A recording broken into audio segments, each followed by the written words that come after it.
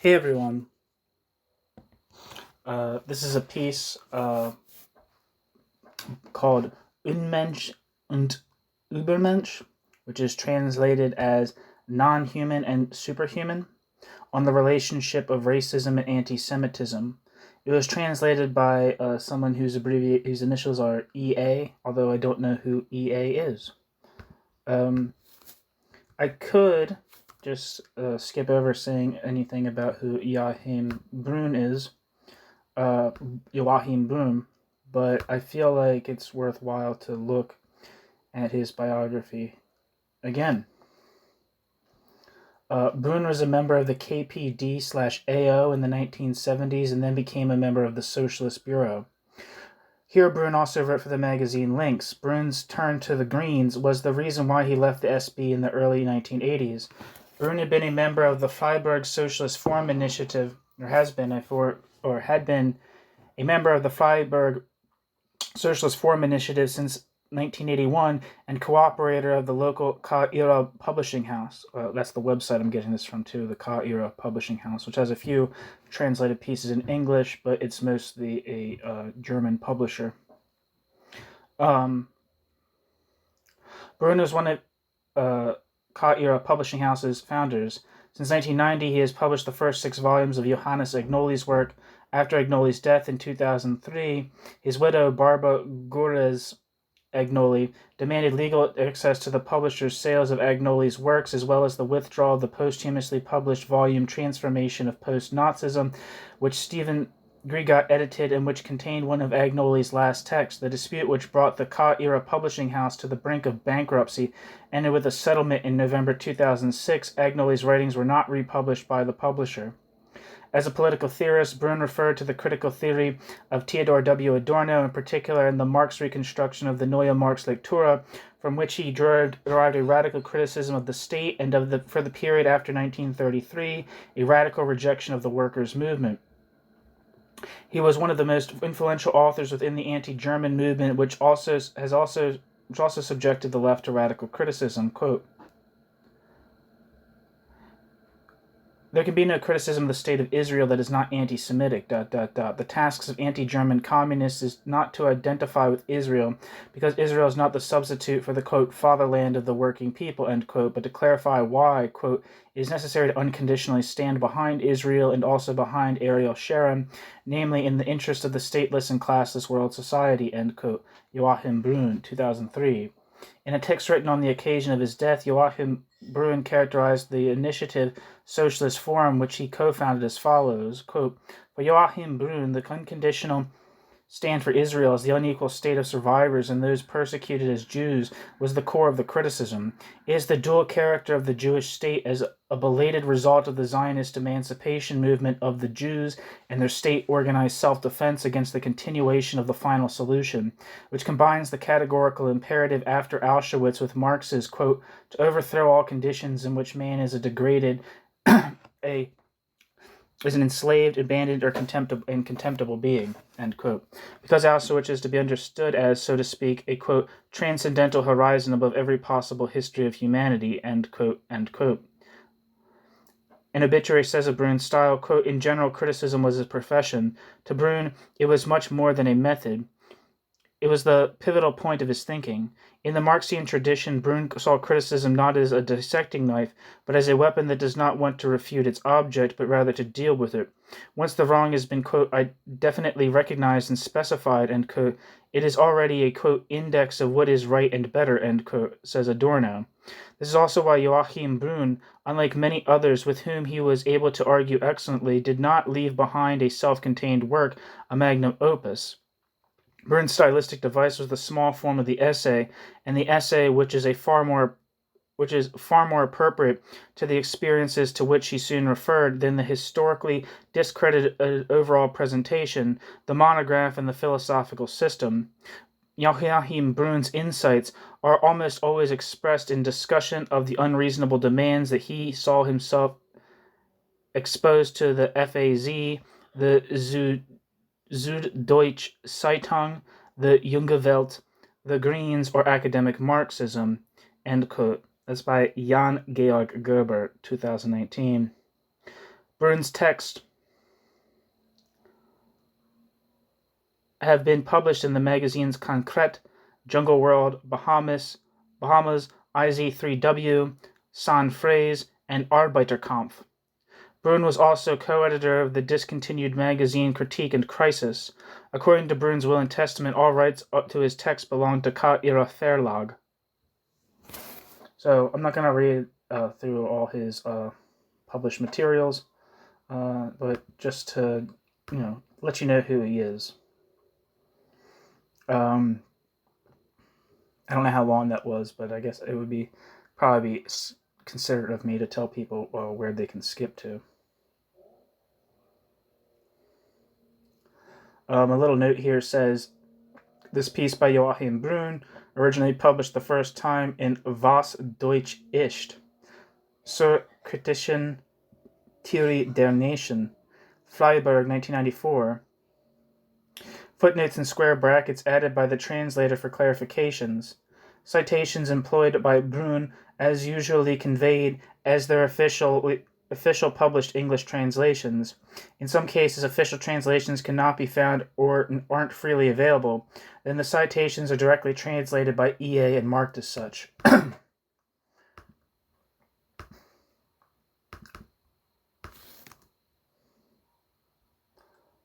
Oh, shit.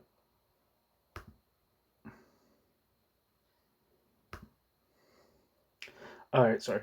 I had a dual window open of this same article, so I can just jump to the footnotes whenever I need to, as opposed to jumping ahead.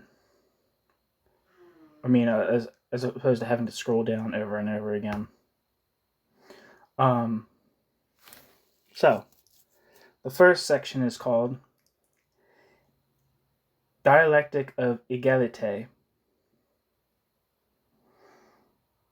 Article 3 of the German Grundgesetz, Basic Law 1949 Constitution of the Federal Republic of Germany, rules, quote, no person shall be favored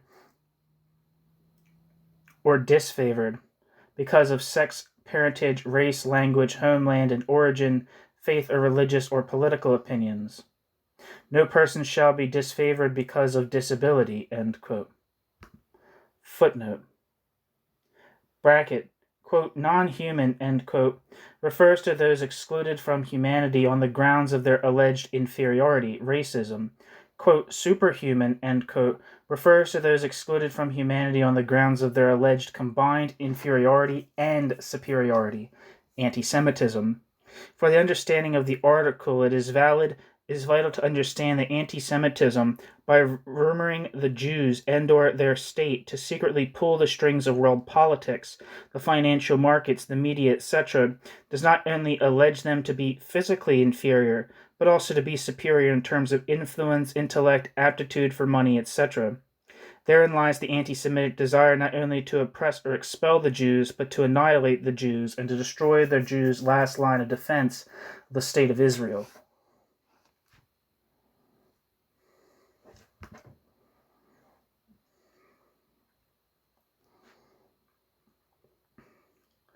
Back to the end footnote.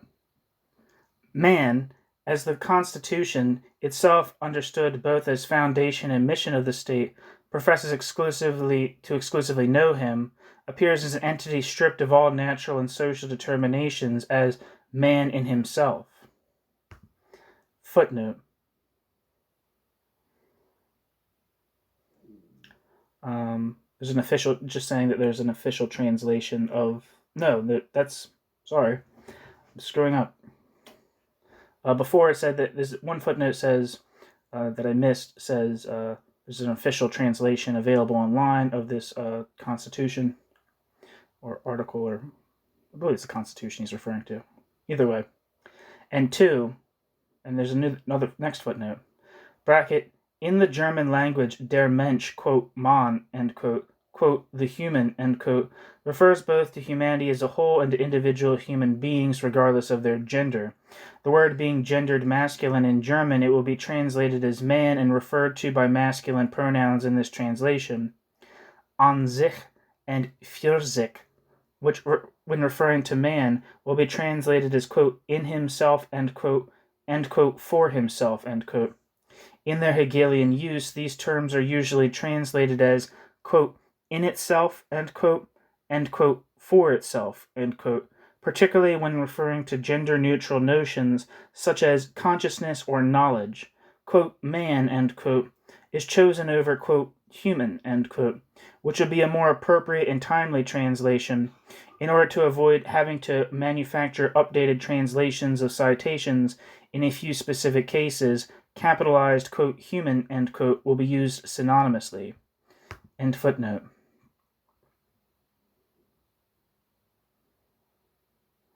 The politically relevant subject is the residue which remains after subtracting everything that constitutes the personality and uniqueness of the individual. Quote, equality before the law, end quote, takes place as an equation of individuals by means of criteria totally distinct from those of sensuousness and empirical distinction. Its measure constitutes itself in the double negation of privilege on the one hand and discrimination on the other. Its product, equitable man, the legal, i.e., politico-economic subject, represents absolute reciprocity and total equivalency. As an object of political treatment legally employed by the sovereign, man does not count as man or woman, neither as German or Jew, Bavarian or Palestinian, Christian or Muslim, nor as communist or fascist. Before the nation, quote, joins in, end quote, man, as material of the state, appears as pure Gattungswesen, quote, species being, end quote, as an abstract human being. Thus provisions and prohibitions of law apply neither to the concrete individuals nor to their empirical multiplicity. They do not refer to the humans but to l'homme, i.e., to general man, subject and object of political sovereignty. The individual grasped this way as the bourgeois notion of itself counts as a subject of the state, as citoyen. 2 footnotes. Species being, bracket, term derived from Ludwig Feuerbach and employed frequently by Karl Marx in his economic and philosophic manuscripts of 1844, e.g., quote, man is a species being, not only because in practice and in theory man adopts the species, his own as well as those of others, as his object, but, and this is only another way of expressing it, also because he treats himself as the actual living species, because he treats himself as a universal and therefore a free being, end quote. End footnote. Next footnote. Bracket. In the German language, der Bürger, quote, bourgeois, / quote, citizen, refers both to the notion of bourgeois and to the notion of citoyen, the latter denoting the nation-state citizen. Henceforth, Bürger will be translated as bourgeois when referring to the subject of commodity exchange and thereby of human rights. It will be translated as citizen when explicitly referring to the legal status of citizenship, equality before the law, etc. As Bürger contains these notions dialectical relationship in unitary form, the reader should keep in mind that bourgeois always implies citizen and vice versa. Throughout the text, bourgeois is not primarily synonymous with, quote, capitalist, end quote, or, quote, the capitalist class, end quote, as in, quote, Henry Ford was a capitalist, end quote, or, quote, the capitalists exploit the workers, end quote, but rather refers to bourgeois subjectivity, which is generalized along with the capitalist mode of production, in treating their labor power and thereby themselves as commodities. The workers are entangled in that same subjectivity, as long as they do not freely associate as a revolutionary class and emancipate humanity. End bracket, end footnote.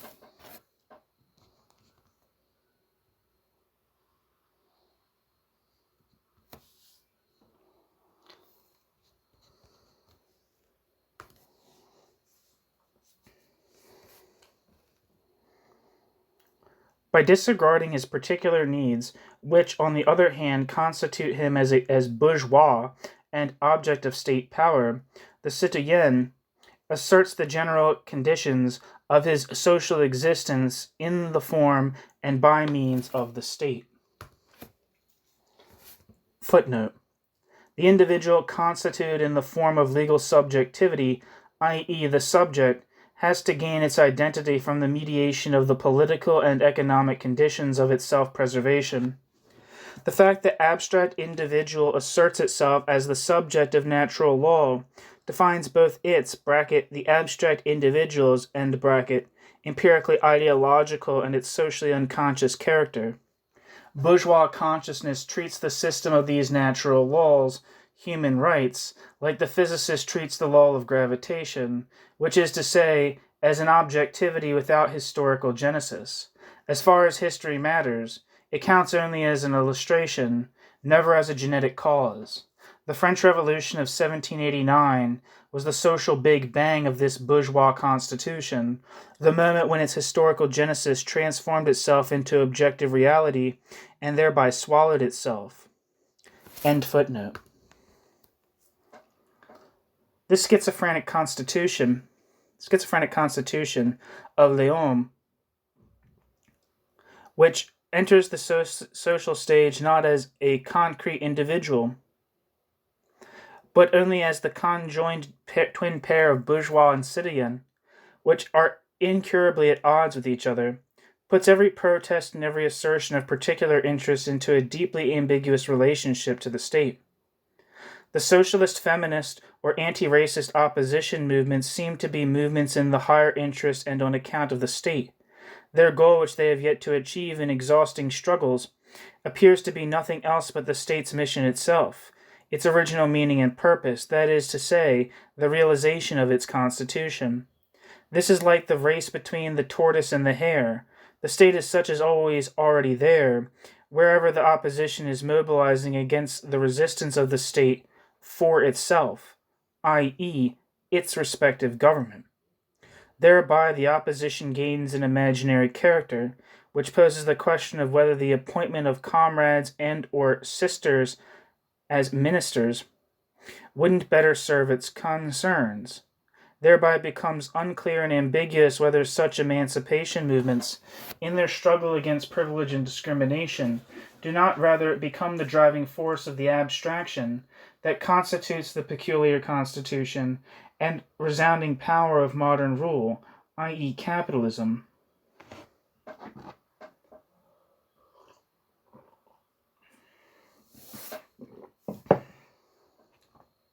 This oscillation between protest and affirmation, as infuriating as it is characteristic, has determined the course and outcome of all modern social movements since their first inception. The proletarian socialist movement. Furthermore, it has shaped all those debates, as inevitable as they are necessarily fruitless, about the, quote, dialectics of reform and revolution, end quote, from Rosa Luxemburg to Herbert Marcuse. Embarking on the realization of the promise of bourgeois revolution, the social movements have become entangled in the real paradox issued by the politico-economic structure of bourgeois society, and entrapped themselves within the antinomies established by the 1789 Declaration of the Rights of Man and of the Citizen, attempting to counter the cynicism of social reality in the name of values and ideas which, although formally being the exact opposite of domination and exploitation, materially compose their indispensable spiritual addendum and ideological representation. Footnote, bracket, German, Herrschaft refers both to, quote, domination, end quote, and to, quote, rule, end quote. Hence the respective terms are chosen depending on the context. End footnote. What must appear as a conflict of opposites is indeed the form of movement and the visible side of social unity in contradiction and by means of contradiction. The emancipatory demand, which reckons having gained a fundamental foothold in the immediacy of its needs, gets caught up in the mirror play of politics, and like a hamster wanting to escape from the captivity of its wheel, power the perpetuum mobile of eternal domination. at the basis of political abstraction, on the ground of the schism of citoyen and bourgeois, the emancipatory interest unconsciously and almost by itself turns into its opposite, affirmation of the universal. Footnote. Das Allgemeine, quote, the general, end quote, or, quote, the universal, end quote, stands in opposite to das Einzelne, quote, the particular, end quote, and das Besondere, quote, the specific, end quote. What is insinuated here is that by uttering and enforcing their seemingly individual concrete demands, the social movements confirm and reinforce the general capitalist categories of citizen and bourgeois, end bracket.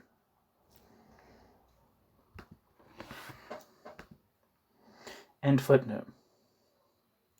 What was meant to be negated is being reproduced. The intention to practically realize the bourgeois ideals of liberté, égalité, fraternité fails to recognize itself in its final result. The affirmation of bourgeois domination. The transformative power of democracy lies in the suspension of social interests brought about by the struggle for political majorities.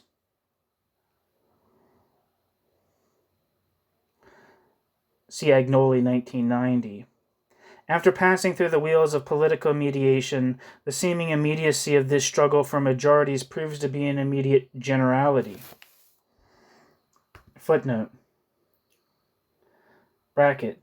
Unmittelbare Allgemeinheit, quote, immediate generality, end quote, or, quote, immediate universality, end quote, term used by Bruhn exclusively in reference to seemingly impossible real paradoxa, quote, actually existing paradoxes, end quote. Money, the concrete embodiment of an abstract quality, value, is another example of such an unmittelbare Allgemeinheit, end bracket, end footnote. The reproductive character of the protest for the, quote, whole and the, quote, common good comes to light when, for the sake of formality, the oppositional interest becomes qualified and quantified as legal and monetary demands. In the mirror play of politics, equality appears as an attack on the categorical imperative's validity, as a violation of the, quote, equality of all that bears a human face, end quote. Quote, Gleichheit all dessen was menschenliches trägt. Johann, is it J.G. Fichte? Can't remember his first name. A principle deemed both imperative and unconditional. Any suspension of the principle, quote, as you treat me, so I will treat you, end quote, can only be traced back to pure caprice, arrogant power, and horrendous privilege. Therefore, all opposition to bourgeois society appears to rather aim at bourgeois society's historical predecessor and ancestor, feudalism. The protest turns into a mere objection against the, quote, external hindrances established by a government that fails to grasp its true interest, end quote. Footnote. Bracket, Immanuel Kant, What is Enlightenment? Translated, provided by Columbia.edu, something Kant.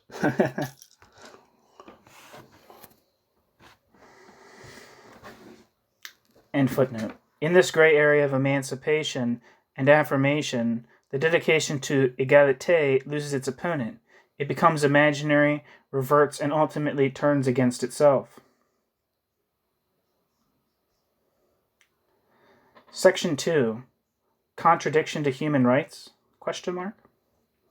Racism, exclusion from humanity, which commits its monstrosity by mistreating individuals as unwilling nature and undemanding resources, as a thing and a mere product of sex, language, and homeland, as well, is attempted to be cured by an intellectual confirmation and practical realization of the principle of equivalence. Do unto others as you would have them do unto you. Albert Memmi was, I believe, a Tunisian national liberation guy. and but was also Jewish and like a Zionist.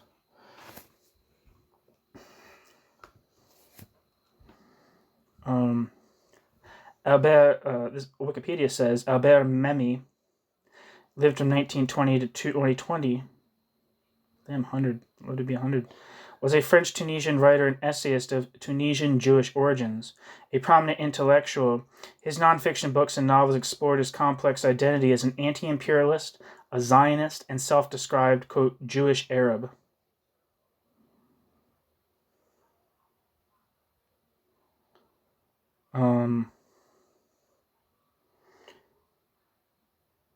Fuck it, I'll just read it.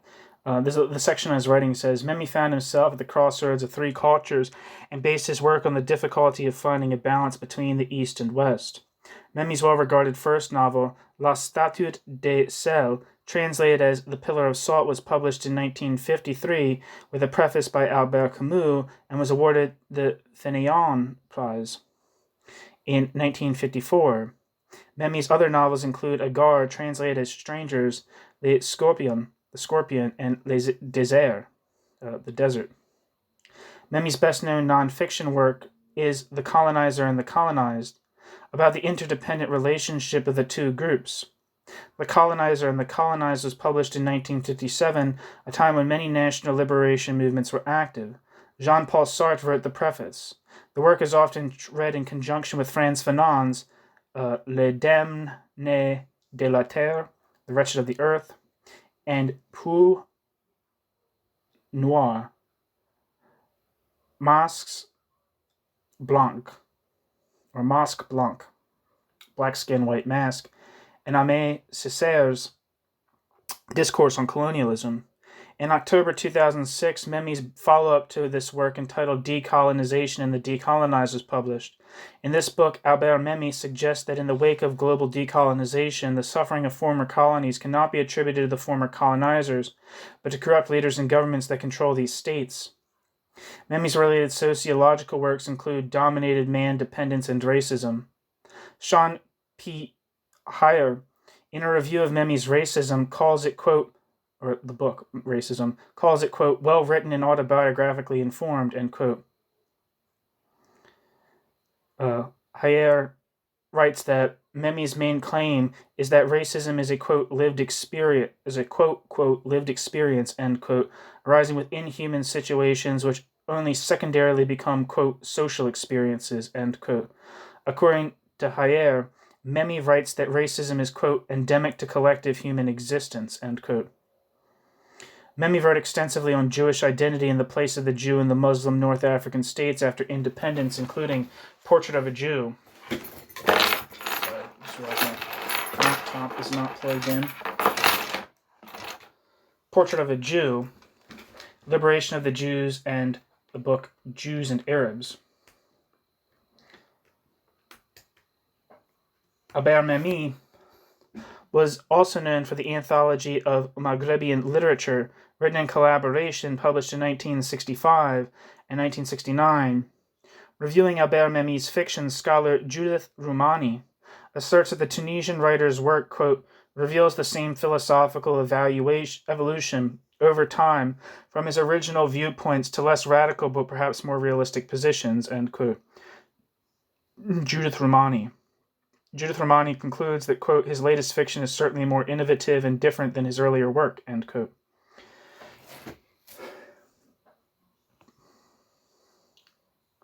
I mean, this is all kind of just people saying, it's like book reviews. I'm not reading that shit. But there's a section that says, refuting scientific racism. In Racism, Albert Memmi defined racism as a social construction assigning values to biological differences, both real and imagined, quote, to the advantage of the one defining and deploying them, and to the detriment of the one subjected to that act of definition, end quote. In doing so, he countered three major arguments of scientific racism: a pseudo-scientific belief in the existence of empirical evidence in support of racist beliefs. First, that pure and distinct races exist. Second, that biologically, quote, pure, end quote, races were superior to others. And finally, that superior races had legitimate dominance over others. Aber-Memi opposed this belief, asserting biological differences across human beings correlated with changes in geography, and that biological purity was a particular human fantasy. Memi also pointed out that no evidence existed in support of the idea of racial purity and merit, rather than biology, was the only basis of superiority. In this way, Memi's arguments for racism as a social construct were important in refuting the notion of science as a basis for racist thought.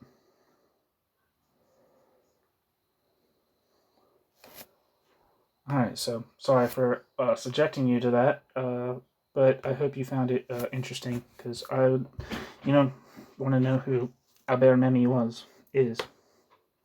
So,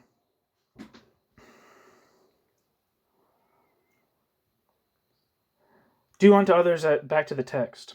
Do unto others as you would have them do unto you.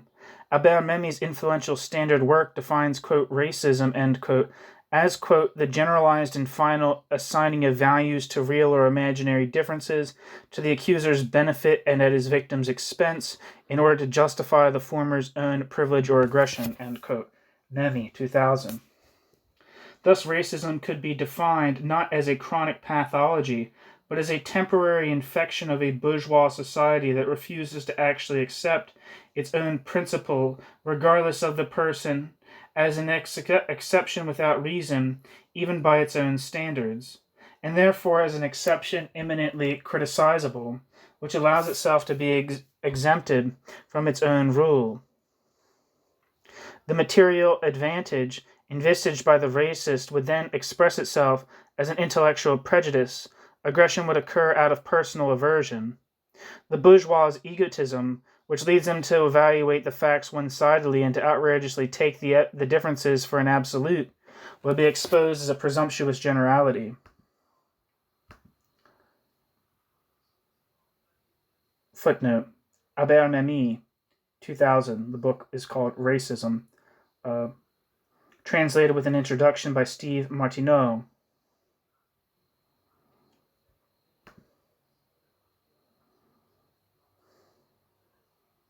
Racism is understood as a defect and deficiency, not as a product of the politico-economic structure expressed in the ideology of, quote, equality before the law, end quote, but rather as an inherited relic and product of non-generalizable interest amalgamated with archaic urges. The racist subject is identified as a quasi-feudal foreign body, against which the idea of equality must first be asserted. With a therapeutic intent, Enlightenment wants to lecture the racist interest about its own conditions. Quote, racism is always dangerous to racism's prey, but racism is also injurious to the racist group because it boomerangs, end quote. I'm assuming that's Memi. In the mythology of the, quote, other, end quote.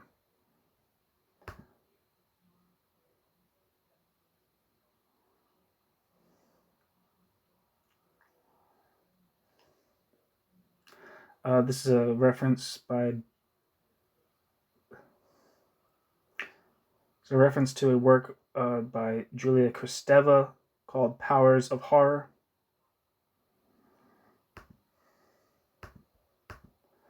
I'm not going to look her up because it's not in the text proper. If I looked up everything that was in the footnotes, that would be something else.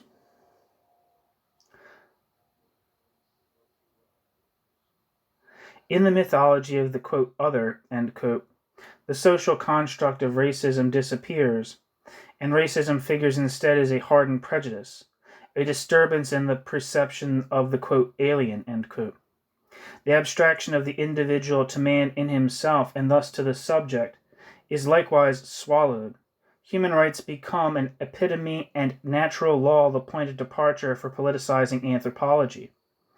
Like pedagogy ought to find the racist prejudice of the individual, the state, real subject of human rights, ought to fight the racism of the collective, since, quote, teaching must also address itself to the social, to the collective, that is, to the role of politics, end quote.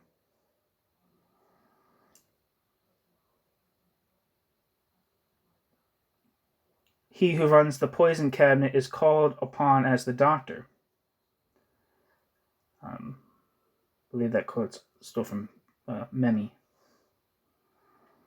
However, declaring the, quote, other, end quote, as non-human and animal and worse does not refer to the evil personality of certain interested subjects, but rather to the general one of subjectivity which expresses itself in, quote, equality before the law, end quote, as subjectivity by mutuality, and presents itself as a contractual relationship, that is to say, the declaration refers to the, quote, free will, end quote, as bourgeois anthropology's essence. Quote, every person shall have the right to free development of his personality insofar as he does not violate the rights of others, ... end quote.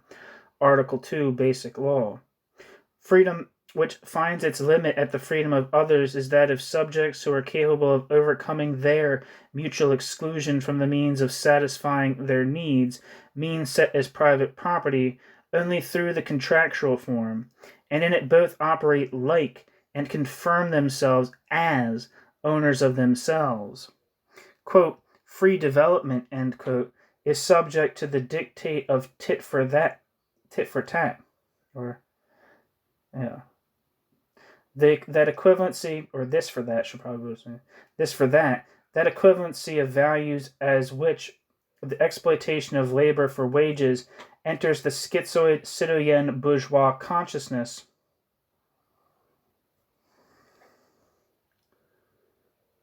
Or the schizoid citoyen bourgeois consciousness exclusively. Bourgeois subjectivity constitutes bourgeois subjectivity's self as the commodity's self-consciousness, and therefore within the struggle for the realization of its, the subject's, own value. Racist exclusion from humanity feeds on the fear of devaluation. The other as non-human symbolizes the consequences of losing out to competition. Loss of free disposal over oneself, loss of subjectivity and alignment with the fates of slaves, minors, and the incapacitated. The, quote, inviolable and inalienable human rights, end quote, Article 1, Basic Law, are based on the state-guaranteed inviolability each legal subject's private property title to itself, and furthermore, on the capitalist inalienability of the wage laborer's dual freedom. Footnote.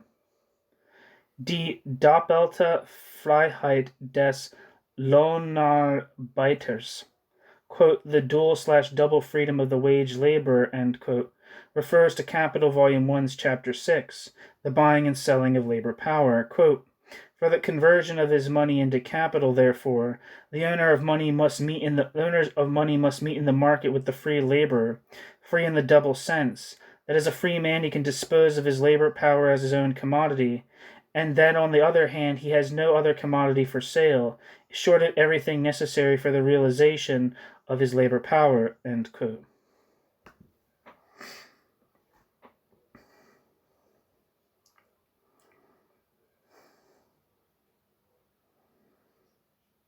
End footnote.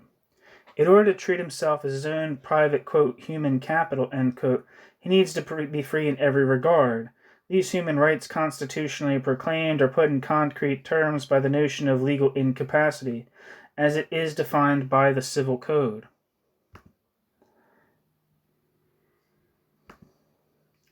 Quote, a person is capable of contracting if 1, he is not yet 7 years old.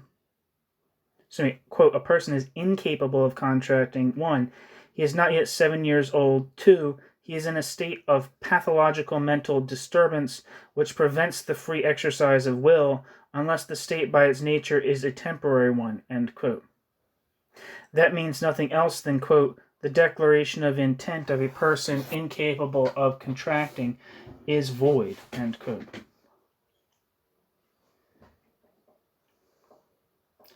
According to anti-racism's notion of society, exclusion from humanity is not rooted in the internal contradictoriness of the individualist subject, seen as a contradiction to human right and an abstract negation of equality and liberty, regardless of whether their foundation lies in history and origins or in reason and logic. Racism is rather understood as an attack stemming from the outside of self-reproductive society, from history and instinctual structure.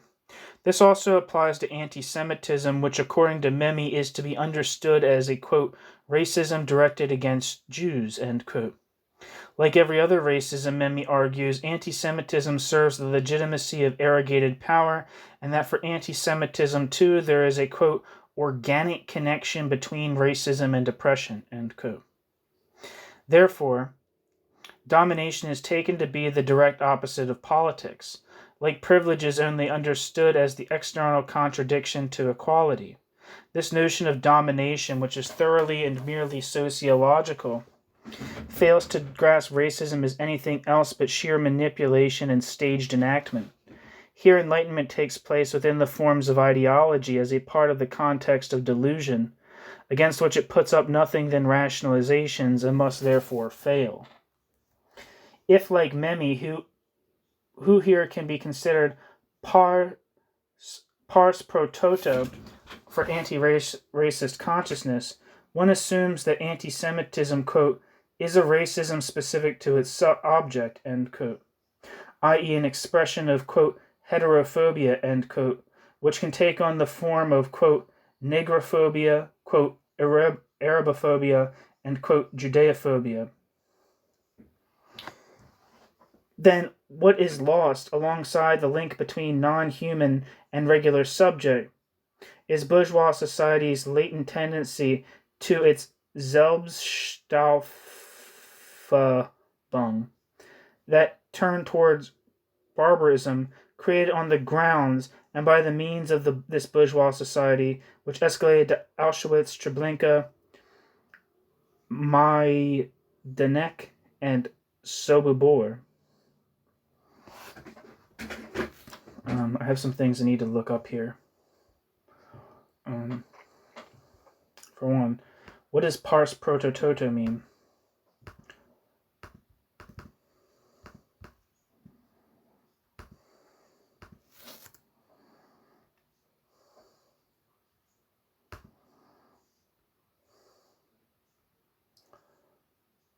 Pars pro toto means is a figure of speech where the name of a portion of an object, place, or concept is used or taken to represent its entirety. It is distinct from a merism, which is a reference to a whole by an enumeration of parts. Metonymy, where an object, place, or concept is called by something or some place associated with it, or synecdoche, or synecdoche, which can refer both to pars pro toto and its inverse, totum pro parte, Latin for, quote, the whole for a part, end quote. In the context of language, pars pro toto means that something is named after a part or subset of it, or after a limited characteristic, which in itself is not necessarily representative of the whole. For example, quote, glasses, end quote, is pars pro toto name for something that consists of more than literally just two pieces of glass. The frame, nose bridge, temples, etc., as well as the lenses.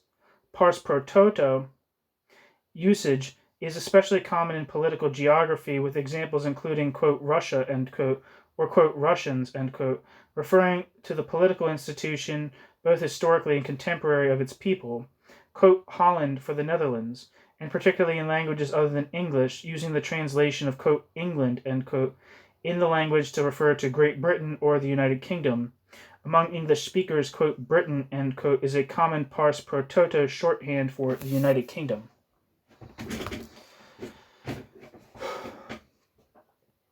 Okay, so I wanted to look that up. A footnote to read. The footnote says, Memmi continues, quote, I leave to the reader the pleasure of searching for terms that would represent the hostile fear and devaluation of women or adolescents, of homosexuals or old people, and so on, end quote. Memmi.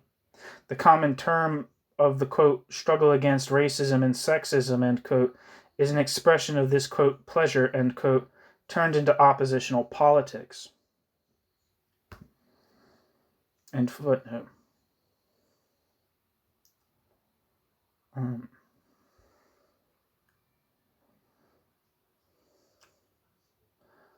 I'm going to look up these concentration camps just for my own refresher.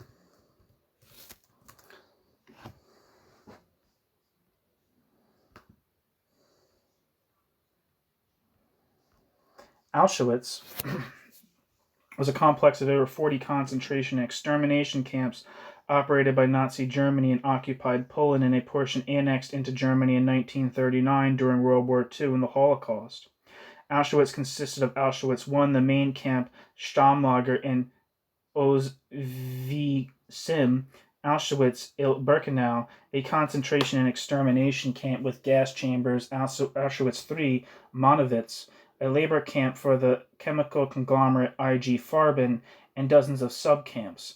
The camps became a major site of the Nazis' final solution to the Jewish question. After Germany initiated World War II by invading Poland in September 1939, the Schutzstaffel SS converted Auschwitz I, an army barracks, into a prisoner of war camp. The initial transport of political detainees to Auschwitz consisted almost solely of Poles, for whom the camp was initially established. For the first 2 years, the majority of inmates were Polish. In May 1940, German criminals brought to the camp as functionaries established the camp's reputation for sadism. Prisoners were beaten, tortured, and executed for the most trivial of reasons. The first gassings of Soviet and Polish prisoners took place in Block 11 of Auschwitz I around August 1941. Construction of Auschwitz II began the following month, and from 1942 until late 1944, freight trains delivered Jews from all over German-occupied Europe to its gas chambers. Of the 1.3 million people sent to Auschwitz, 1.1 million were murdered. The number of victims included 960,000 Jews, 865,000 of whom were gassed on arrival, 74,000 non-Polish Jews, 21,000 Romani, 15,000 Soviet prisoners of war, and up to 15,000 others. Those not gassed were murdered via starvation, exhaustion, disease, individual executions, or beatings. Others were killed during medical experiments.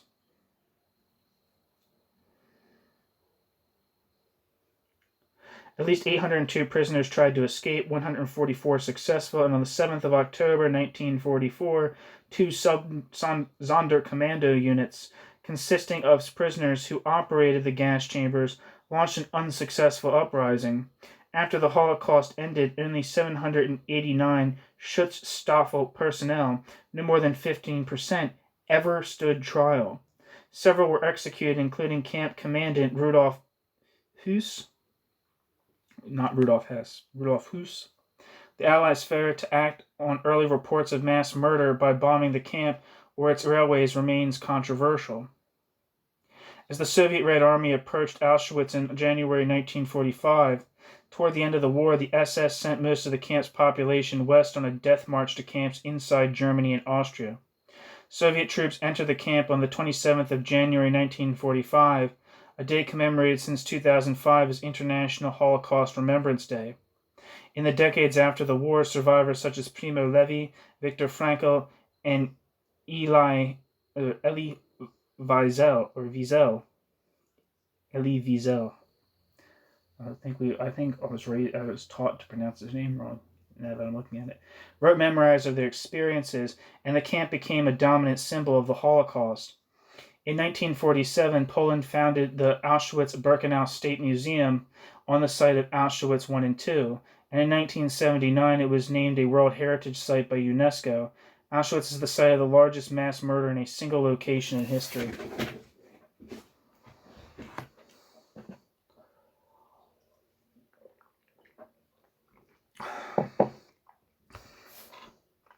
So that's Auschwitz. Treblinka.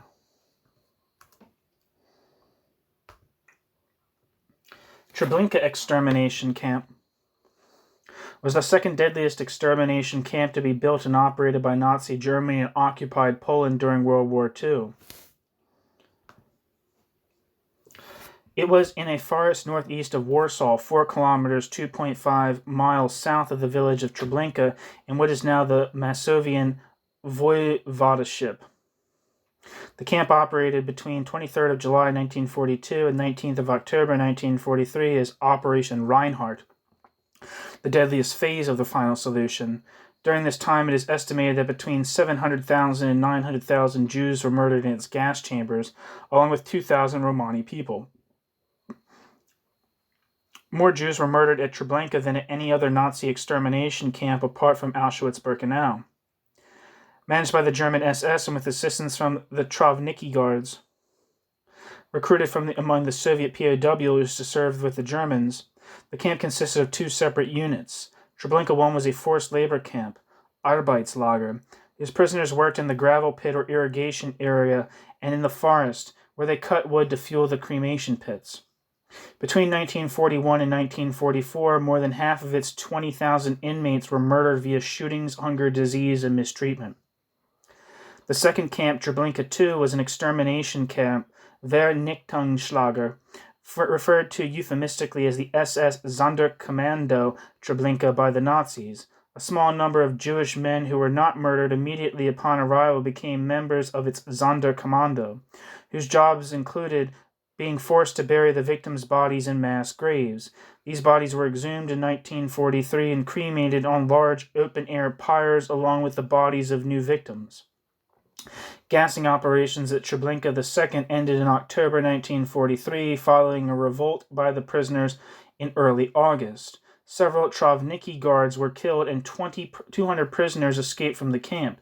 Almost 100 survived the subsequent pursuit. The camp was dismantled in late 1943. A farmhouse for a watchman was built on the site, and the ground plowed over in an attempt to hide the evidence of genocide. In the post-war Polish People's Republic, the government bought most of the land where the camp had stood and built a large stone memorial there between 1959 and 1962. In 1964, Treblinka was declared a national monument of Jewish martyrdom in a ceremony at the site of the former gas chambers. In the same year, the first German trials were held regarding the crimes condemned at Treblinka by former SS members. After the end of communism in Poland in 1989, the number of visitors coming to Treblinka from abroad increased. An exhibition center at the camp opened in 2006. It was later expanded and made into a branch of the Zydis Regional Museum, or Zydolka Regional Museum.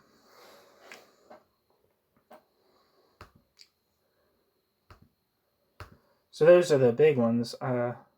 Majdanek. I don't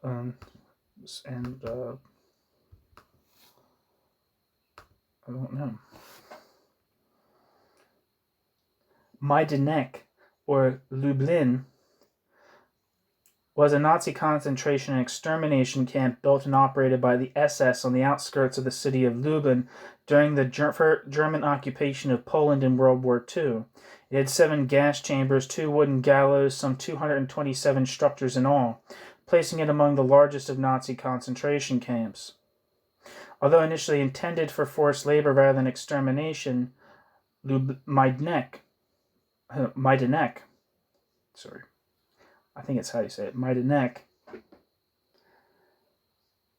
was used to murder people on an industrial scale during Operation Reinhardt. The German planned to murder all Polish Jews in their own occupied homeland. In operation from the 1st of October 1941 to the 22nd of July 1944, it was captured nearly intact. The rapid advance of the Soviet Red Army during Operation Bagration prevented the SS from destroying most of its infrastructure, and Deputy Camp Commandant Anton Ternes failed to remove the most incriminating evidence of war crimes. The camp was nicknamed Majdanek, Little Maiden, in 1941 by local residents as it was adjacent to the Lublin ghetto of Maidan Tatarsky. Nazi documents initially described Majdanek as a POW camp of the Waffen-SS.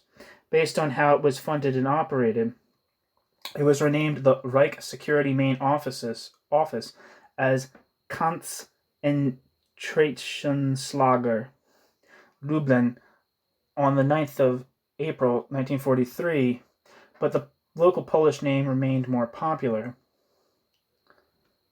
After the camp after Maidenek's liberation in July 1944, Majdanek was formally protected by the Soviet Union.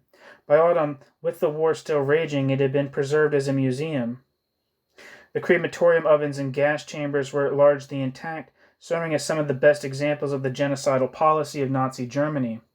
The site was given national designation in 1965. Today, the Majdanek State Museum is a Holocaust memorial museum and education center devoted entirely to the memory of atrocities committed in the network of concentration, slave labor, and extermination camps and sub-camps of KL Lublin. It houses a permanent collection of rare artifacts, archival photographs, and testimony.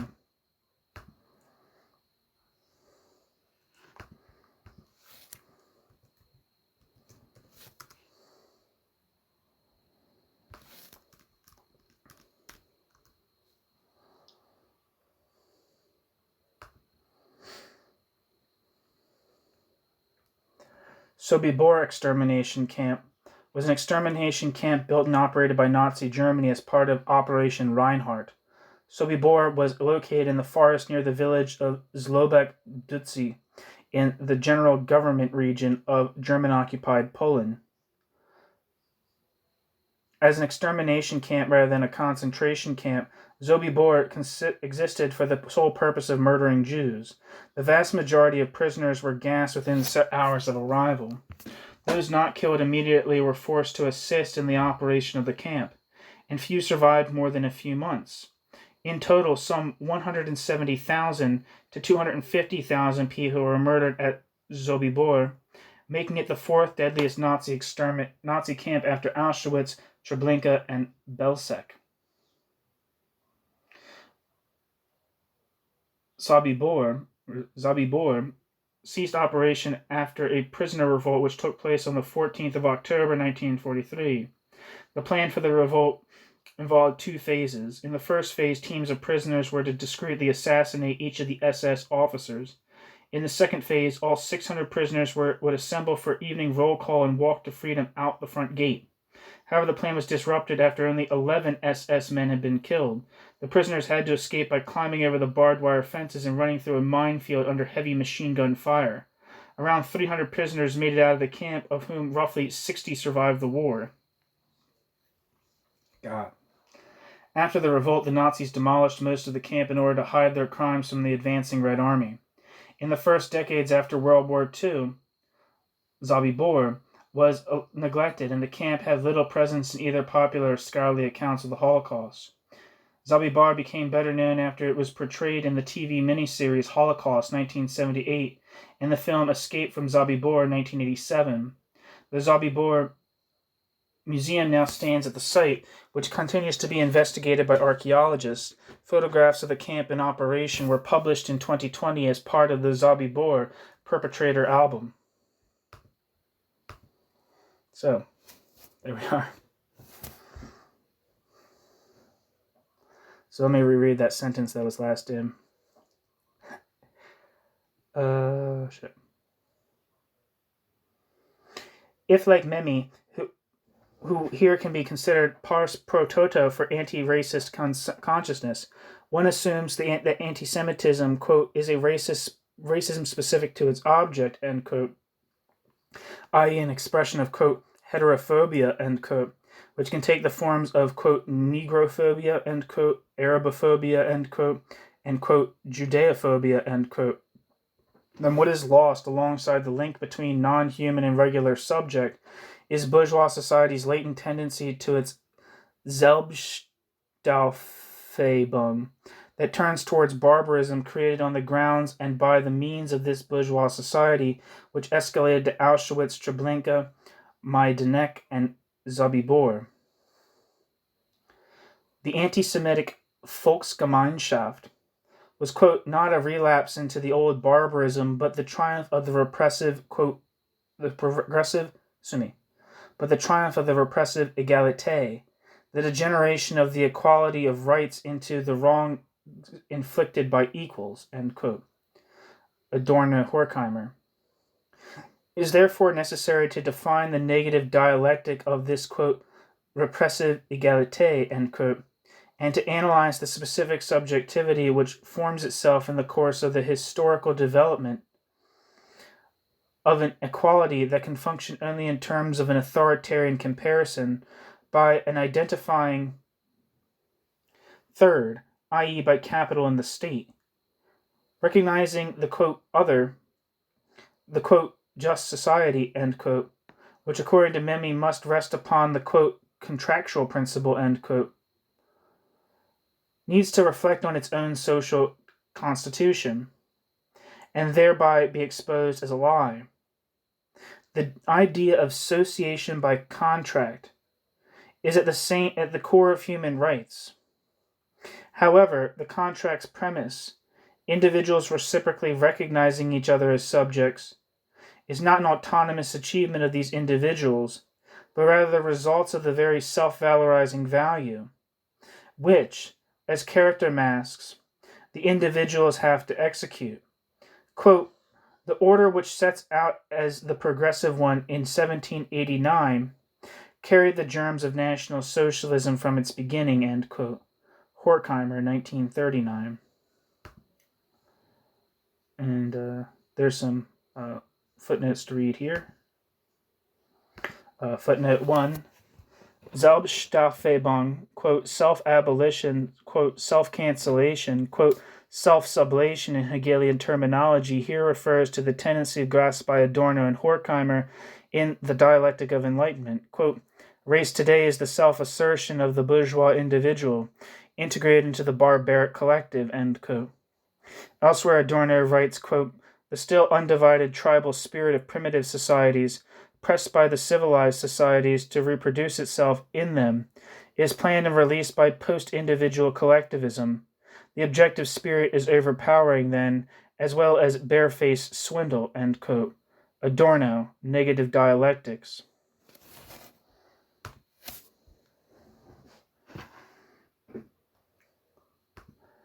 Next footnote. The notion of Volksgemeinschaft, a quote, people's community, end quote, figured prominently in the National Socialist German Workers' Party's ideology. Volksgemeinschaft envisions a transformation of the German nation into an internally harmonious German Reich, quote, empire, led by a Führer, quote, leader. See Joachim Bruhn, 1997, From Anti-Zionism to Anti-Semitism. I just read that piece recently, and I think I just put it on the channel today, so then if you haven't looked at that, check that out.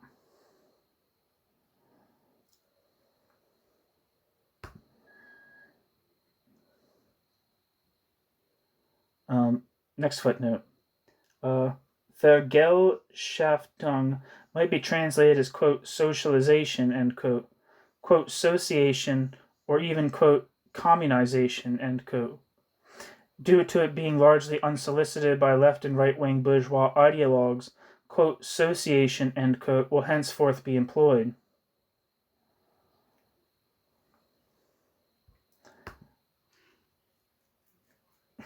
And the next footnote just says, is a citation, just the Jews in Europe in Zeitschrift für Sozialforschung,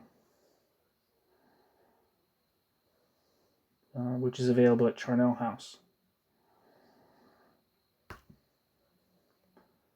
Okay.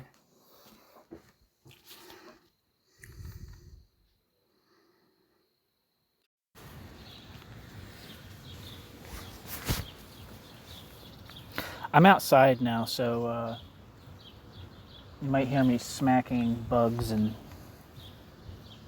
screaming, but hopefully the bugs won't be too bad. That's the thing you always forget about summertime, is that as nice as it is to be outside, or be able to sit outside without shivering your keister off, is that there's bugs everywhere. And a lot of them are rather nasty. There's bumblebees, but there's also, depending on where you live, lots of mosquitoes. I'm sure wherever you're reading this, I don't know who listens to this or not and where you're from, but I'm sure you have shitty bugs where you are. Anyway, Section 3, Unworthy Life. Exclusion from humanity is at once the distinct achievement and the logical consequence of the society of human rights. The bourgeois subject is constituted such that the bourgeois subject cannot generate identity from within itself, nor gain identity in itself, but only in the process of a continuous delineation in a permanent two-front war against both, quote, unworthy and, quote, superior, end quote, life. Bourgeois subjectivity exists only in the complete emptiness of the permanent mediation. Bourgeois subjectivity has to institute between commodities in exchange and at the price of looming annihilation in case of failure. A legal fiction, the character mask of the juridical person, conceals that behind its mask there is nothing but the tautological and autistic self-reflection of value onto value self. Torn between property and accumulation, as between right and duty, bourgeois man has to integrate himself in the struggle against non-human and superhuman identity. Consequently, the social practical assumption that individuals as subjects are relieved from history and nature, i.e. from their own transience, as value in its form of manifestation, money, quasi-ontologically simulate, functions in the system of entitlements and obligations, as an abstraction become real, reified in law and protected by the state. The individuals as subjects' social compulsion to self-identify emerges as the juridical figure of the person and, in the notion of legal maturity, acts as the Archimedean point to which the actions and omissions of the empirical individuals are attributed. In this form, the general litigates against the particular. The legal person relates to the real human being as exchange value relates to use value, as real abstraction. Footnote. The term real abstraction is derived from Alfred Sohn Rethel, friend of Theodor W. Adorno and author of Intellectual and Manual Labor, a Critique of Epistemology. Therein, Sohn Rethel describes commodity exchange as an abstraction, real abstraction, taking place in the material action of commodity exchange, with the conceptual abstractions of the mind, which the conceptual abstractions of the mind are derived from.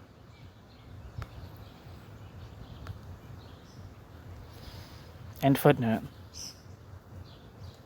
The legal person relates to the real human being as exchange value relates to use value as a real abstraction, not in a hypothetical or nominal, but rather in a synthetic and real sense. Asserting abstraction in reality means destroying reality, not only according to Marx. To disregard the individual's corporeality and needs opens the schism between the particular human beings and the general human man, between the empiric individuals and the transcendental subject, which represents itself in the generic term, expresses itself in human rights, and incarnates in the sovereign. What political theology was still aware of does not concern political sciences.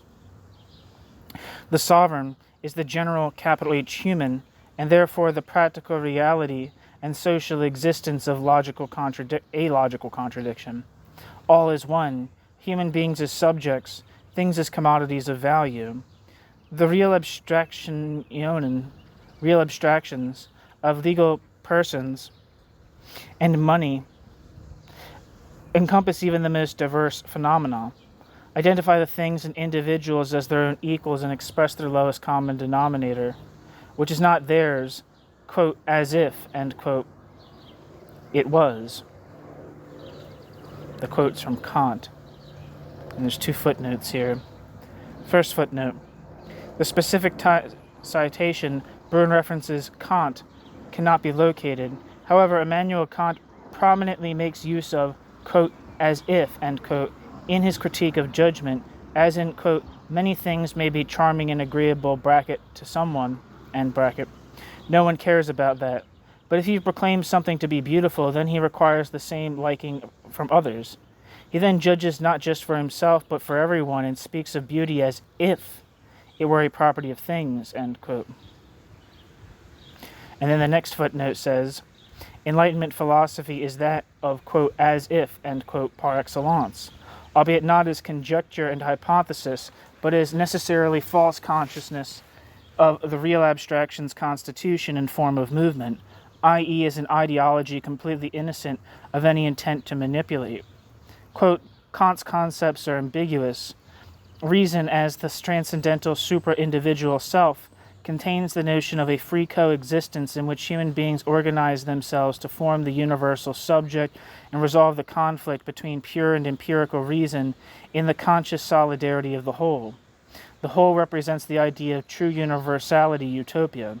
At the same time, however, reason is the agency of calculating thought, which arranges the world for the purpose of self-preservation and recognizes no function other than that of working on the object as a mere sense material in order to make it the material of subjugation, ... These are determined by the conceptual apparatus in advance of perception. The citizen sees the world as made a priori of the stuff from which he himself constructs it, end quote. Adorno and Horkheimer. Capitalist production is the material verification of this real abstract a priori, i.e. the genuine practice of utopia.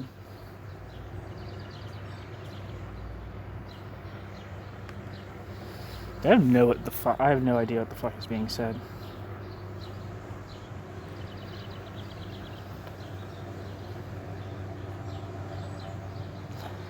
Back and footnote.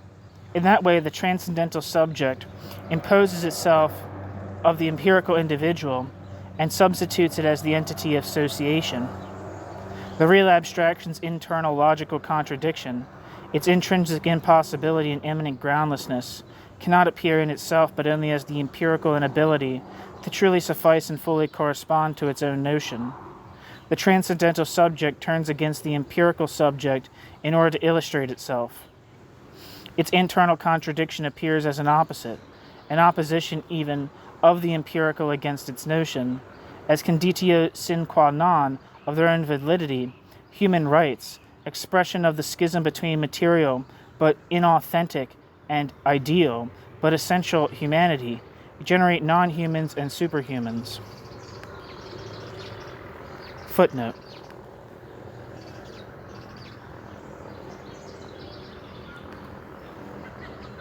It is quite clear from the context that Bruhn employs uneigentlich, quote, inauthentic, end quote, not in order to affirm the assumption that there is a submerged residue of authenticity beneath an alienated society, but rather to polemicize against that belief by matter-of-factly stating that material humanity is indeed only the tangible appendage of self-valorizing value. Selbstverwertender Wert, sometimes translated as, quote, self-expanding value, end quote, in Marx, i.e. of capital. End footnote.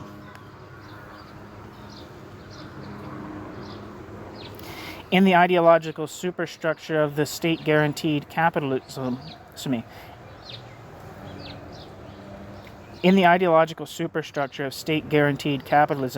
and thereby in practical thought, profitable valorization of man speaks itself into existence as socially enacted separation of humanity into worthy and unworthy life. Anthropology, the science of man in himself, is the manual for manslaughter, murder and extermination executed by the sovereign as the inner being and objective latency of statehood in the transition of universal human rights into national civil rights.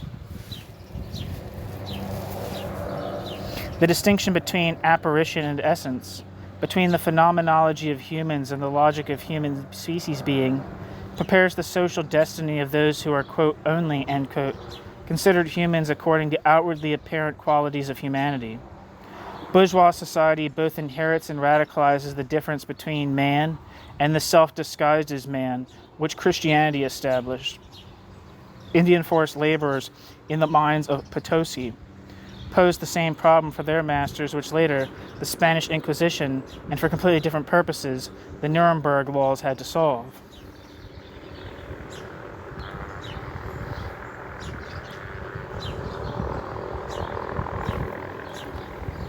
In the original, Bruhn here refers to Veton Torodov's The Conquest of America.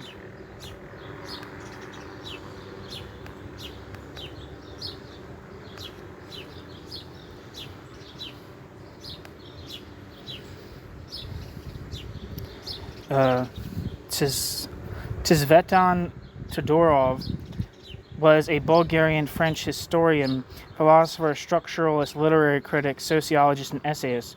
He was the author of many books and essays which have had significant influence in anthropology, sociology, semiotics, literary theory, intellectual history, and cultural theory.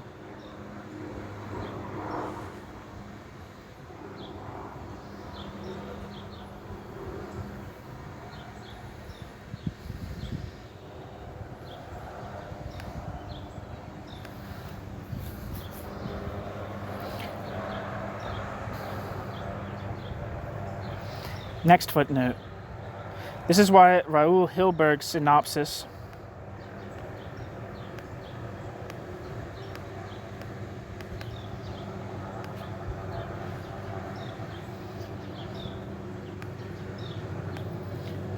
of Spanish Inquisition's measures to produce limpieza de sangre, purity of blood, and the Nuremberg laws is so enormously insightful. J.P. Reemstas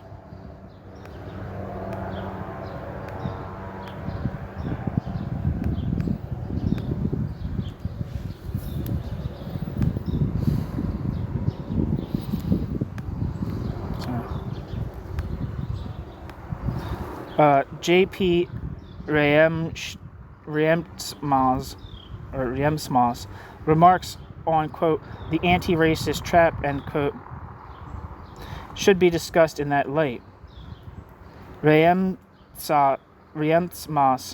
is completely right in deeming theoretical notions of racism unable to help the clarification or even in the critique of racism. Quote, if the idea of a, quote, racist attitude, end quote, is that the persecuting collective posits to explain the persistence of its own practice of persecution, for which it has lost its rationales, then any anti-racist struggle against prejudice merely enters the terrain that racism has previously... What the fuck? Sorry, I gotta go back. I, clicked something. Come on.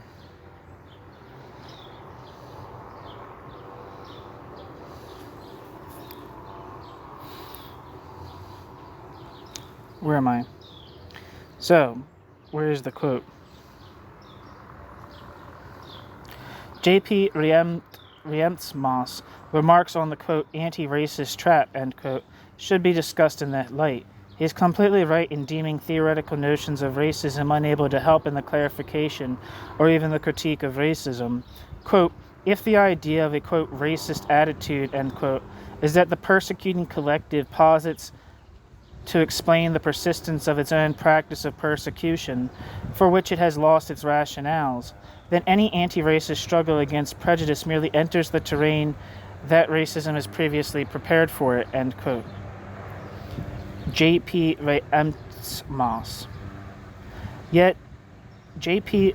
Reemtsmas, his own thesis, unconscious perpetuity of persecution after having forgotten the original motivation, persecution enticed only by the persecuted individual's stigma of being persecuted,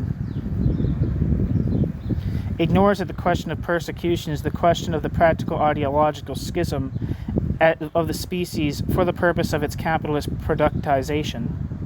Ideology, however, is not forgotten. It has never been known. Concerning the elaboration of the schism between empirical and abstract capital M man and the exclusion from humanity, the Inquisition's dead number among the expenses of, quote, primitive political accumulation, end quote, Althusser, and count towards the constitution of modern bourgeois and essentially capitalist sovereignty. Raoul Hilberg's synopsis is so insightful because it illustrates the, quote, problem of cognizance, end quote, which every type of domination over humans by humans must solve practically, although at the same time it must presuppose having solved the problem already for the sake of its domination's mere form of existence.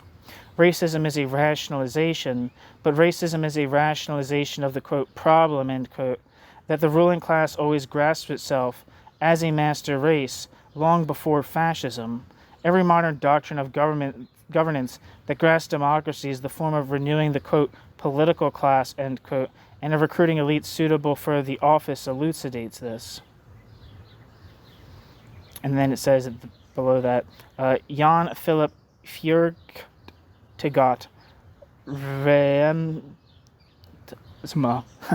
is a German literary scholar and founder of the Hamburg Institute for Social Research. In 1992, he published the essay Die Falle des Antirassismus, the, quote, anti-racist trap, / the trap of anti-racism, end quote, an official translation of which was not found. Therefore, the following translation is made by E.A. and is based on Bruhn's citation. Alright, so I'm going to look up the people that were just mentioned. Raoul Hilberg was a Jewish, Austrian-born American political scientist. He's widely considered the preeminent scholar on the Holocaust. Christopher R. Browning has called him the founding father of Holocaust studies. And his 3-volume, 1,273-page magnum opus, The Destruction of European Jews, is regarded as seminal for research into the final solution.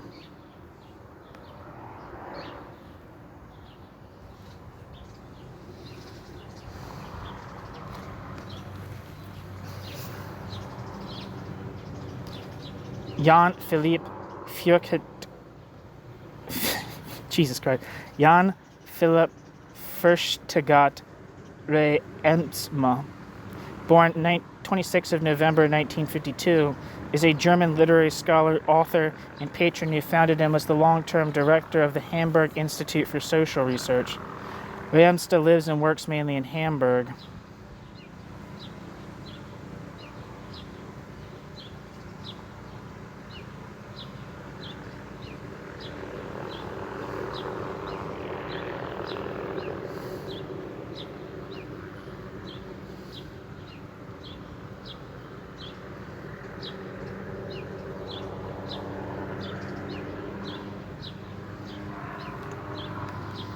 So, back to the text.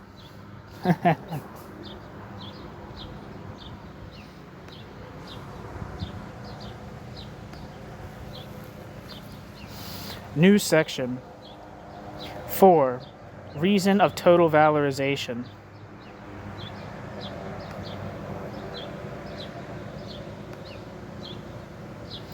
Footnote.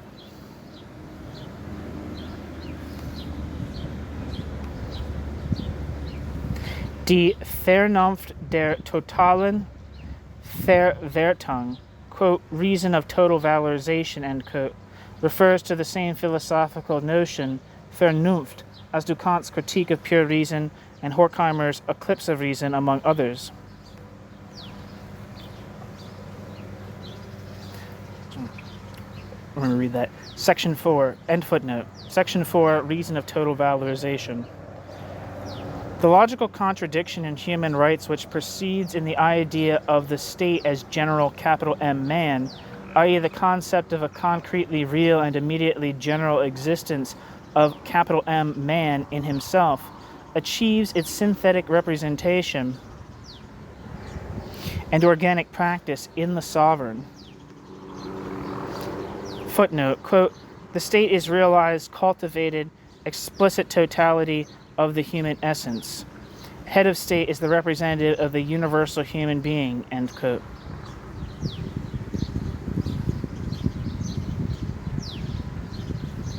I don't know this form, but it says Provisional Theses for the Reformation of Philosophy.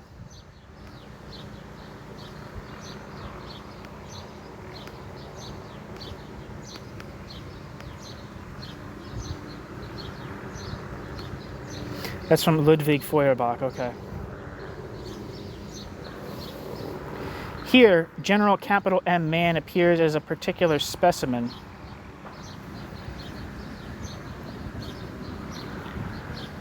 At first in absolutist monarchy, then in democracy in general.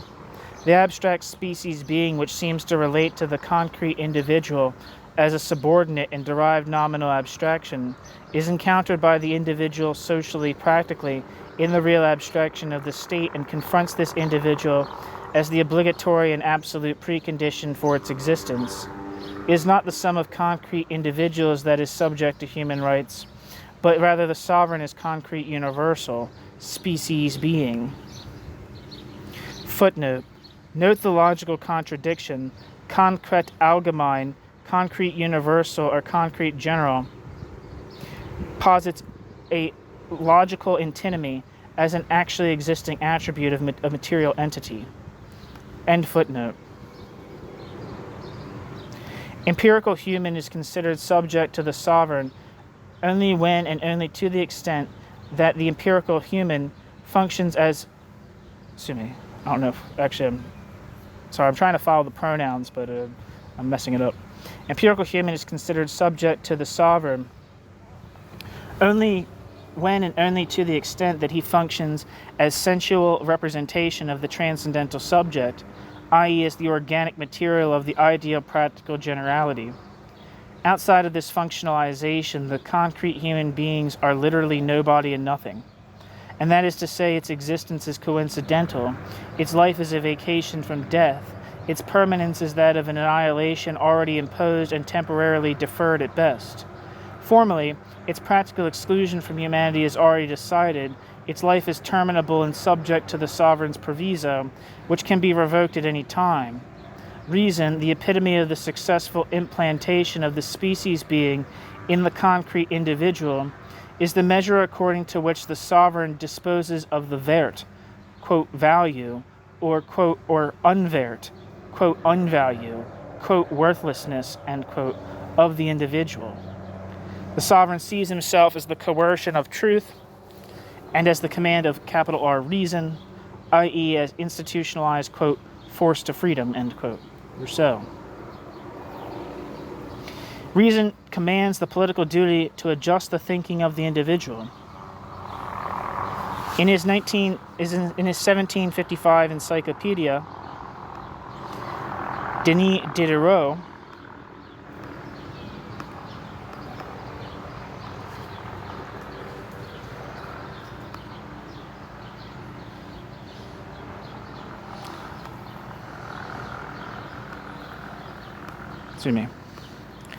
In his 1755 encyclopedia, Denis Diderot noted its fundamental law, reason's fundamental law, under the lemma, quote, natural rights, end quote. Accordingly, one principle is undeniable, quote, that we must apply reason in all matters because man is not only an animal, but an animal who reasons, ... that the person who refuses to search for it renounces his human condition and must be treated by the rest of his species as a wild beast, and that the truth once discovered, whoever refuses to conform to it is mad or evil, practicing a morality of malevolence, end quote. Diderot.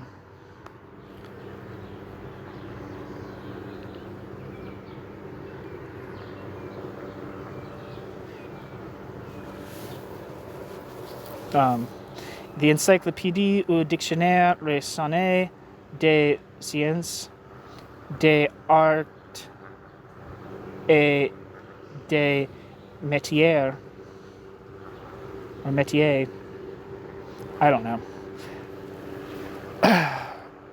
which is French for encyclopedia or a systematic dictionary of the sciences, arts, and crafts, better known as encyclopédie, I don't know if I'm saying it right, was a general encyclopedia published in France between 1751 and 1772, with later supplements, revised editions, and translations.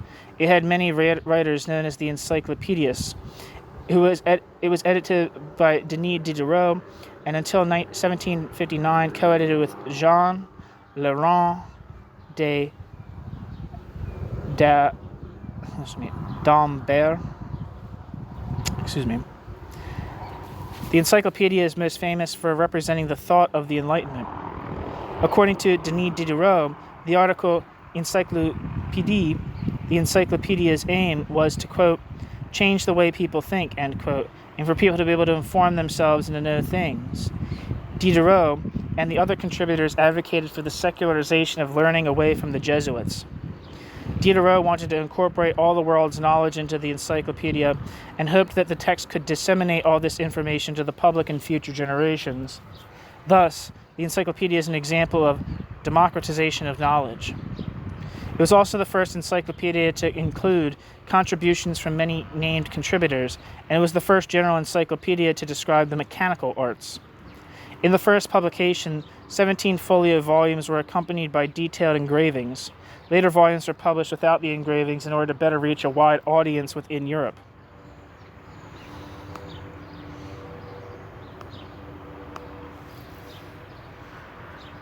Back to the text. The last instance of distinction between human and non-human is the general will that thinks itself in the state. It is anything but the aggregated will of all individuals. Rather, it is the individual's will's direct opposite. Diderot continues, quote, "But if we take away from the individual the right of deciding about the nature of right and wrong, where shall we place this great question? Before the entire human race? For only they may decide the issues. Since the good of all is the only passion they have, particular wills are suspect. They can be good or evil, but the general will is always good. The general will is never wrong. The general will never will be wrong." End quote. Diderot. Consequently, the sovereign rules over life and death of the bourgeois subjects. Quote, "It is to the general will that the individual must address himself to know ... when it is suitable to live or die." End quote. It only appertains to the sovereign. God come to the world to put his creatures into circulation and to take them out from it. Whoever refuses him, however, quote, listens only to his particular will, is the enemy of the human race, end quote. Whoever proves himself useless for the sovereign's purpose, whoever, quote, does not wish to reason, renounces his human condition, but must be treated as an unnatural being, end quote.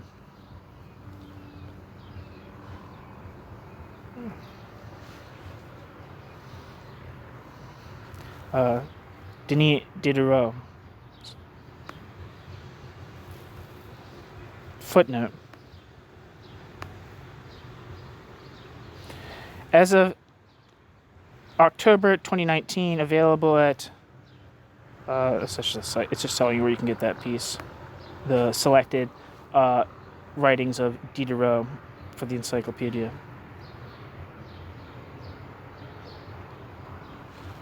The general will is reason's material only as the embodiment of subjectless reciprocity, which encompasses everyone but has no one in mind. It is reason's material only as self-consciousness of the preceding reciprocity in which all participate and which privileges none. General will usurping the particular will appears as pure form, a spiritless representation of wertförmige synthesis, value-form synthesis of society in thought. Footnote.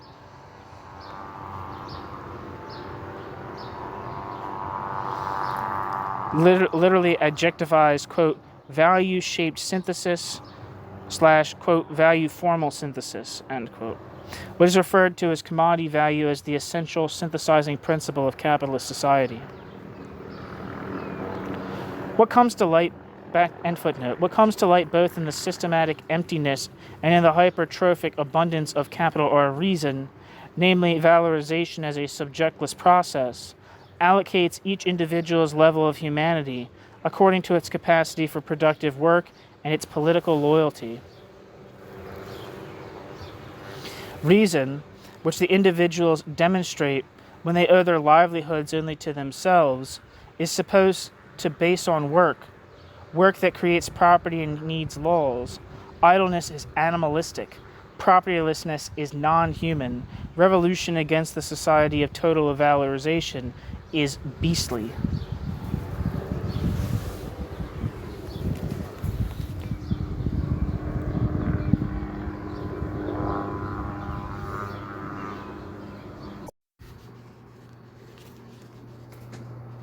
Section 5.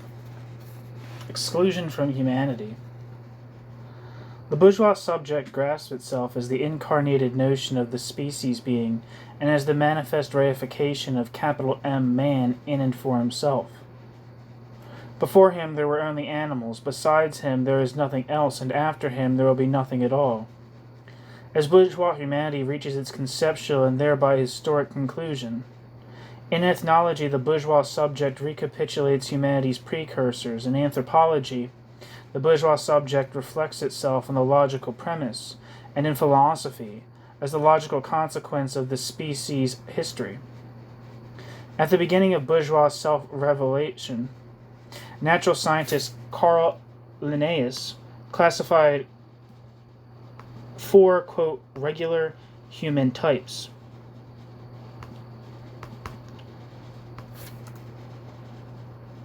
Just so you know.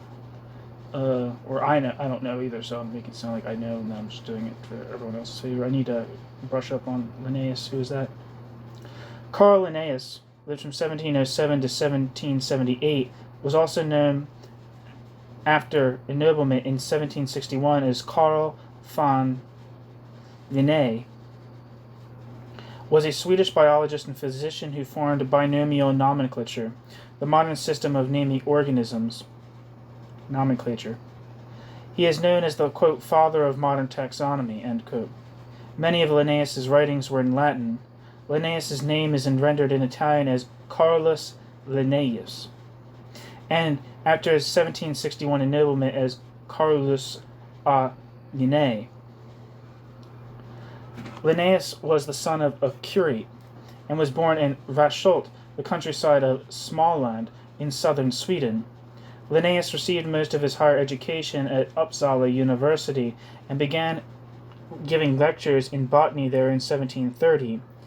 Linnaeus lived abroad between 1735 and 1738, where he studied and also published the first edition of his Systema Naturae in the Netherlands. He then returned to Sweden, where he became professor of medicine and botany at Uppsala. In the 1740s, he was sent on several journeys through Sweden to find and classify plants and animals. In the 1750s and 1760s, Linnaeus continued to collect and classify animals, plants, and minerals while publishing several volumes. By the time of his death in 1778, Linnaeus was one of the most acclaimed scientists in Europe. Philosopher Jean-Jacques Rousseau sent in the message, quote, "Tell him I know no greater man on earth," end quote. Johann Wolfgang von Goethe wrote, quote, "With the exception of Shakespeare and Spinoza, I know no one among the no longer living who has influenced me more strongly," end quote. Swedish author August Strindberg wrote, quote, "Linnaeus was in reality a poet who happened to become a naturalist," end quote. Linnaeus has been called Princeps Botanicorum, Prince of Botanists, and, quote, "the Pliny of the North," end quote. Linnaeus, I don't know how to say his fucking name, I guess I should look that up, is also considered one of the founders of modern ecology. In botany and zoology, the abbreviation L is used to indicate Linnaeus as the authority of for a species name. In other publications, the abbreviation, quote, Lin, is found. Linnaeus's remains constitute the type specimen for the species Homo sapiens, following the International Code of Zoological Nomenclature, since the sole specimen that he is known to have examined was himself. So, that's that. So, back to the text. At the beginning of bourgeois self-revelation, natural scientist Carl Linnaeus classified four, quote, regular, end quote, human types, quote, Europaeus albus, imaginative, ingenious, white, sanguine. He lets himself be governed by laws. Americanus rebuscus, content with his fate, loves freedom, tanned, irascible. Lets himself be governed by custom. Asiatic luridus, avaricious, yellowish, melancholic. He lets himself be governed by general opinion. Affaire Niger, or I don't know how to say that. It's Niger. Devious, lazy, careless, black, phlegmatic. He lets himself be governed by the caprice of his masters, end quote. Carl Linnaeus. The ontological difference between the human being and the notion of man, which amounts to the structural racism of bourgeois subjectivity, appears in ethnological hindsight in the accounts of explorers and conquistadors, as the coincidental historic simultaneity of the non-simultaneous. That which must be absolutely valid anthropologically has to exist for the time being as a relative particular and feels pressured to coexist with non-humans. The hierarchization of the species which exists non-simultaneously is the form in which the bourgeois subject suppresses the bourgeois subject's internal decomposition and its mortal fear of, quote, degenerating, end quote, into an unproductive and illoyal human disguised as human. Illoyal animal disguised as human, which it projects onto those elements of global society that are, quote, delayed, end quote. That which threatens to destroy the subject of human rights must be battled in the non-human. He is, quote, worthless, end quote, because he cannot be valorized. But his devalorization and its consequent social death, the limbo of physical death, not what the bourgeois subject is threatened with by crisis and competition. The black human must be declared humanity's ground zero, so that bourgeois progress toward work and law can find its beginnings from there. The non-human symbolizes the luxurious idleness and casual freedom of subsistence, through the liquidation of which the bourgeois class installs itself as sole general humanity.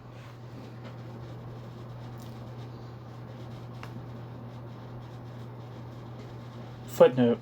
Bruhn here originally writes Untermensch, quote, subhuman, end quote, instead of Unmensch, quote, non-human, end quote. This must definitely be an editing mistake, as Bruhn clearly distinguishes up until part 9 only between the, quote, non-human, end quote, targeted by racism, and the, quote, superhuman, end quote, targeted by antisemitism, in order to introduce the Nazi term, quote, subhuman, end quote, later, referring to the terminal point of the bourgeois turned Nazis' perception of the, quote, non-human, end quote, that is to say, of the Nazis' perception of Soviet soldiers and civilians. End footnote.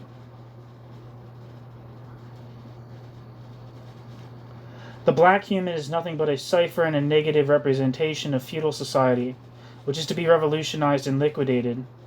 What is alleged to be his natural essence carries the insignia of feudalities: lack of association, appropriation without work, rule without law. Thus, ethnological recapitulation of history and anthropological reflection on the species yield the same result. The revolutionary manifestation of the human being as bourgeois leads to the murderously profitable liquidation of mere apparent, and therefore dysfunctional, humanity, which is declared a degenerate non-being. The bourgeois represents the ontology of man.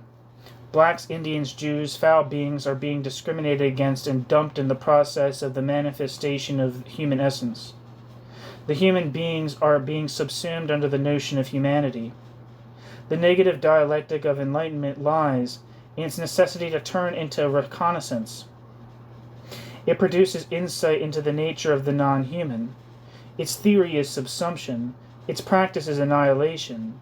It is an expression of arrogated and extorted universality that approximates its real foundation in the system of total association.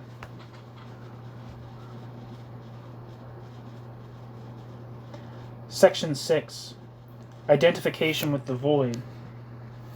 Racist exclusion from the species grounds itself in the lack of bourgeois subjectivity, which capital R reason attributes to non-humans.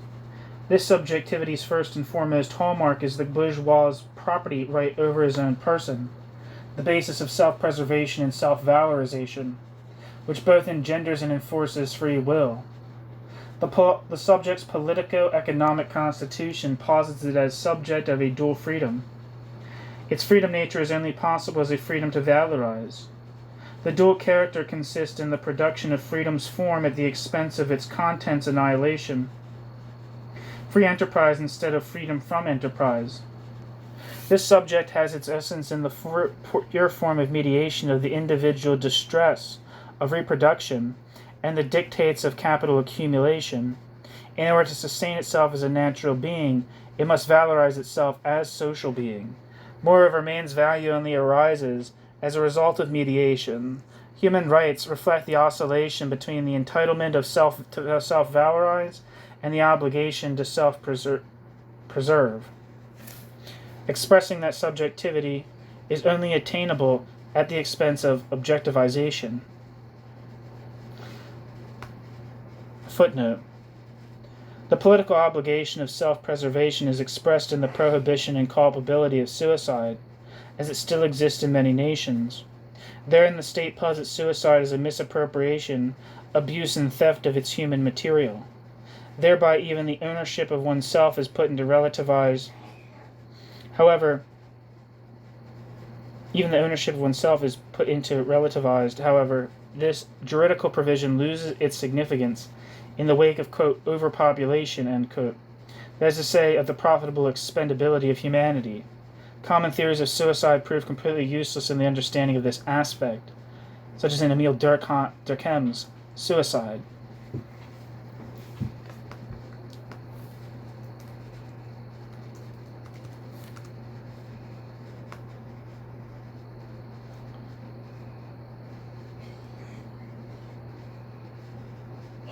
Durkheim's Suicide, a Study of in Sociology, is an 1897 book written by French sociologist Emile Durkheim. It was the second methodological study of a social fact in the context of society. It was preceded by a sociological study by a Czech author, later the president of Czechoslovakia, Tomáš Garrigue-Masaryk. Der Selbstmord als soziale Massenerscheinung der Gegenwart. It is ostensibly a case study of suicide, a publication unique for its time that provided an example of what the sociological monograph should look like. According to Durkheim, quote, the term suicide is applied to all cases of death resulting directly or indirectly from a positive or negative act of the victim himself, which he knows will produce this result, end quote. Anyway, back to the text, end footnote. As subjects of equal entitlement, citizens are immediate objects of egalitarian obligation. Equality and freedom constitute their direct opposite, as inequality and unfreedom, which cannot socially appear but as their actual reversal, and simultaneously as their imaginary sublation. The individual's equality as subjects exists only in their form of their comparability, by law, the final instance of which is the sovereign and the first principle of which is accumulation. Footnote.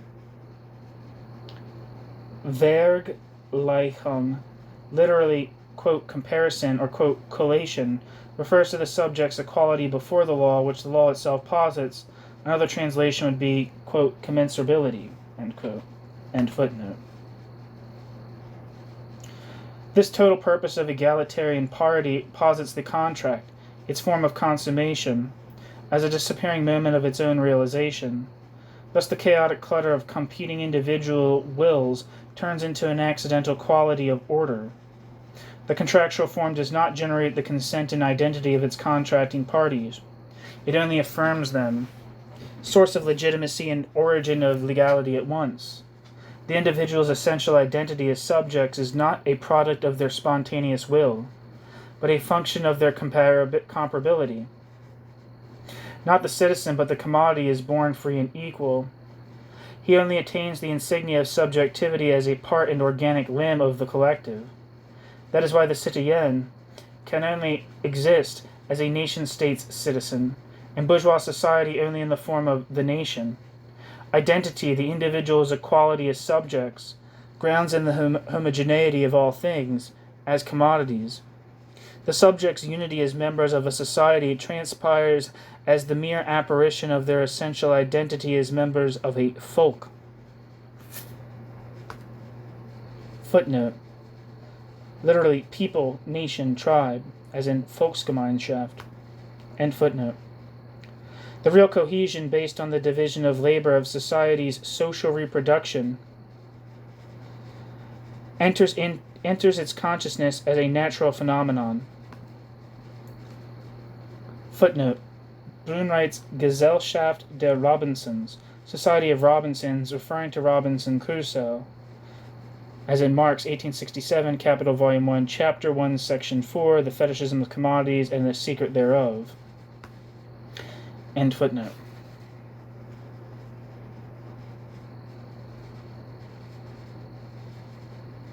Economically, the subject is an entirely mesmerized agent of value, therefore obliged to treat itself like a commodity alike politically. The subject is a bewitched custodian of contracting and authorized to maintain its own negotiability. By means of capital exploitation under the auspices of sovereign rule, the contradiction of the factory's despotism reproduces itself through the mirror play of politics as the republic of the market, further documenting itself as the contradiction of commanding monopoly on violence and consent-driven parliamentarism. Pluralism on the market and in politics turns into monolithism of the factory and the state. The bourgeois subject society's atomistic practice, the mediation of which the whole remains occult and real metaphysical, can only recognize its result in their inverted form. Conservatism, the invincible opponent of liberalism, has subsisted off this inversion since the politico-romanticism's counter-enlightenment.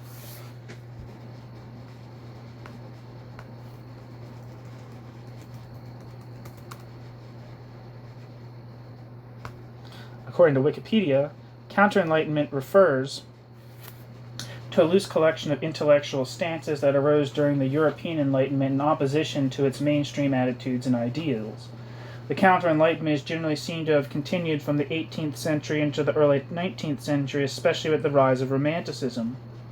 Its thinkers did not necessarily agree to a set of counter-doctrines, but instead each challenged specific elements of Enlightenment thinking, such as the belief in progress, the rationality of all humans, liberal democracy, and increasing secularization of society. Scholars differ on who is to be included in the major figures of the counter-enlightenment. In Italy, Giambattista Vico criticized the spread of reductionism and the Cartesian method, which he saw as castrating the arts and humanities of the Renaissance. Decades later, Joseph de Maistre in Sardinia and Edmund Burke in Britain both criticized Enlightenment ideas for leading to the violence and tyranny of the French Revolution. The ideas of Jean-Jacques Rousseau and Johann Georg Hamann are also significant to the rise of counter-enlightenment, with French and German Romanticism respectively. In the late 20th century, the concept of counter-enlightenment was popularized by the pro-enlightenment historian Isaiah Berlin as a tradition of relativist, anti-rationalist, vitalist, and organic thinkers stemming largely from Hamann and subsequent German Romantics. While Isaiah Berlin is largely credited with having refined and promoted the concept, the first known use of the term in English occurred in 1949, and there were several earlier uses of it across other European languages, including by German philosopher Friedrich Nietzsche.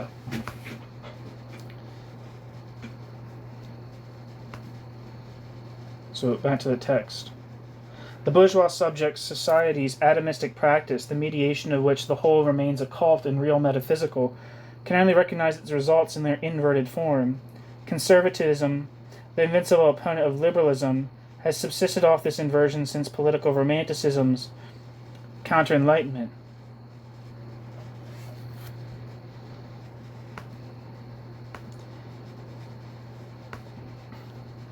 In his Elements of Statecraft, 1809, Adam Mueller, apostle of Thurn and Alter, supplemented the liberals' one-sidedness with the conservatives, and therein established a formula of the constitutionally schizoid bourgeois consciousness that holds true to this day. Quote, "Not only is the state an affiliation of many families living alongside each other, but also of families succeeding each other. The affiliation should not be infinitely large and intimate in its spatial dimension, but also immortal in its temporal dimension. The doctrine of the conjunction of succeeding generations is a blank slate in all our theories of the state, ... end quote, Mueller.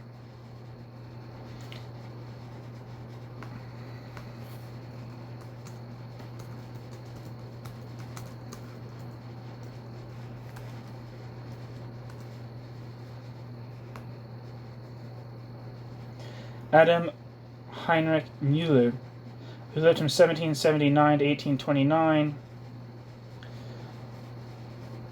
was a German-Austrian conservative philosopher, literary critic, and political economist working within the Romantic tradition.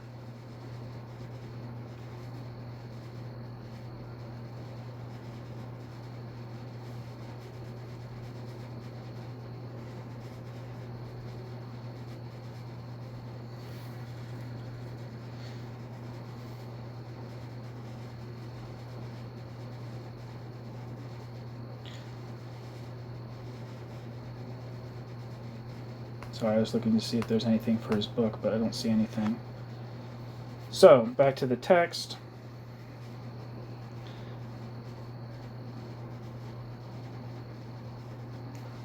In its polemics against the liberal state as an institution for the maximization of individual benefits, political romanticism prepared the folkish consciousness. Footnote. Folkish Bewegung, literally folkish movement, was an ideological precursor and later recruitment pool for the National Socialist German Workers' Party.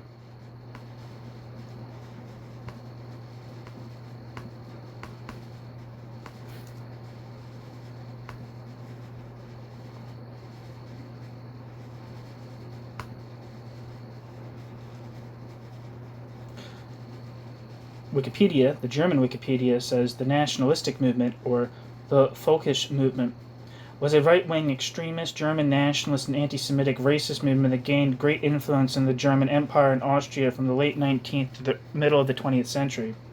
It included political parties such as the NSDAP and the DNVP, also Freikorps associations and terrorist organizations such as the Consul organization, clubs, loose groups, and individuals, and produced a large number of publications. Back to the text. Drawing from German Romanticism, its core tenets were a romantic glorification of German history, the idea of a Nordic, a quote Nordic, quote Aryan, or quote Germanic, end quote Germanic, end quote race, sometimes mystically identified with the supposed original mankind, having built the pyramids and other ancient wonders, communing with or being gods, etc. A strong aversion to modernity and urbanity and anti-Semitism, which painted the Jews as a foreign and subverting element, associating them with modernity and degeneration. Thus, despite a partial turn away from Christianity and towards neo-paganism, or Germanic Christianity, end quote, the anti-Judaic traditions of German Christianity, especially Lutheranism, see Martin Luther on the Jews and their lies, were converted into esoteric, philosophical, and or, quote, scientific, end quote, anti-Semitism. In order to express the concept in English, one might point out the similarities to what is considered, quote, ethnic nationalism, end quote.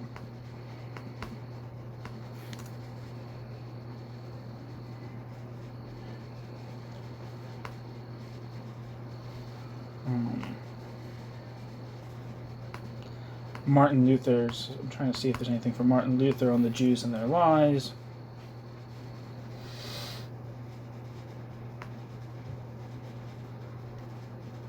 On the Jews and their lies, a modern spelling von den Juden und ihren Lügen, is a 65,000-word anti-Judaic and anti-Semitic treatise written in 1543 by the German Reformation leader Martin Luther, who lived from 1483 to 1546. It's probably Luther. I don't know. People say Luther, but it's probably originally Luther. Luther's attitude towards Jews took different forms during his lifetime. In his early period until about 1537, he wanted to convert Jews to Lutheranism, Protestant Christianity. In his later period, when he wrote On Jews and Their Lies, he denounced Jews and urged the Jews' persecution. In this treatise, he argues that Jewish synagogues and schools be set on fire, prayer books be destroyed, rabbis forbidden to preach. Jewish homes burned and property and money confiscated. Luther demanded that no mercy or kindness be given to Jews, that they be afforded no legal protection, and that, quote, these poisonous, envenomed worms, end quote, should be drafted into forced labor or expelled forever. Luther also advocates murder of all Jews, writing, quote, we are at fault in not slaying them, end quote. The book may have had an impact on creating later anti-Semitic German thought. The rise of the Nazi Party in Weimar Germany, the book became widely popular among Nazi supporters. During World War II, copies of the book were commonly seen at Nazi rallies, and prevailing scholarly consensus is that it may have had a significant impact on justifying the Holocaust. Since then, the book has been denounced by many Lutheran churches.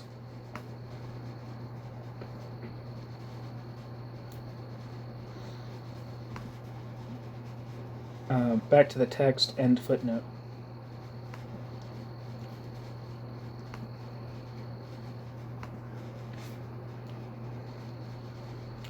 However, in declaring the state the guarantor of the species' eternal reproduction and thereby legitimizing its hostility against the living, the transition of bourgeois self-consciousness, after all, draws the liberal idea's innermost consequence and unwillingly confesses that though individuals, as merely empirical individuals, do not count towards the essence of society, they only do so as bourgeois.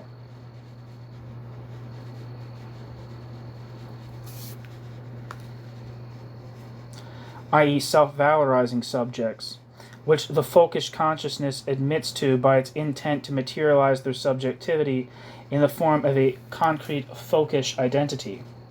Footnote. The last clause after the semicolon was added by the translator in order to adequately convey the original's implication of what is meant by the folkish movement's unwilling confession of the empirical individual's insignificance and, from a social point of view, non-existence. End footnote.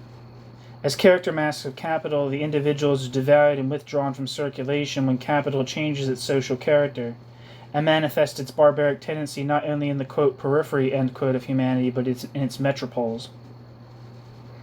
In accordance with its crisis, civil society ceases to be a nation of citoyens, and turns into a race of bourgeois.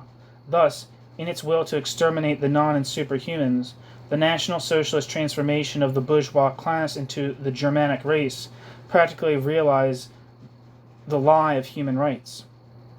Society implements natural law. Bourgeois subjectivity found its logical consequence and historically revealed the essence of its identity in Auschwitz, i.e. in the practical identification of empirical human beings in the void, with which, theoretically, they were identified long before the Wannsee Conference, or the Wannsee Conference, or, yeah, I'm not sure how you say that, Wannsee Conference? I'm not sure. I should look that up.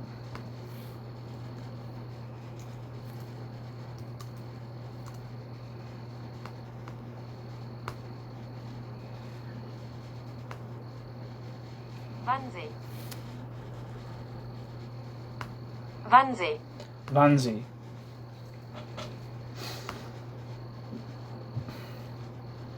Quote, identity is death, end quote, Adorno. Footnote. The original source of the citation cannot be found, end footnote. The Wannsee Conference, that's where they mapped out the final solution, right?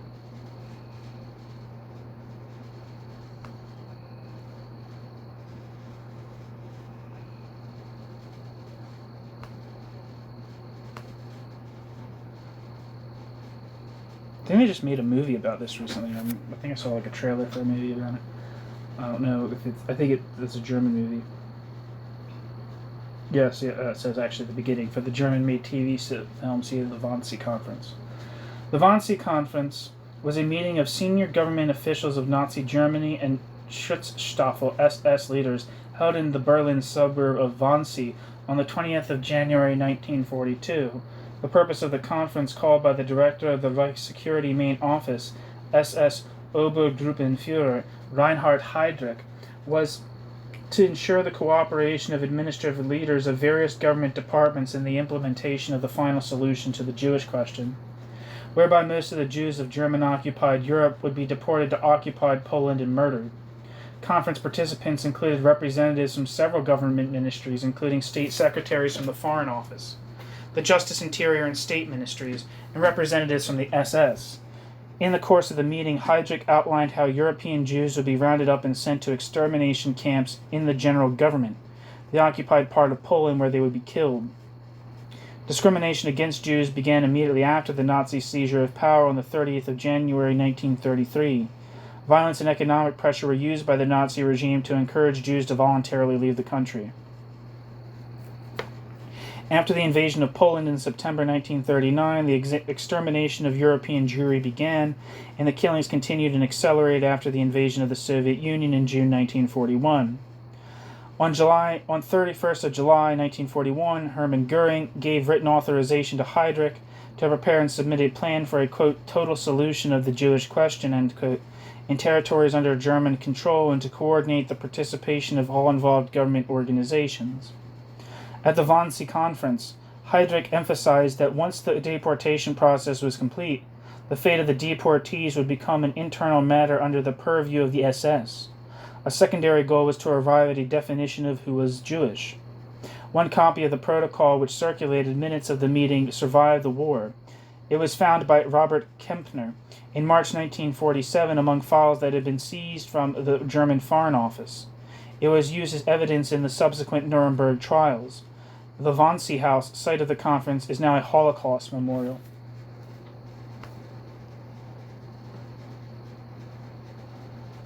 So, back to the text. New section. Section 7.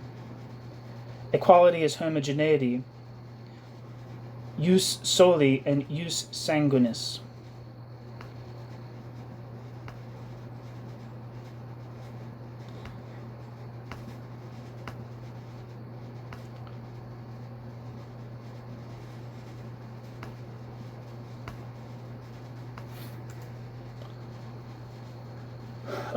Jus soli is the right of birthplace, and jus sanguinis is right of blood.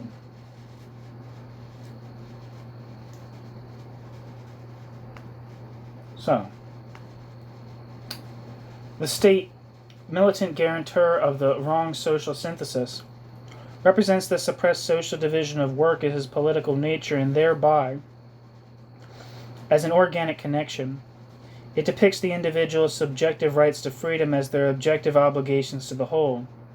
While according to the idea, participation in the state relies only on juridical maturity, its silent premise is ethnic homogeneity.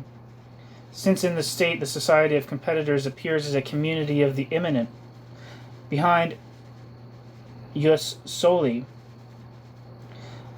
or just solely, the equal rights of all citizens residing in a given territory, there lurks jus sanguinis, equality of all Volksgenossen.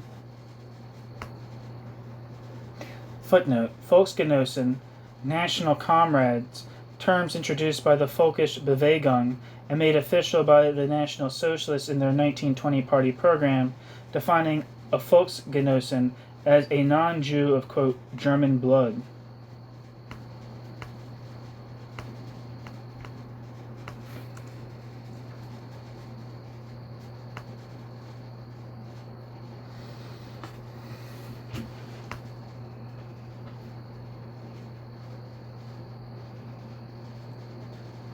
Wikipedia says the Volksgenossen is a German language term meaning a fellow member of a community or compatriot, translated literally as people's comrade. The word was recorded as early as 1798, and its usage grew within the folkish movement of German ethnic nationalism, which led to its use to denote a person of the same, quote, blood community, end quote. The term became common parlance within the Nazi Party.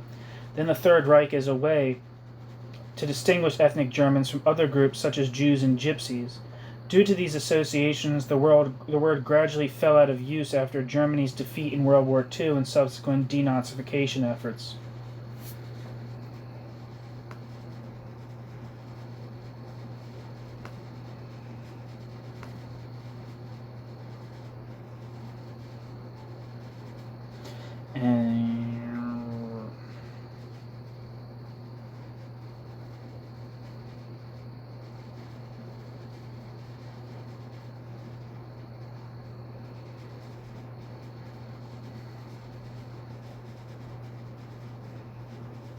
and the National Socialist Program, also known as the 25-point program or the 25-point plan, was the party program of the National Socialist German Workers' Party, NSDAP, and referred to in English as the Nazi Party. Adolf Hitler announced the party's program on the 24th of February 1920 before approximately 2,000 people in the Munich festival of the Hofbrauhaus. And within the program was written, quote, "The leaders of the party swear to go straight forward, if necessary to sacrifice their lives in securing fulfillment of the foregoing points," end quote, and declared the program unalterable.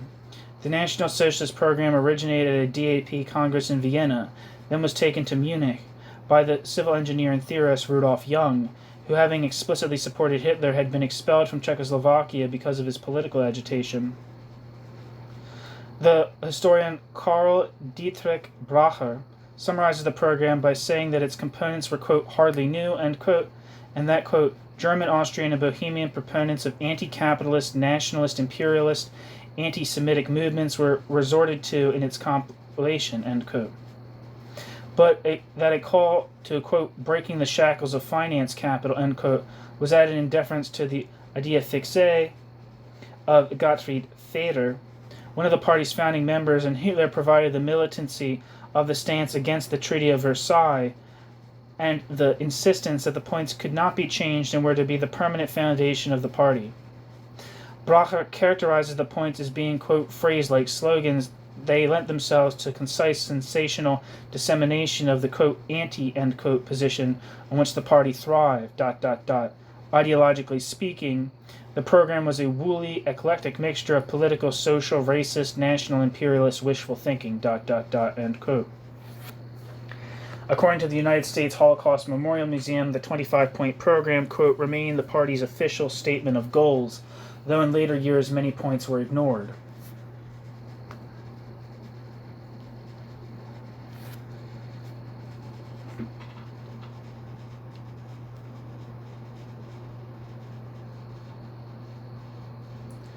End footnote.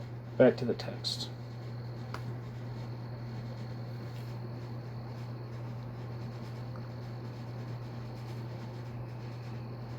What happens in the transition of formal to material criteria for citizenship is that which in his addresses to the German nation, Johann Gottlieb Fichte recommended to the Germans to become a people, the rendering of states, quote, "natural boundaries," end quote, as the, quote, "internal boundaries," end quote, of its members.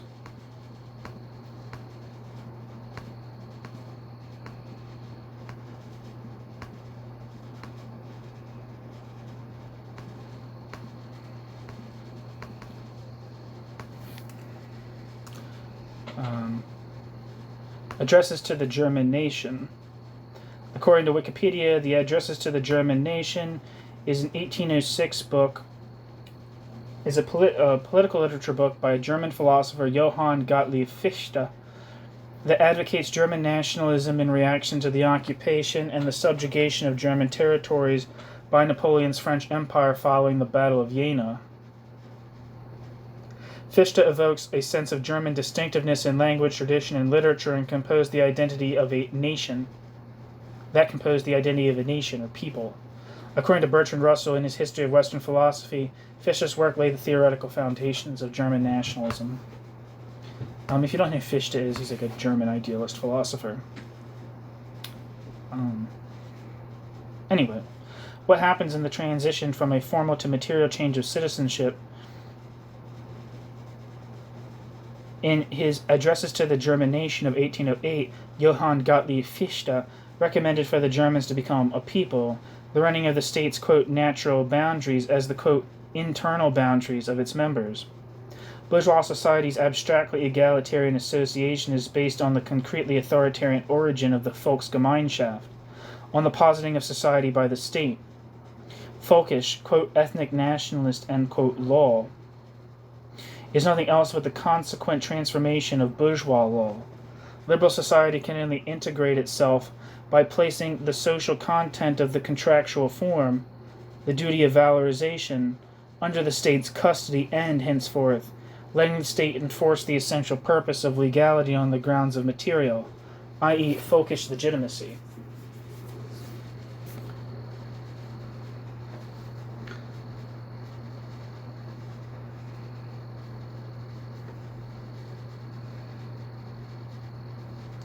The individual's equality as legal subject substantiates itself in the homogeneity as objects of the state. The phenomenal atomism of bourgeois society blossoms out as capital totality and mediation, imposed on the subjectivized individuals, finds its expression in the objective immediacy of the folk. Nation. The mere context of conception and birth of individuals as natural creatures emerges as a product of sovereignty and appears as a political nature which has always taken possession of the individual. From the very soil which the state's border police guards against the, quote, flood of aliens, end quote, from the very, quote, territorial integrity, end quote, which the military defends against, quote, foreigners, end quote, the category of blood enters politics. Jus sanguinis turns out to be both the premise and the corollary of jus soli. Although naturally there is a conceptual difference, it does not matter which term is chosen as a label for the notion of homogeneity. Therefore, it makes no substantial difference whether, with Enlightenment philosophy, one speaks of the, quote, equality of everything that bears a human face, end quote, whether, with Nicolae Ceausescu, never pronounced the guy's name right, one dreams of the, quote, process of social homogenization, end quote, or whether, with Adolf Hitler, one hallucinates about the, quote, conspecificity, end quote, of Germans.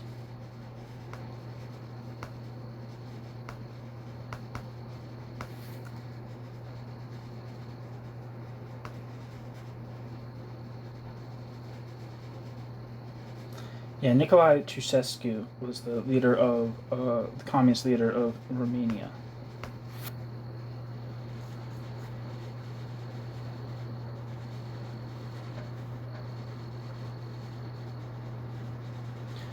All these determinations are about homogeneity, and they merely match a different label and a different criterion to the individual's equation as subjects.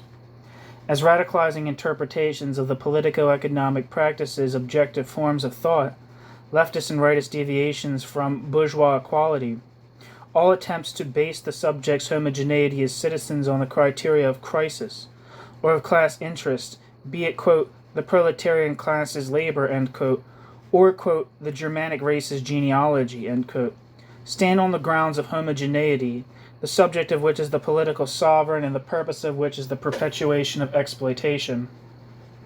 Without denying the evident difference of the individuals or whether they are equated as Bürger, as Aryans, or as proletarians, but at the same time resisting the feeling of omnipotence that the state form necessarily creates in politics, which are its mode of motion and reproduction.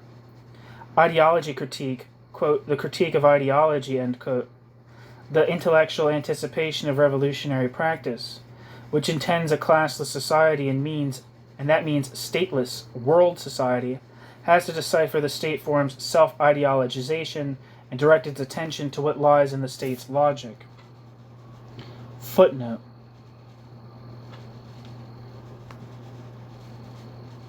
Liberal or even leftist polemics against the, quote, citizenship law's principle of ancestry as a fossil of national exclusivity, end quote. Bruhn refers to Franz 1990, citation translated by E.A., treat the formal antinomy of jus soli and jus sanguinis like a material contradiction. This perspective's popularity is derived from the unabated continuity of the state idealist Juristen Sozialismus, Juris socialism, of people like Wolfgang Abendroth, Jürgen Seifert, and Jürgen Habermas.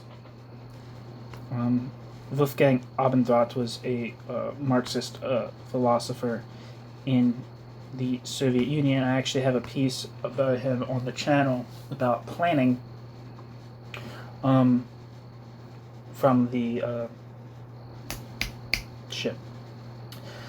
the Symposium on Socialist Humanism, the book put together by Erich Fromm. And I'm going to assume you know who Jürgen Habermas is. I know who Jürgen Habermas is. I have no idea who Jürgen Seifert is, though. Or Jürgen Seifert.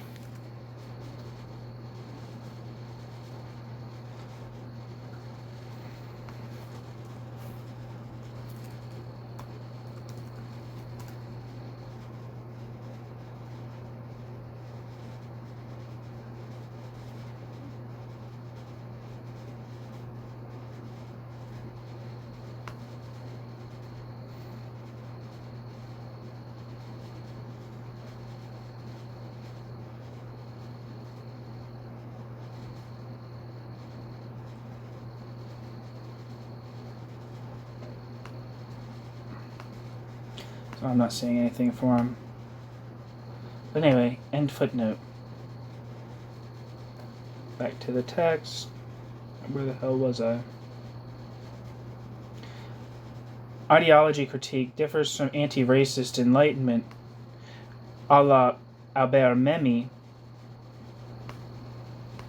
by not being interested in the rebuttal of racism and anti-Semitism, not even in evidence for the non-existence of, quote, races, end quote, but rather in the question of how that which is latent in sovereignty becomes practical, the transformation of civil society into a racist Volksgemeinschaft. This is because, quote, race, end quote, is not a condition, but a project of domination. Race is the, quote, self-assertion of the bourgeois individual integrated into the barbaric collective, end quote. Horkheimer and Adorno.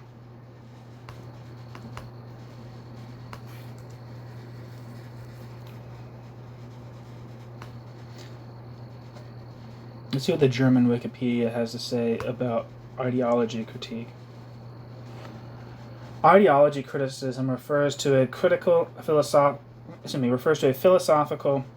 and sociological model of criticism that shows the lack of agreement between thinking and being and analyzes the causes of the emergence of this discrepancy. The nonconformity with reality described by the term ideology is not attributed to erroneous thinking, but is explained as a product necessarily created by anthropological, psychological, or social causes. Uncovering the social conditions that limit thinking is a main motif of the classical ideology criticism of Karl Marx and Friedrich Engels, as well as the central theme of social theory of the Frankfurt School, which is based on Marx, Sigmund Freud, and Georg Wilhelm Friedrich Hegel. The word history of the term has never been systematically researched, and early use can be found in the 1930s by Antonio Gramsci. The term, quote, criticism of ideology, end quote, should not be misunderstood as, quote, criticism of the concept of ideology, end quote, but quite the opposite, as, quote, uncovering ideological motives in society, end quote.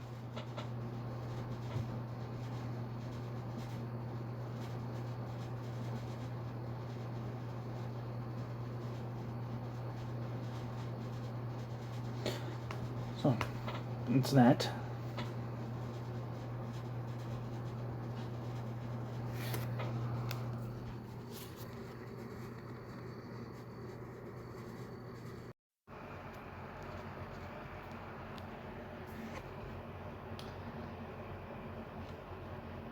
Section 8. Superior Life. The juridical figure of the private property owner imagines the bourgeois as a fixed, stable, and self-identical being, invests himself as a subject not so much politically observed but rather conserved by the state. All of his troubles with the tax office are immediately forgotten as soon as he is threatened by, quote, social liquidation, end quote, Bakunin, which very rarely happens as a threat of imminent revolution.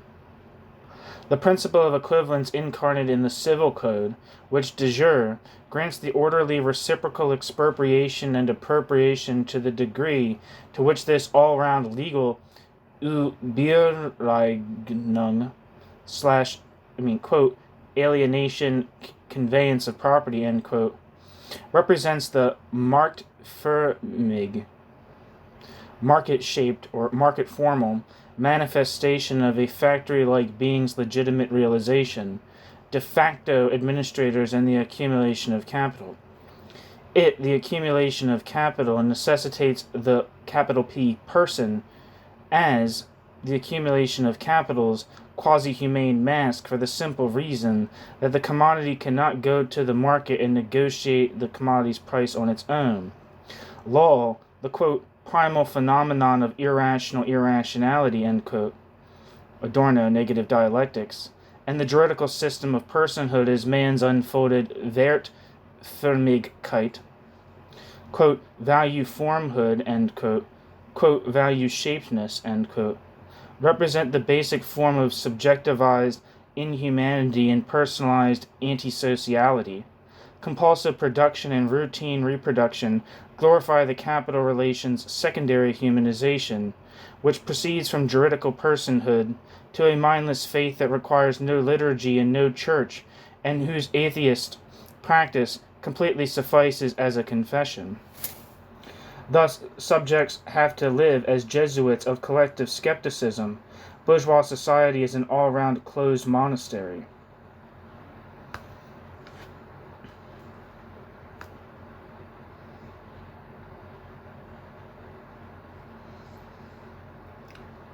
One second.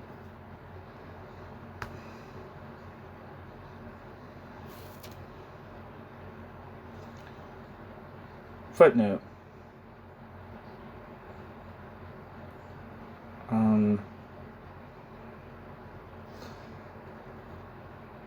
This is meant to say, for the observance of the capital relations necessary humanization, juridical personhood, one needs not to have faith in the sense of religious creed, but only to mindlessly mind one's own business.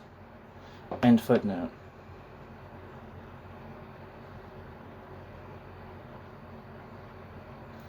Social real metaphysique, quote, real metaphysics, social real metaphysique, social, quote, real metaphysics, end quote, makes the subjectivized individuals appear and act as existentially indispensable in themselves, and simultaneously makes them feel and grasp themselves as functionally dispensable for themselves. Footnote. And an sich, in themselves, and für sich, for themselves. End footnote.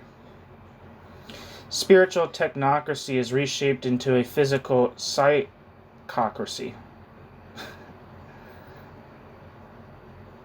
As man's value form, the juridical person, quote, politically, end quote, duplicates that unmittelbare Allgemeinheit, quote, immediate generality, end quote, which money as values sensual representation features, quote, economically, end quote.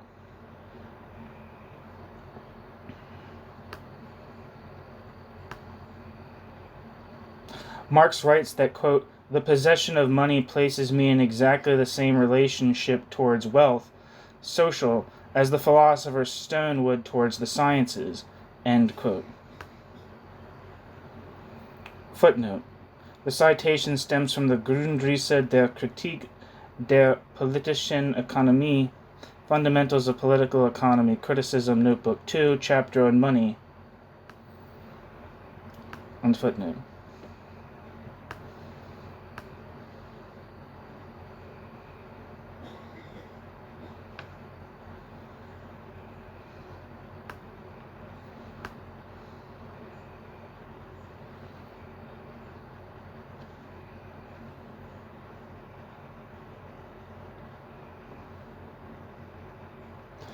In such a way, the legal subjectivity puts each of its, quote, blessed, end quote, individuals into the possession of the economic synthesis's sole sovereign, steers it towards the central political perspective's locus, and finally grants it permission to act as the self-conscious author who ties the Gordian knot of negative sociation and its social network, consisting of nothing but nomadizing monads.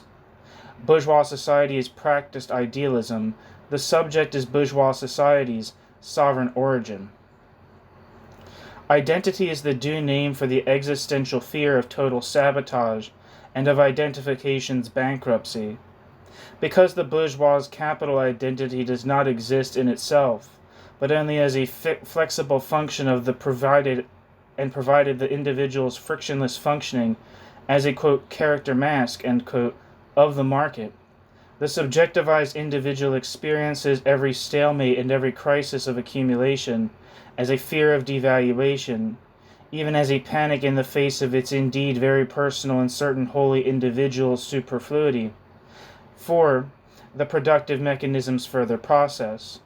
For accumulation must not abide by the promise of private property, and the economic boom's promises are vigorously denied on Black Friday. The politically proclaimed privateigentumliche, private property-induced identity, and that means, grasped rationally despite all, the preservation at least of the politico-economic subject as an ultimately creatural individual, its reproduction as a natural stub on which its social function is mounted, and in which the function reifies itself, is economically reduced and convicted of its capital adequate functionality at the very moment when monetary inflation starts galloping, when value, ab ovo et sub specie eternitatis, secured in the seemingly extratemporal Geld material, quote, money material, end quote, goes haywire. So, 2 footnotes.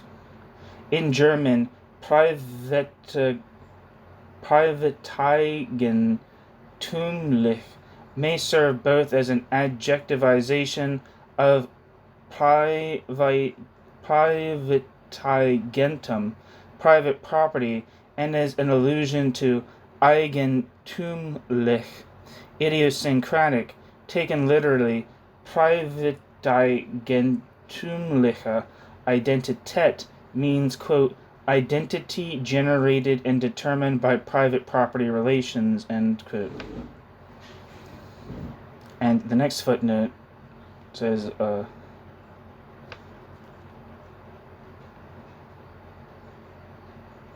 from the egg and under the aspect, quote, from the egg and under the aspect of eternity, end quote.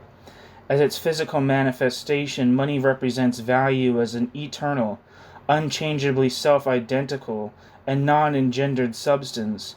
Therefore, money itself appears to be otherworldly, removed from the restrictions of time and space. End footnote.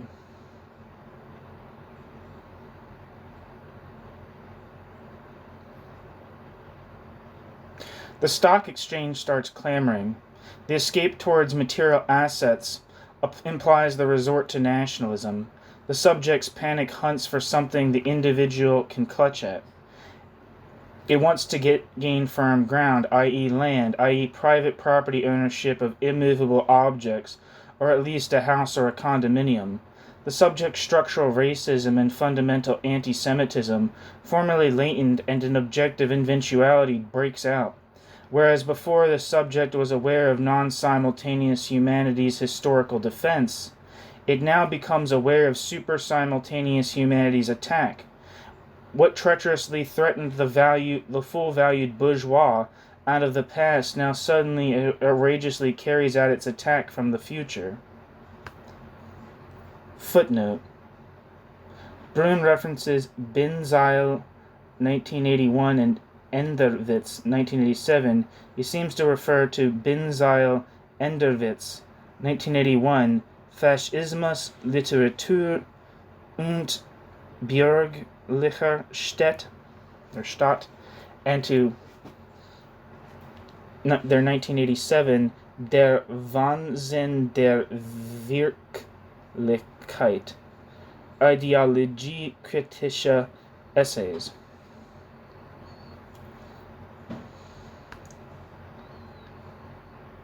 End footnote.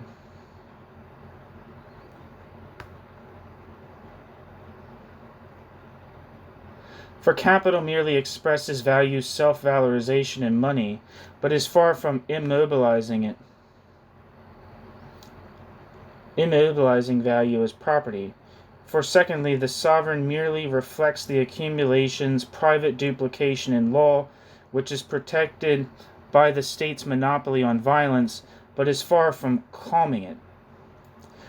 By means of, say, the balance of rights and duties. For these reasons, the subject during the crisis of social integration feels coerced to transition from the racist exclusion, discrimination, exploitation, and persecution of non-humans, which for all the violence still constitutes the subject's defense position, to an attack, to escalate, to terror, and to the anti-Semitic eradication of the superhumans.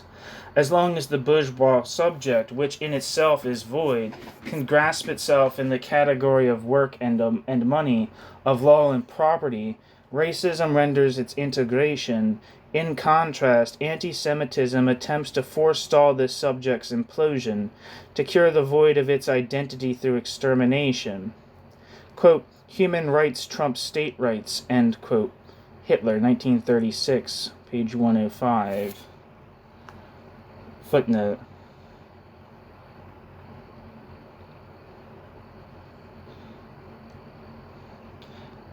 Citation translated by E.A. The New Ford translation of Mein Kampf reads, quote, the law of humanity is above the law of the state, end quote. End footnote.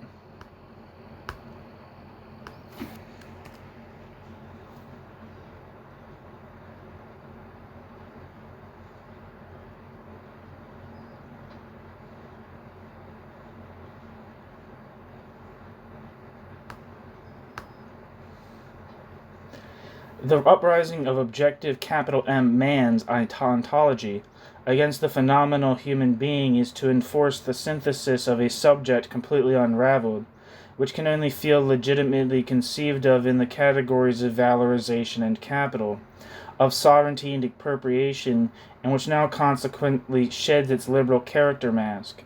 Mediation is cancelled. Thereupon the subjectivized individuals have to acknowledge that capital has not just functionally instrumentalized, but rather materially constituted them. Their form constitutes the whole of their content, everything they can hold on to.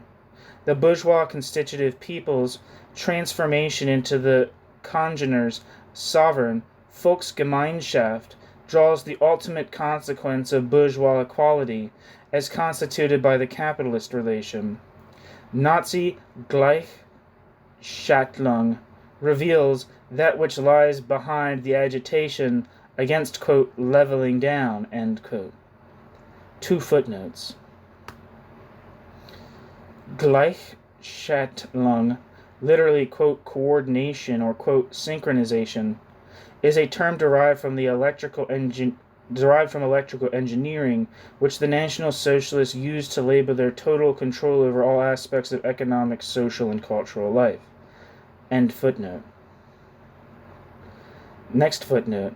Gleichmacherei, quote, leveling down, end quote, polemic term employed by reactionaries and National Socialists against communism, which allegedly strives to equalize individual differences and to exercise all particularities.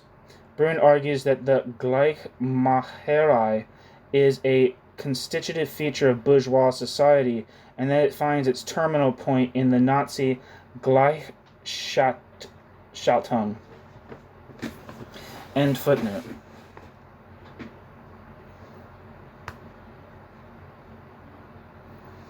In racism, the bourgeois hallucinates his demise into crude nature. In anti-Semitism, his liquidation by the hypertroph Geist. Footnote. Geist, ghost or spirit, notion employed by Hegel in his phenomenology of spirit to grasp totality. Racism's general and vague fear of the subject's disappearance in ungainly creatureliness comes to agreement in anti-Semitism with the very specific and exactly addressed fear of bourgeois subjectivity's decomposition on the hands of the mysterious forces of the abstract. Racism indicates the external resistance against the bourgeois subject's pretension to exclusively represent the species. By contrast, anti-Semitism demonstrates the subject's internal antagonism, which threatens to convict the capital totality of its narcissistic megalomania. In racism, the bourgeois subjects recapitulated its victorious revolution against that which is only subjectively and merely authentically human. Merely inauthentically human. It practiced the apparition's devaluation by essence. Whereas racism's victims had to embody the subject's antithesis, the victims of anti-Semitism have to suffer the subject's internal contradiction. The useless and therefore worthless, non-human is joined by the superior, and therefore all the more superfluous, superhuman.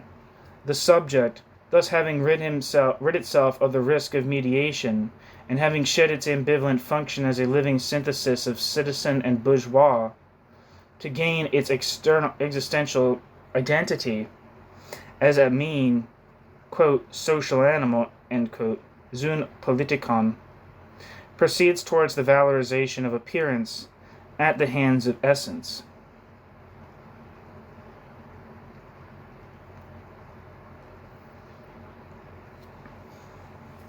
New section. Section 9. Ontological need, existential mania.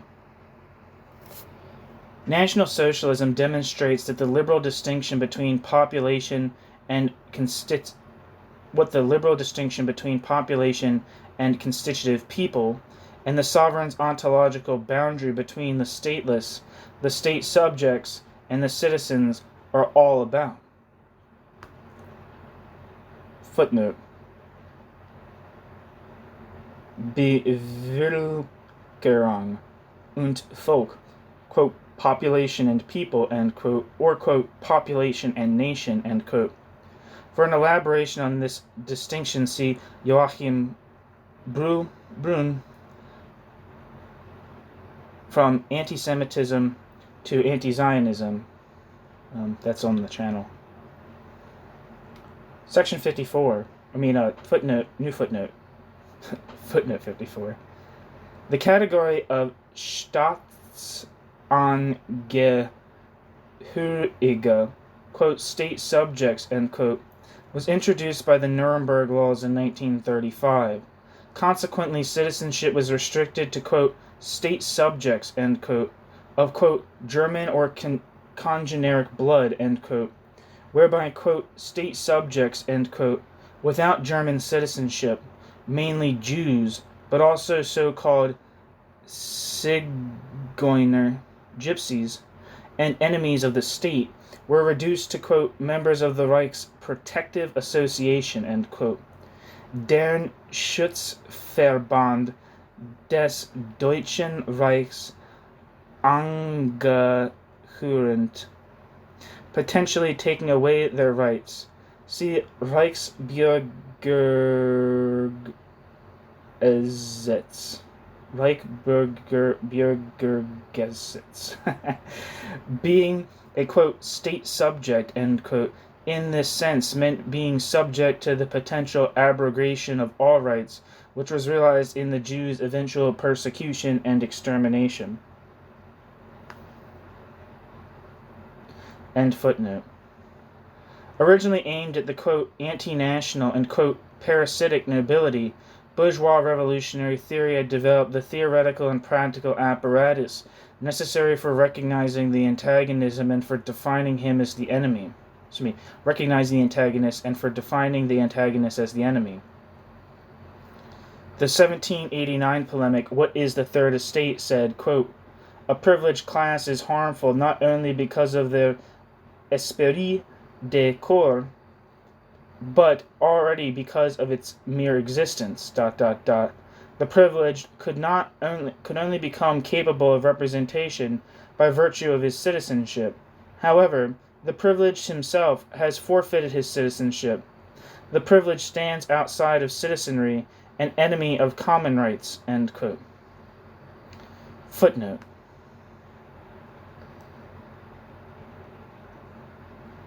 Emmanuel Joseph Sieyès, What is the Third Estate?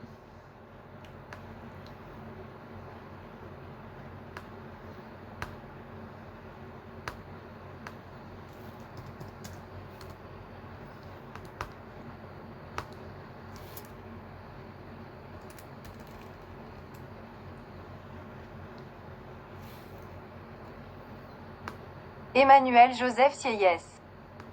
Emmanuel Joseph Sieyès. Sieyès. So I always pronounce it wrong. Emmanuel Joseph. Emmanuel Joseph Sieyès. Alright. Sieyès.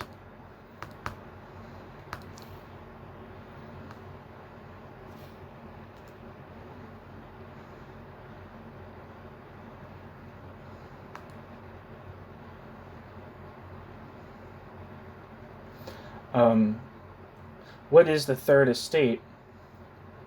Qu'est-ce que le tiers état?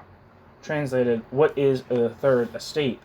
Is an influential political pamphlet published in January 1789, shortly before the outbreak of the French Revolution, by the French writer and clergyman Abbé Emmanuel Joseph Sieyès. He lived from 1748 to 1836.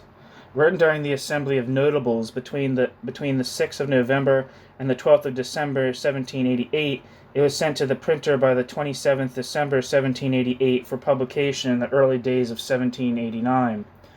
There were eventually 4 editions of the text, initially published anonymously as a 127-page pamphlet. Sieyès revealed himself as the author after its 3rd edition in May 1789. The pamphlet was Sieyès' response to Finance Minister Jacques Necker's invitation for writers to state how they thought the Estates General should be organized. It was one of the most influential pamphlets of the early Revolution.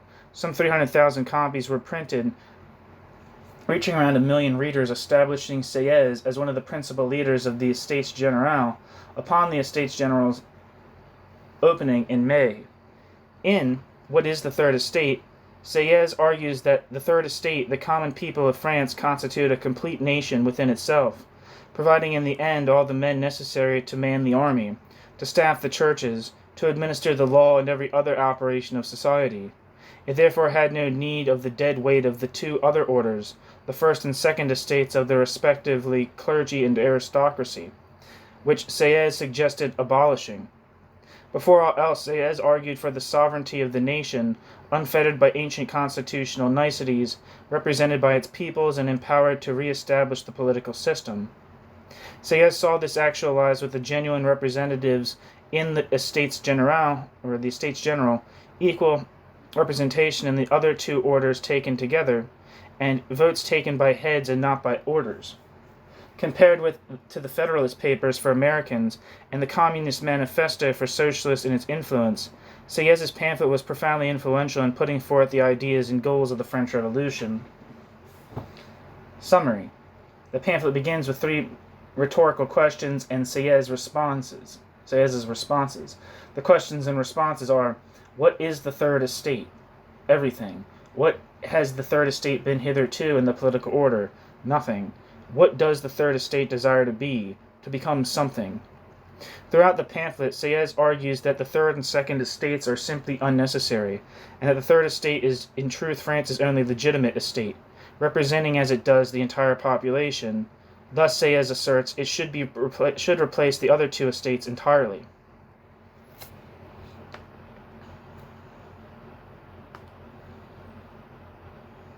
And says Emmanuel Joseph Sieyès, who lived from 1748 to 1836, usually known as the Abbé Sieyès, was a French Roman Catholic abbé,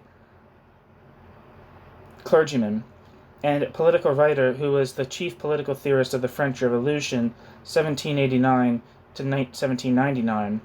He also held offices in the governments of the French Consulate from 1799 to 1804, and the First French Empire, 1804 to 1815.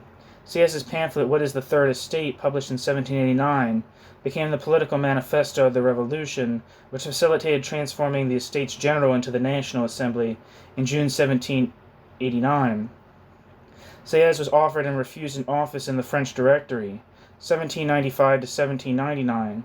Before becoming a director in 1799, Sieyès was among the instigators of the coup of the 18th Brumaire, the 9th of November, which installed Napoleon Bonaparte in power. In addition to his political and clerical life, Sieyès coined the term, quote, sociology, and contributed to the nascent social sciences. So, back to the text.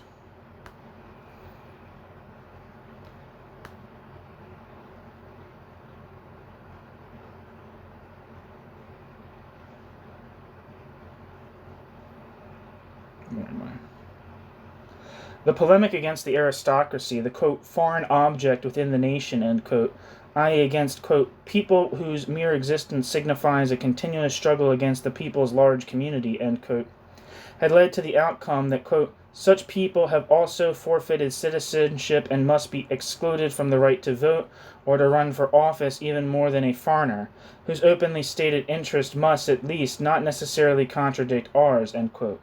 Says.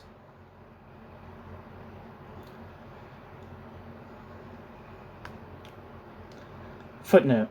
As per his social constitution, the aristocrat cannot be a legal subject, however human he might look. He must be of peculiar separate origin and a distinct race. For this reason, with the monarch, personification of General capital M man, a feature which is revolutionary appropriated by bourgeois society in the form of human rights and the notion of popular sovereignty, there is no relationship of law, but one of violence. He is not litigable. He cannot even be sentenced to death. He can just plainly be liquidated. According to Robespierre, on the 3rd of December, 1792, quote, the guillotine symbolizes negative equality, end quote. Horkheimer.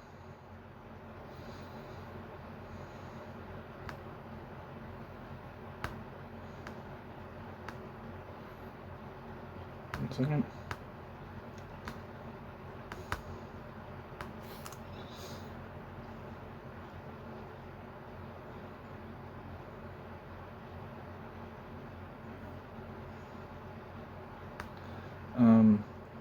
Where am I? Quote, the guillotine symbolizes negative equality, end quote. Horkheimer. Citation translated by E.A. Original source, Horkheimer, 1936, Egoism und Freiheitsbewegung.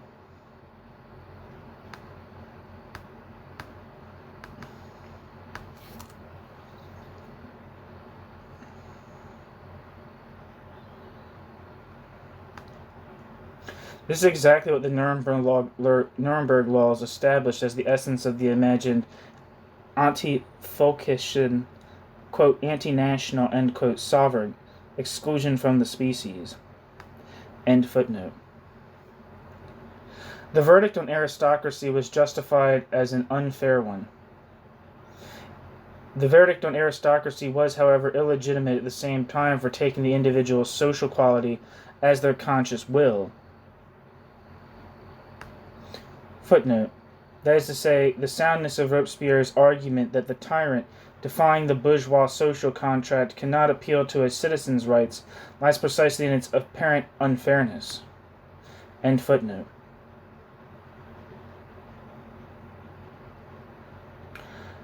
Not a theoretical fallacy as it might happen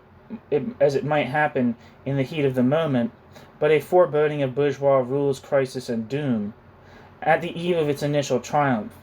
Therefore, in an anticipated paranoia, every rule distinct from bourgeois rule had to be demonized not as wrong or impractical, but rather as subjectively evil, chaotic, and abysmally awful. Footnote.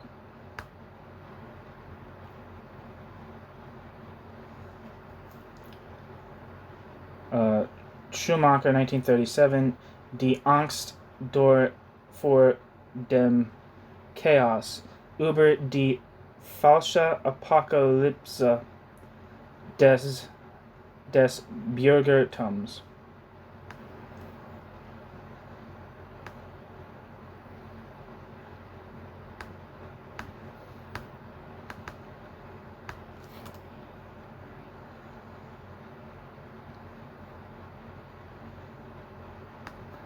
End footnote.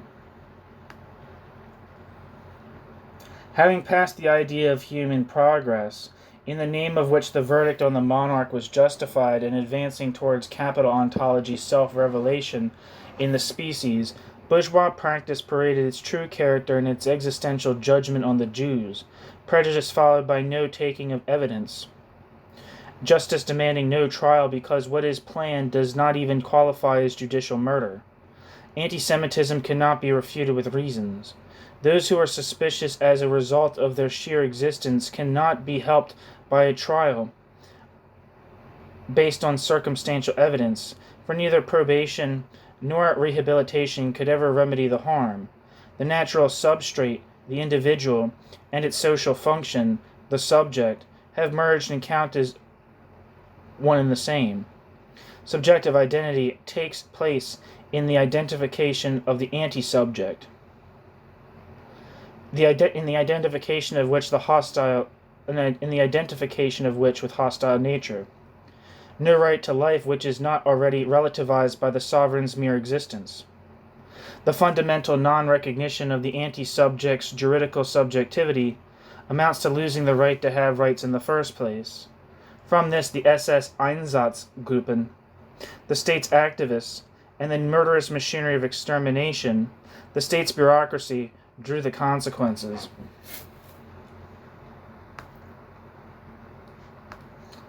Footnote.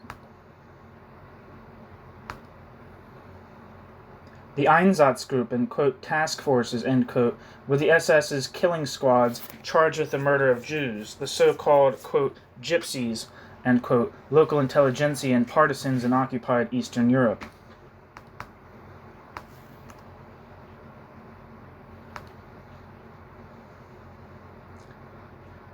According to Wikipedia, the Einsatzgruppen, deployment groups, also task forces, were Schutzstaffel SS paramilitary death squads of Nazi Germany that were responsible for mass murder, primarily by shooting, during World War II, 1939 to 1945, in German-occupied Europe. The Einsatzgruppen had an integral role in the implementation of the so-called, quote, final solution to the Jewish question, end quote.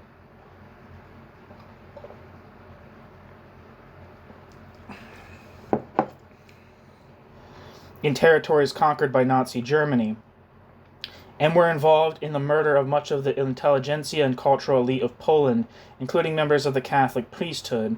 Almost all the people they murdered were civilians, beginning with the intelligentsia and swiftly progressing to Soviet political commissars, Jews, and Romani people, as well as actual or alleged partisans throughout Eastern Europe. Under the direction of Reichsführer SS Heinrich Himmler and the supervision of SS Obergruppenführer Reinhard Heydrich, the Einsatzgruppen operated in territories occupied by the Wehrmacht, German armed forces, following the invasion of Poland in September 1939 and the invasion of the Soviet Union in June 1941. The Einsatzgruppen worked hand in hand with the Order Police battalions on the Eastern Front to carry out operations ranging from the murder of a few people to operations which lasted over 2 or more days, such as the massacre at Babi Yar, with 33,771 Jews murdered in 2 days, and the Rumbula massacre, with about 25,000 Jews murdered in 2 days of shooting. As ordered by the Nazi leader Adolf Hitler, the Wehrmacht cooperated with the Einsatzgruppen, providing logistical support for their operations and participated in the mass murders. Historian Raoul Hilberg, we've already looked up, so see the Holocaust historian, the preeminent scholar of the Holocaust. Historian Raoul Hilberg estimates that between 1941 and 1945, the Einsatzgruppen, related agencies, and foreign auxiliary personnel murdered more than 2 million people, including 1.3 million of the 5.5 to 6 million Jews murdered during the Holocaust. At the close of the war, 24 officers, including multiple commanding officers of the Einsatzgruppen, were prosecuted in the Einsatzgruppen trial in 1947-48, charged with crimes against humanity and war crimes. 14 death sentences and 2 life sentences were handed out. However, only 4 of these death sentences were carried out. 4 additional Einsatzgruppe leaders were later tried and executed by other nations.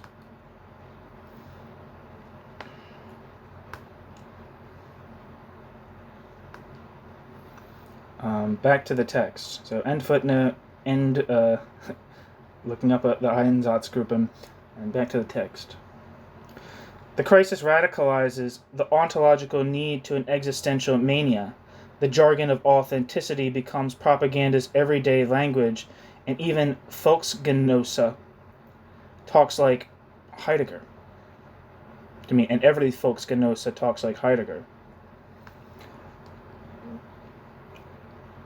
Footnote. Allusion to the jargon of ethnicity, Theodor W. Adorno's critique of post-war German officials and publications language. Therein he points out National Socialism's spiritual afterlife in post-Nazi German ideology. Adorno specifically mentions Martin Heidegger and Karl Jaspers as the jargon's, quote, patriarch.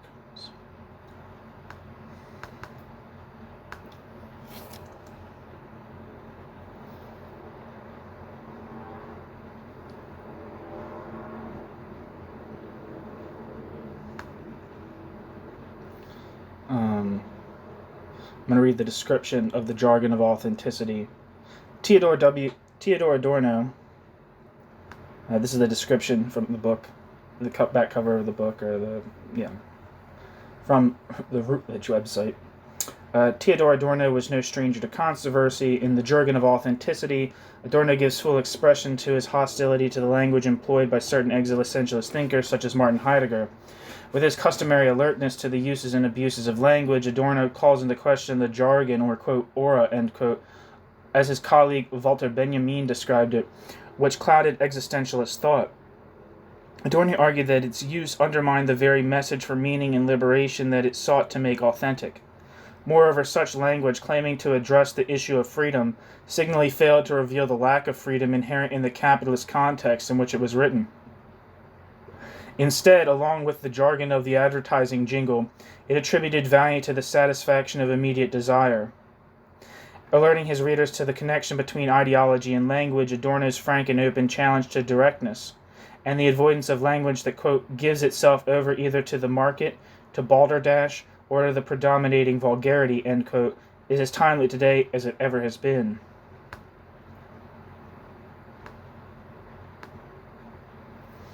So that's jargon of authenticity. I'm going to assume you know who Martin Heidegger is. Karl Jaspers, a little rough on, so I got to look him up.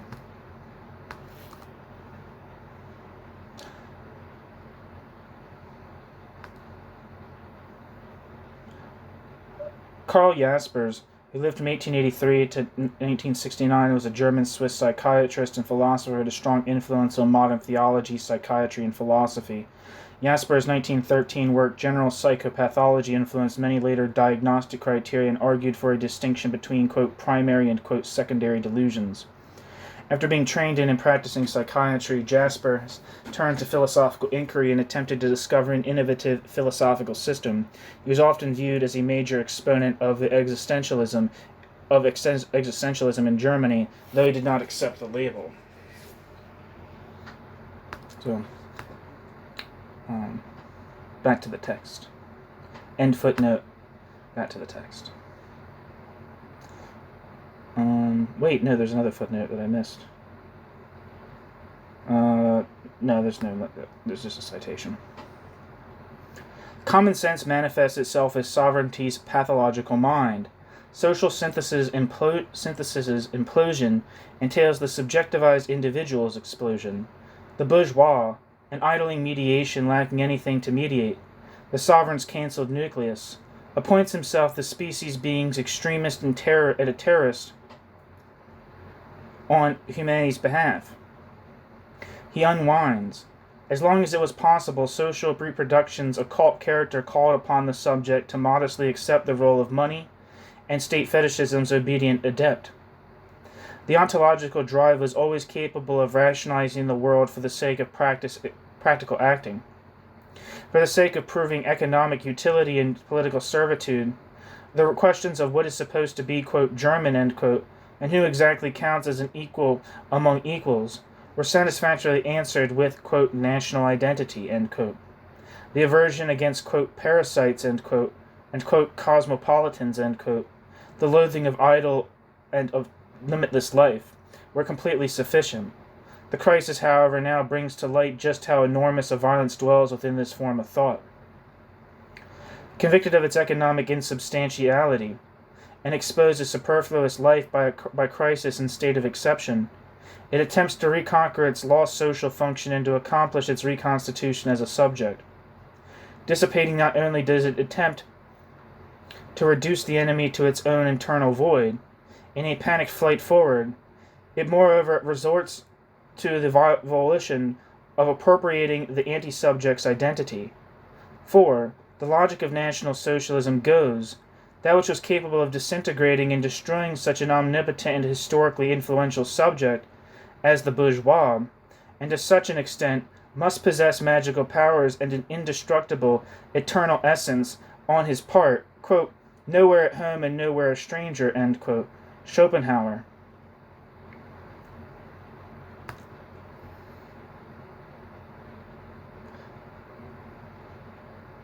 Footnote. Arthur Schopenhauer, 2015.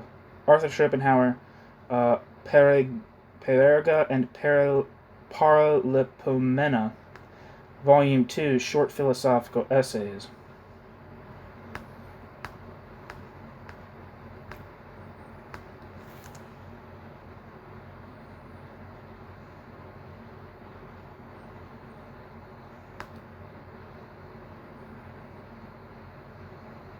I'm not going to look up Schopenhauer, but I want to look up this book, because why not? With the publication of Parerga and Paralipomena in 1851, there finally came some measure of the fame that Schopenhauer thought was his due, described by Schopenhauer himself as, quote, incomparably more popular than everything up till now, end quote.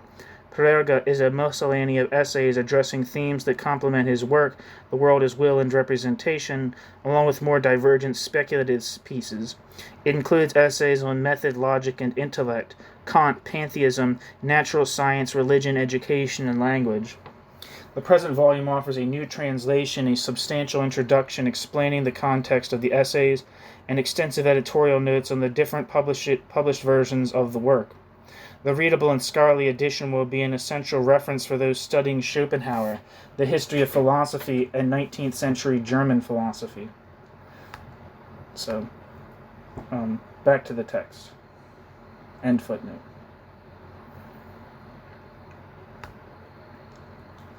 It is the Jews who supposedly have got true identity, i.e. timeless immutability and spaceless harmony that makes good on money's promise, which was denounced by capital on law's promise, which was destroyed by the sovereign private property and order. Destroyed by the sovereign, private property and order. Magically perverted and eerily costumed, the subject's void appears as the Jew's being. The anti-subject materializes as, quote, Gegenrasse, end quote. Rosenberg, 1934. Footnote. There's two footnotes here. Gegenrasse, quote, anti-race, end quote. Term employed by the Nazi ideologue Alfred Rosenberg in his influential book, The Myth of the 20th Century.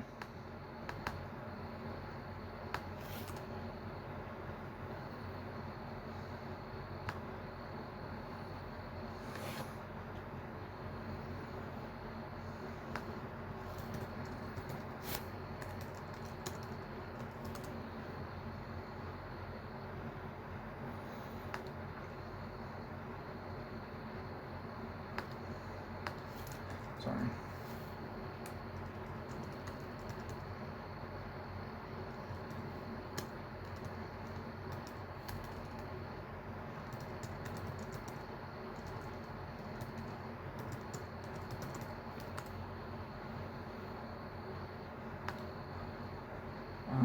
Okay.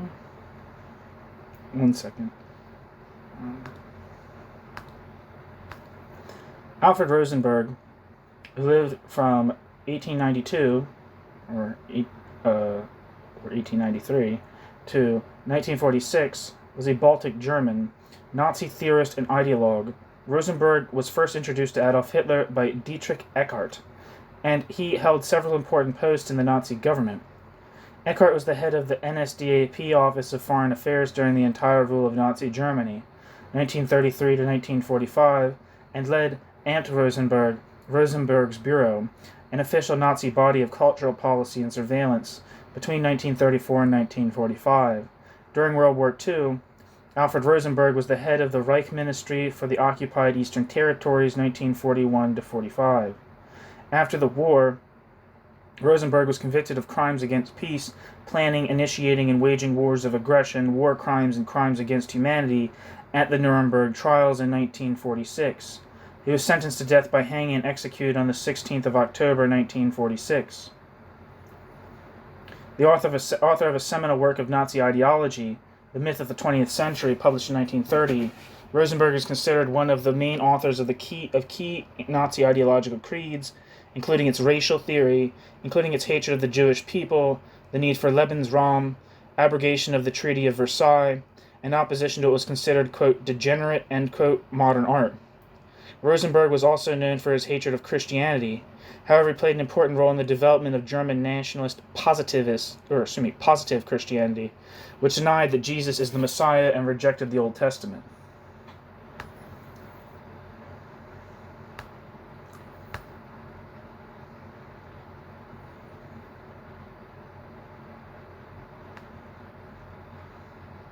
The Myth of the 20th Century is a 1930 book by Alfred Rosenberg, a Nazi theorist and official who was convicted of crimes against humanity and other crimes at the Nuremberg trials and executed in 1946. Rosenberg was one of the principal ideologues of the Nazi Party and editor of the Nazi newspaper Volkischer Beobachter, or Beobachter, maybe? In 1941, history professor Peter Vierek wrote, quote, in molding Germany's, quote, psychological frightfulness, end quote, Rosenberg wields an influence as powerful as that of the much-publicized Goebbels and the much-feared Himmler and his secret police, end quote, Peter Vierek. Thanks to Nazi support, the book sold more than 1 million copies by 1944. Hitler awarded a state prize for art and science to Rosenberg for the book in 1937. The document accompanying the prize, quote, praises Rosenberg as a, quote, person who has, in a scientific and penetrating manner, laid the firm foundation for an understanding of the ideological bases of National Socialism, end quote, end quote. The content of the book is a mix of racist pseudoscience and mysticism, which makes the claim that the, quote, Nordic race, end quote, originated in Atlantis, and their nobility justified the enslavement and even mass murder of non-Aryan races. During the Nuremberg trials, Justice Robert H. Jackson referred to the book as a, quote, dreary treatise advocating a new and weird Nazi religion, end quote. Quote, Mythos, end quote, is written as an imitation of a scholarly book, and Vierek notes that, quote, Rosenberg bores both the uneducated and the well-educated, but is the god of the semi-educated, whom earnest dullness and obscure grandiloquence impresses as scholarly and authoritative, end quote.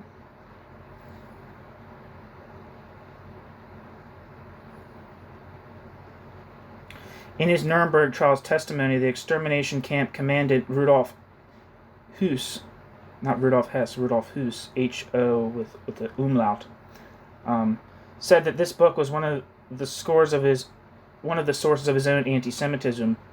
Some members of the Nazi leadership found some of this material embarrassing, but it was also publicly praised, often by the same Nazi leaders who disparaged the work in private.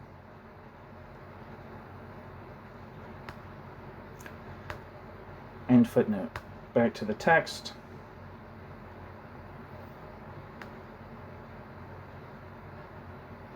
Oh, there's another footnote. The theses developed herein likewise intend to explain the validity of Alfred Sohn Ratel's analyses of money as, quote, a priori's hard coin, end quote, to encompass the critique of politics. This is about the identical subject's constitution, i.e., in the last instance, the sovereign as the subject par excellence. His economic movement and crisis dynamic.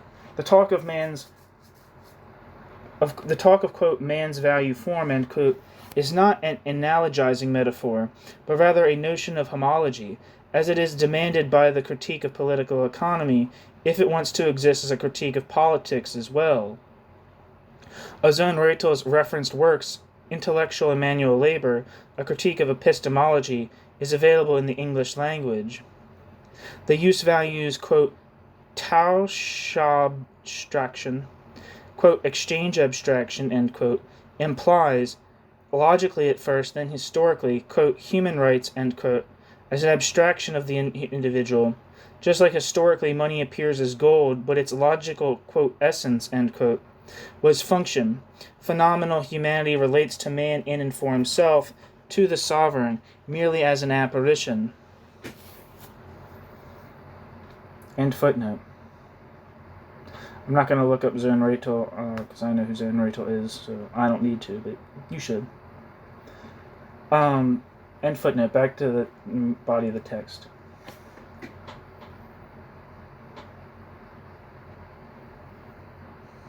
Where am I?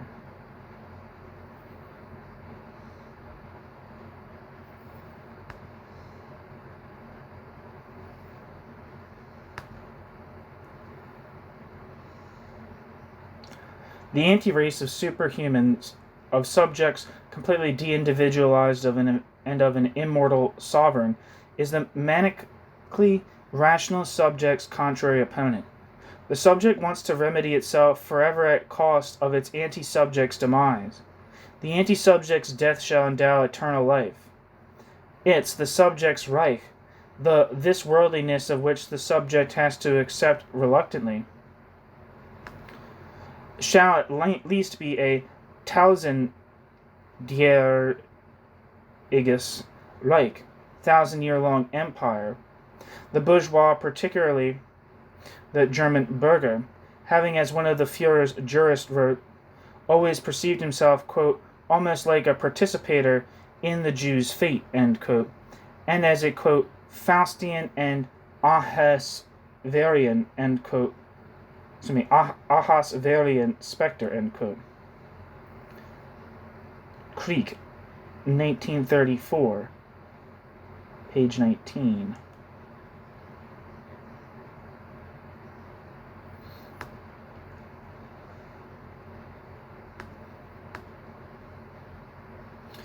Footnote. Schicksalsgenosse der Juden, quote, destiny comrade of the Jews, end quote.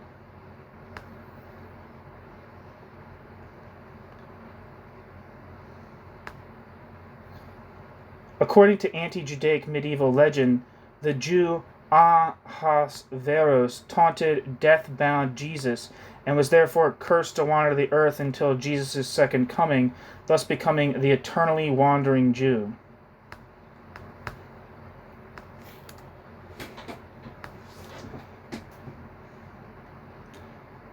According to Wikipedia, Ahasuerus, I don't know, Asuerus in Vulgate is a name applied to the Hebrew Bible to three rulers of ancient Persia and to a Babylonian official or Median king, first appearing in the Tanakh, in the book of Esther, and later in the Christian book of Tobit.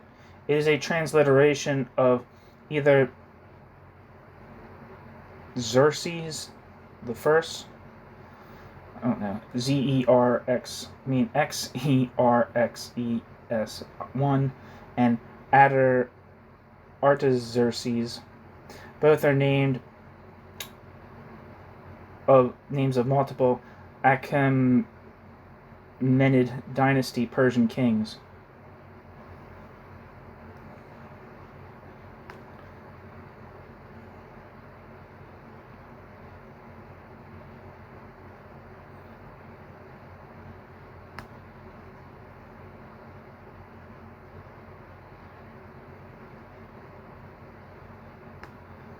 Alright, so that didn't really help me very much. It didn't seem particularly clear.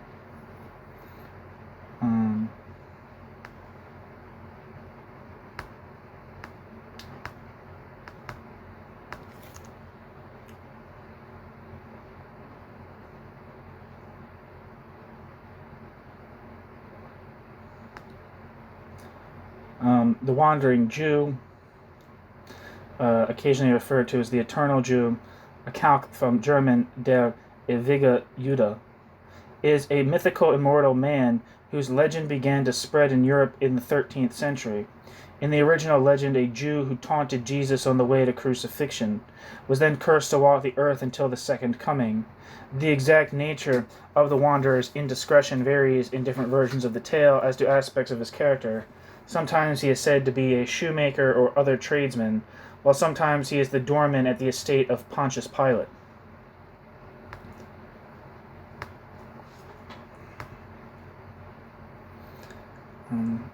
Back to the text.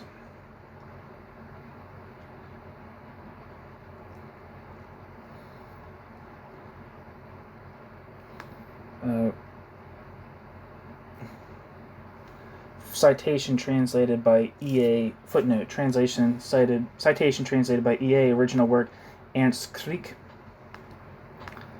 1934. Der Staat des deutschen Menschen.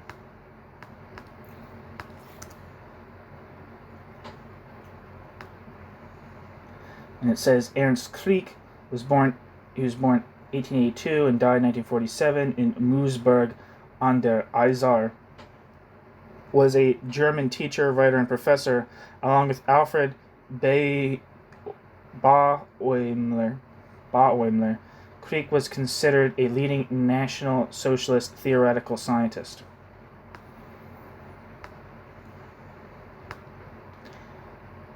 Back to the text and footnote.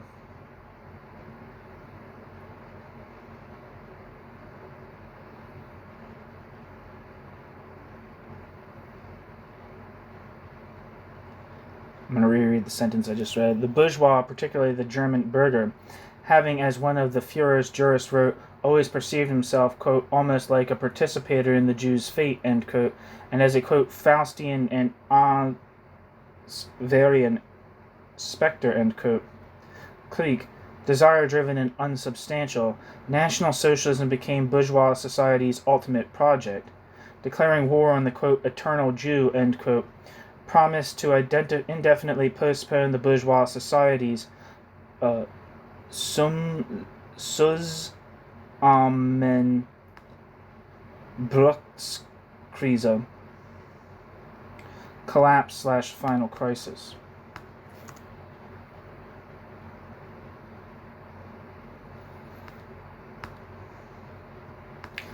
Of course, one murders in self-defense preemptively to thwart something worse. Whereas before racism had been suitable for plainly illustrating, on the bourgeois' behalf, the species other, and thus for visualizing real humanity's capital split with merely appearing humanity, now, in order to consummate the symmetry and to empower itself for the two-front war, it becomes aware of the non-human's evolution to the subhuman.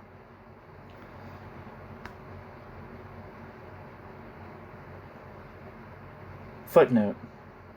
Original Die Evolution des Unmenschen zum Untermenschen, whereas up to now Bruhn logically distinguishes between, quote, non-human and, quote, superhuman to grasp the subjectivized individual's racism and anti-Semitism, he now refers to their historical synthesis, which emerges as the subject-turned-Nazis' notion of its wartime enemy, having been used even before National Socialism's takeover as a particularly derogatory insult. Der Untermensch, the, quote, subhuman, end quote, figured most prominently as the title of a 1942 brochure by Heinrich Himmler, Reichsführer SS, during the early phase of the Third Reich's war against the Soviet Union. Der Untermensch consisted mainly of convulsed representations of Soviet prisoners of war, depicting them as, quote, mongrels, end quote, and implying their complete and mindless submission to Jewish masterminds.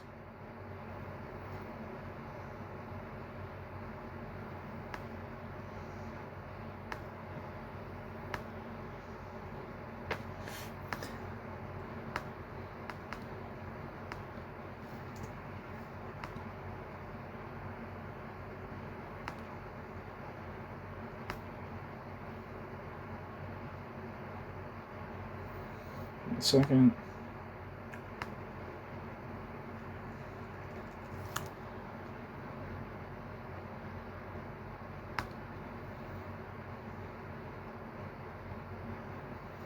Untermensch is a German language word literally meaning, quote, underman, subman, or, quote, subhuman, that was extensively used by Germany's Nazi party to refer to non-Aryan people they deemed as inferior. It was mainly used against, quote, the masses from the East, end quote, that is, Jews, Roma, and Slavs, mainly ethnic Poles, Belarusians, Czechs, Ukrainians, Serbs, and Russians. The term was also applied to Mischling, persons of mixed, quote, Aryan and non-Aryan, such as Jewish ancestry, and black people. Jewish, Slavic, and Romani people, along with the physically and mentally disabled, as well as homosexuals and political dissidents, and on rare occasions POWs from Western Allied armies, were to be exterminated in the Holocaust.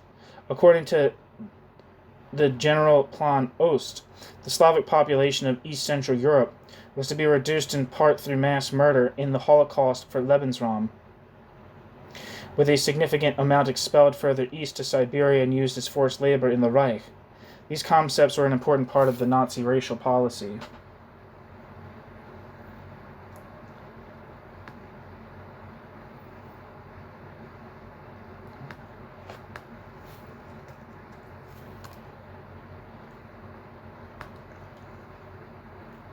Heinrich Himmler was a German politician who was the fourth Reichsführer of the Schutzstaffel, Protection Squadron SS, a leading member of the Nazi Party of Germany and one of the most powerful men in Nazi Germany, primarily known for being a main architect of the Holocaust. As a member of a reserve battalion during the First World War, Himmler did not see active service or combat. Himmler joined the Nazi Party in 1923 and the SS in 1925, and in 1929 Adolf Hitler appointed Himmler Reichsführer SS.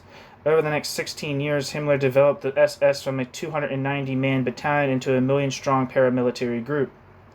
Himmler was known for good organizational skills and for selecting highly competent subordinates such as Reinhard Heydrich in 1931.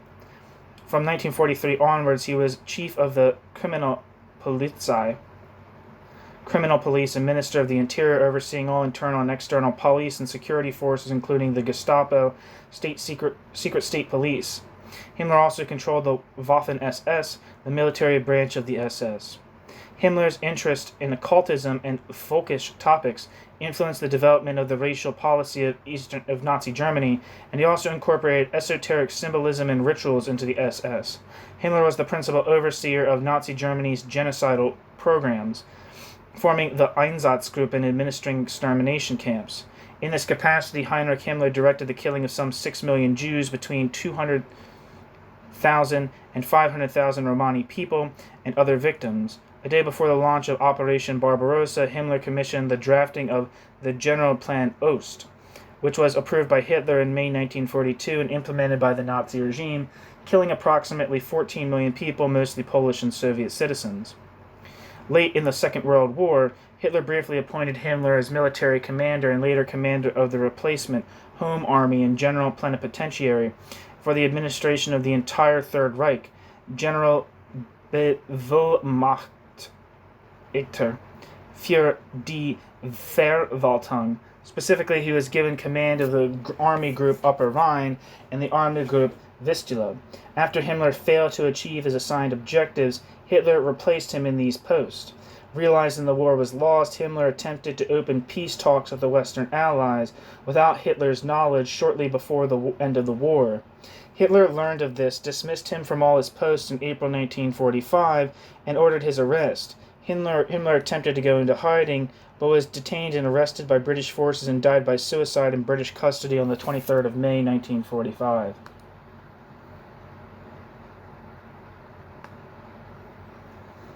So, Himmler.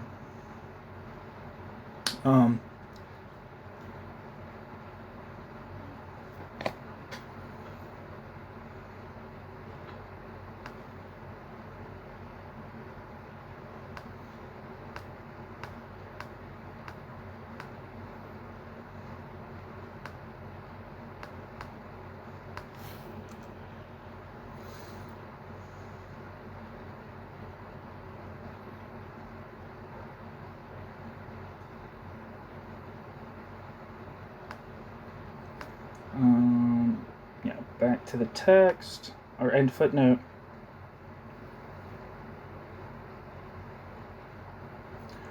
The full value subject has to step up against the inferiors and superiors at the same time. Suddenly the species other is not allowed any longer to passively doze towards its productive consumption now. It has to fight back, i.e. to attack under the superhuman's command. Quote, the subhuman is a biological creature crafted by nature which has hands, legs, eyes, and mouth, even the semblance of a brain. Nevertheless, this terrible creature is only a partial human being. Although it has features similar to a human, the subhuman is lower on the spiritual and psychological scale than any animal. Inside of this creature lies wild and unrestrained passions, an incessant need to destroy, fill the most primitive desires, chaos, and cold-hearted villainy. A subhuman and nothing more. Not all of those who appear human are in fact so, ... But in these swamps and cesspools, the subhuman has found its leader, the eternal Jew, end quote.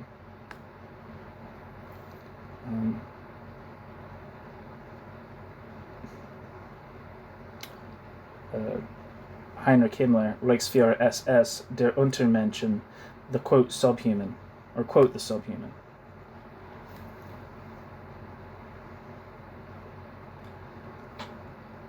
It is the will to appropriate that propels the vigor for extermination. The bourgeois subject's hopeless expedient is what aggravates the self-defensive rage to the utmost. The disastrous subject strives to detect and to appropriate the substance and essence of productive work and of loyal subservience. Mutate into sovereign capital fetish's activist trainee, the disastrous subject wants not any longer to have value, the essence of its association, just functionally as money, but rather to be capital, immediately and existentially. Hence the ontological need searches for the apt evidence of the subject's necessity and indispensability, and to gain satisfaction by escalating to the existentialist mania, the result of which is supposed to lie in immediate private property on the substance, in its inalienable representation. Countless corpses and nameless dead lie in the path of this forlorn hunt for identity, which cannot end before all Jews have been murdered. As a racist community, the bourgeois hallucinate the secret of a crisis-free bourgeois society in the image of Jews as, quote, Gegenrasse, end quote, anti-race, end quote, the enigma of rule without a state of exception. That which has always represented the enigma, social synthesis, quote, invisible hand, end quote, now in delusional reasoning as in somnambulistic assignation, counts as the anti-subject's essence.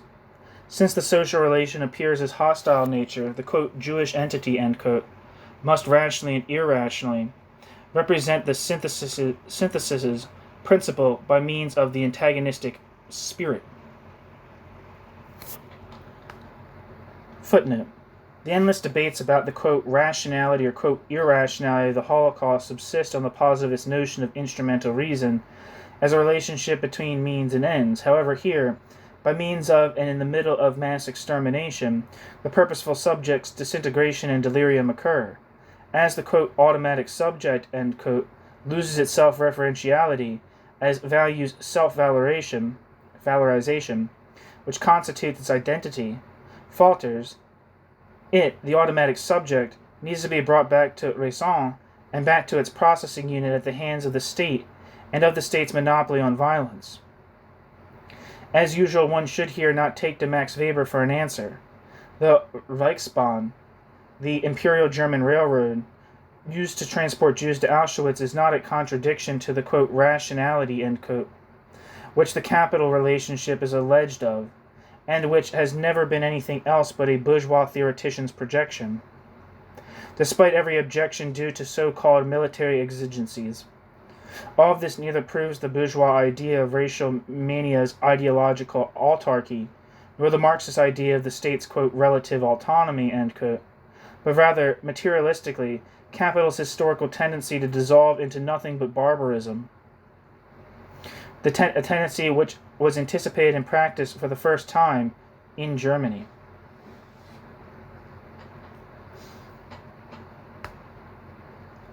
End footnote.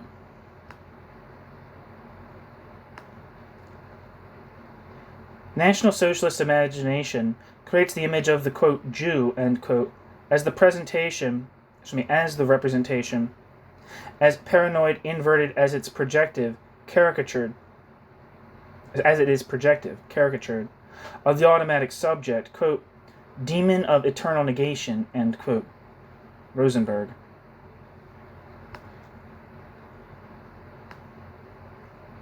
The, quote, amorphous anarchism, end quote, the, quote, inner possibility of saying yes, end quote, which National Socialist ideology alleged the Jews to carry, is the flip side of the addiction to order and property.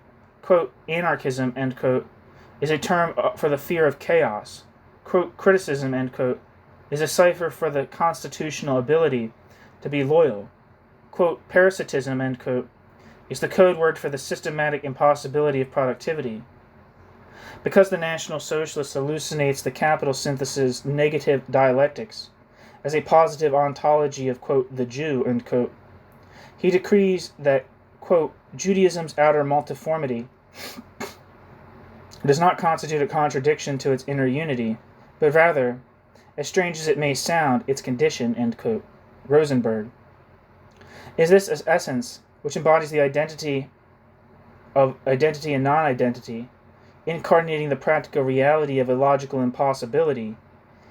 It is this, quote, Jewish essence, end quote, which the National Socialist wants to rip out of its Jewish appearance, and that is to say, out of the physical human being. It is not as a, quote, economy of the Endlösung, so the Endlösung, end quote, that Auschwitz was the end of National Socialism.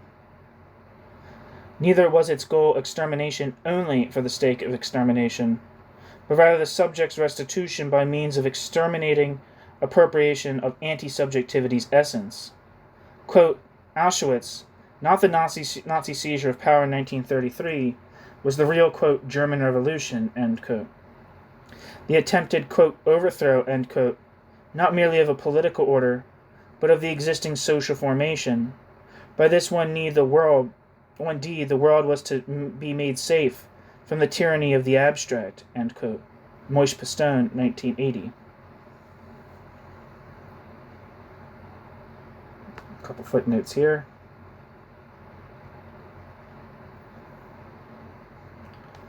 The Endlösung, final solution, term applied by the Nazi solutions for the attempted extermination of European Jewry. Some people would argue that it was Jewry as such, but it's fine. Bruhn refers to German historians Götz Ali and Susan Heim, who had written extensively about the Holocaust.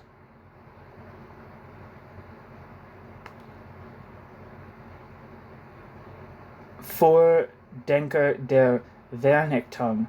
Bruhn particularly refers to Die Ökonomie der Endlösung, the final solutions economy, which was published in Sozialplanung und Judenvernichtung in 1987.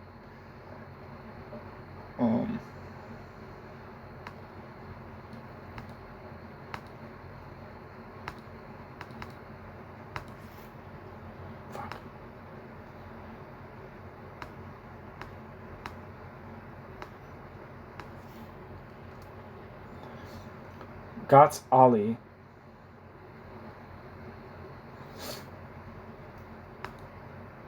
is a German journalist, historian, and political scientist.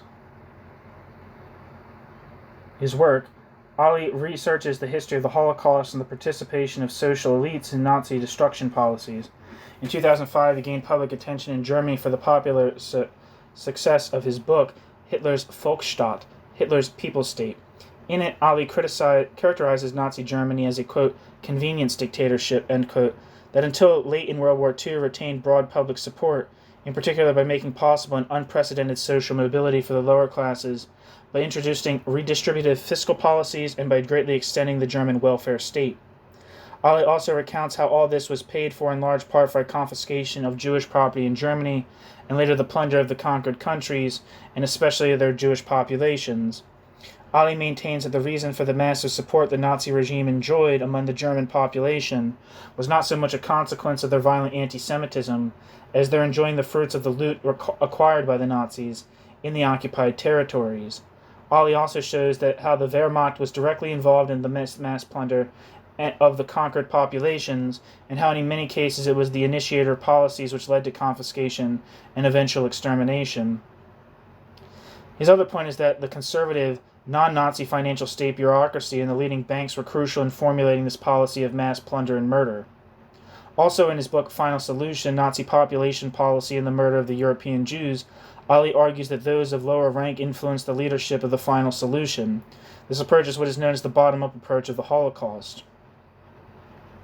Ali's views have not remained without criticism from the mainstream of historical research. Citation needed.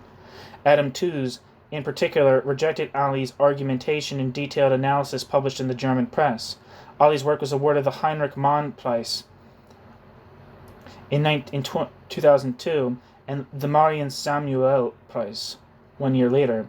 In a mixed review in the New York Times, historian Stephen Zipperstein described Ali's book Europe Against the Jews as, quote, densely documented, end quote, but lacking accuracy on events outside Germany. Economic historian Mark Bugel compared Germany to other countries in order to check Ali's argument in Hitler's Beneficiaries that Nazi tax policy could be summarized as, quote, tax breaks for the masses, end quote, and, quote, tax rigor for the bourgeoisie. Bulgen found that during the war, Germany had a less progressive tax policy than other countries such as the United Kingdom and the United States, contradicting Ali's argument.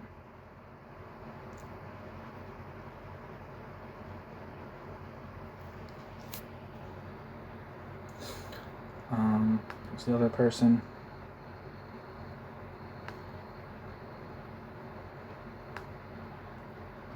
Susanna Heim.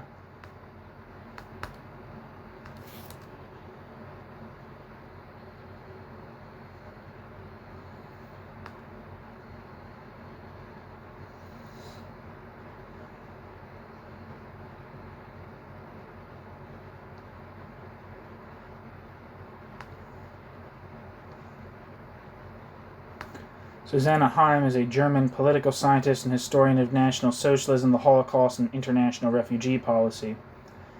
Her English works include Architects of Annihilation, Auschwitz, and the Logic of Destruction.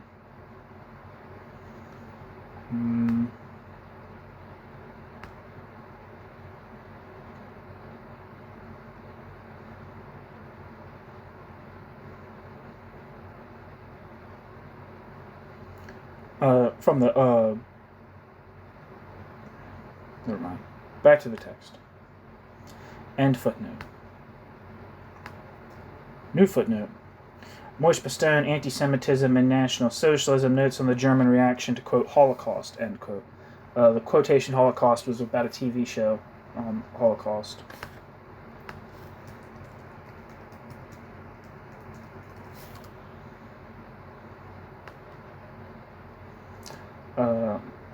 Holocaust miniseries. Full title, Holocaust, The Story of the Family Vice, is an American television miniseries which aired on NBC over 4 nights, from April 16th to April 19th, 1978. Holocaust dramatizes the Holocaust from the perspective of the Weiss family. Fictional Berlin Jews. Dr. Joseph Weiss, Fritz Weaver, his wife Berta, Rosemary Harris, and their 3 children, Carl, James Woods, an artist married to Inga, Meryl Streep, a Christian woman, Rudy, Joseph Bottoms, and teenager Anna, Blanche Baker. It also follows Eric Dorf, Michael Moriarty, a fictional, quote, Aryan, end quote, lawyer who becomes a Nazi out of economic necessity, rising within the SS and gradually becoming a war criminal. Holocaust highlights numerous events which occurred both up to and during World War II, such as Kristallnacht, the construction of Jewish ghettos, the Nazi T4 euthanasia program, and later the construction of death camps and the use of gas chambers. The miniseries won several awards and received positive reviews, but was also criticized. In the New York Times, Holocaust survival and political activist Elie Wiesel wrote that it was, quote, untrue, offensive, cheap. As a TV production, the film is an insult to those who perished and to those who survived, end quote. However, the series played a major role in public debates on the Holocaust in West Germany after its showing in 1979, and its impact has been described as, quote, enormous, end quote. The series has been widely credited with bringing the term, quote, Holocaust, end quote, into proper usage to describe the extermination of the European Jews.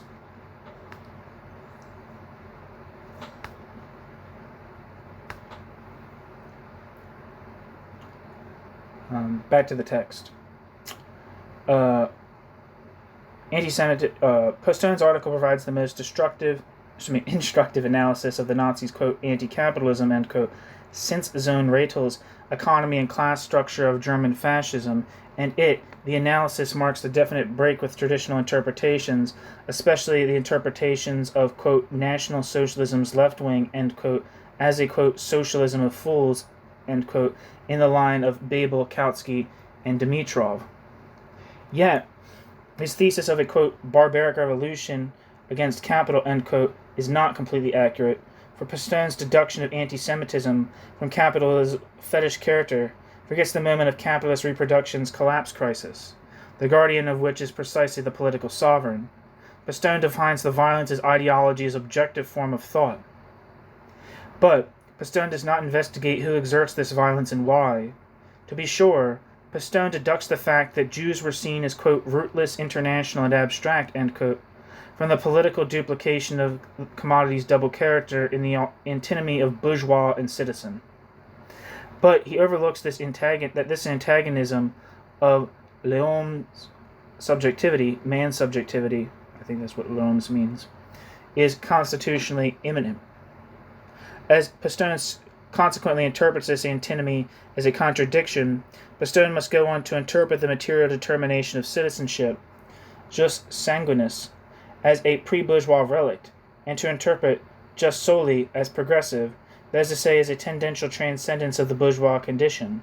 Quote, in Europe, the notion of the nation as a purely political entity abstracted from the substantiality of civil society was never fully realized, end quote. Posthumously.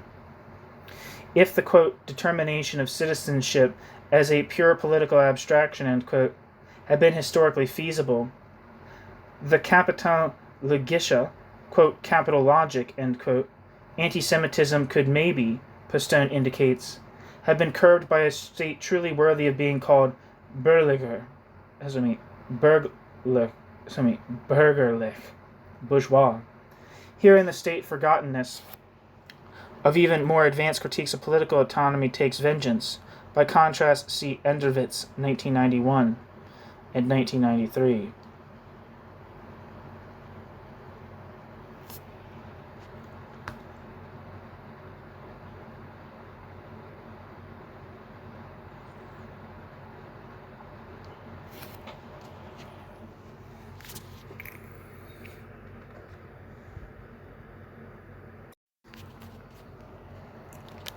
Section 10. Work, domination, valorization, and sovereignty. Capitalist accumulation's normality already consists in degrading the worker to, quote, an appendage of a machine, end quote. Marx, Capital 1, Chapter 25, Section 4, Different Forms of the Relative Surplus Population. Real subsumption under capital not only intends to reduce variable capital's costs, aims not only at the reification of capital in the immediate process of production, but furthermore, and to a greater degree, real subsumption under capital intends the appropriation of living labor's enigmatic power to posit surplus value. Quote, labor itself is the real non-capital, end quote. Marx, second draft of the Critique of Political Economy, Chapter 3, Section A, Part 1, The Transformation of Money into Capital. But capital, which as automatic subject exploits the species power and which, essence of fetishism, presents this power as capital's own essence and life, wants to get to the bottom of things. Capital wants to liberate humanity's power from its material form and appropriate humanity's power purely. Productive destruction. Identifying this essence of productivity is the history of capitalist, quote, Rationalisierung, end quote, quote, rationalization, quote, economization, end quote. The notion of capital's historic unfolding into society.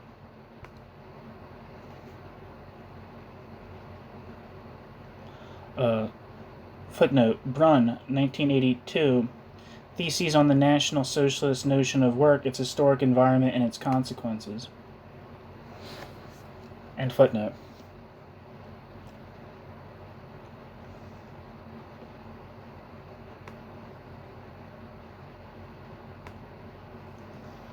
And sovereign rules, regularity, already aims at detecting and seizing of, quote, national identity, end quote, and therefore of the subject's political loyalty. The history of the notion of citizenship and of the practice of naturalization is a chronicle of attempts to unravel the secret of unconditional loyalty towards power. Its acquisitions and forfeitures, provisos, and procedures outline how the state intends to functionalize the subjectivized individual, in the last instance as a soldier who, animated agent of the state's monopoly on violence, forgets the fear of his own creatureliness's erasure, and who is ready to die for, quote, the fatherland, quote, for the fatherland, end quote. Thus, the antinomy of jus sanguinis and jus soli traces the movement of the sovereigns approaching towards him, the sovereigns approaching towards his most prominent object. The difference between empirical population and transcendental Staatsvolk, quote, constitutive people,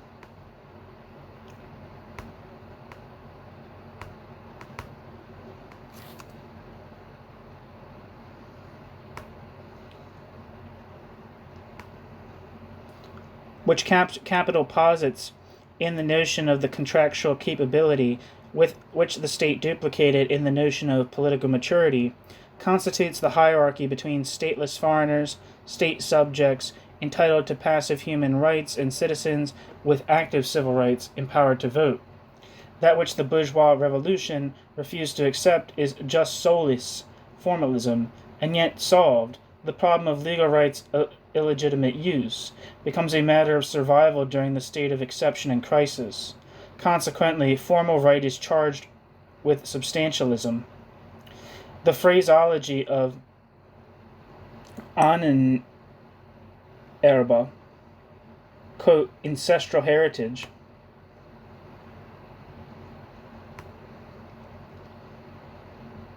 merely conceals the real state of affairs because it is not at all about, quote, Arier Nachweise, Aryan certificates, and in no way about genealogy, but rather about the implementation of a new, i.e. radicalized criterion for participation in the sovereign as, quote, protective association, end quote.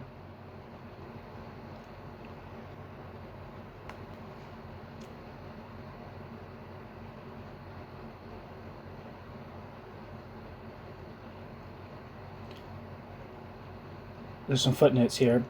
The Forschungsgemeinschaft Deutsches Ahnenerbe, Research Community for German Ancestral Heritage, was a national socialist ideological institution founded by Heinrich Himmler and tasked with the corroboration and spreading of the ideas of an original Aryan master race.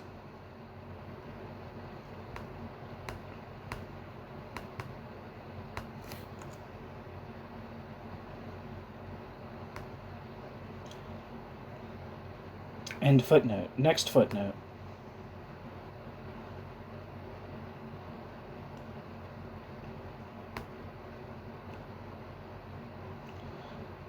Arier Nachweis, Aryan certificate, was required for public officials and employees.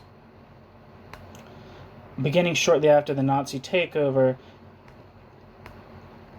in 1933, therein one had to prove one's German or, quote, related, end quote, i.e. European non-Jewish ancestry. The National Socialist German Workers' Party and the SS demanded an extended certificate dating back as far as 1800 and 1750.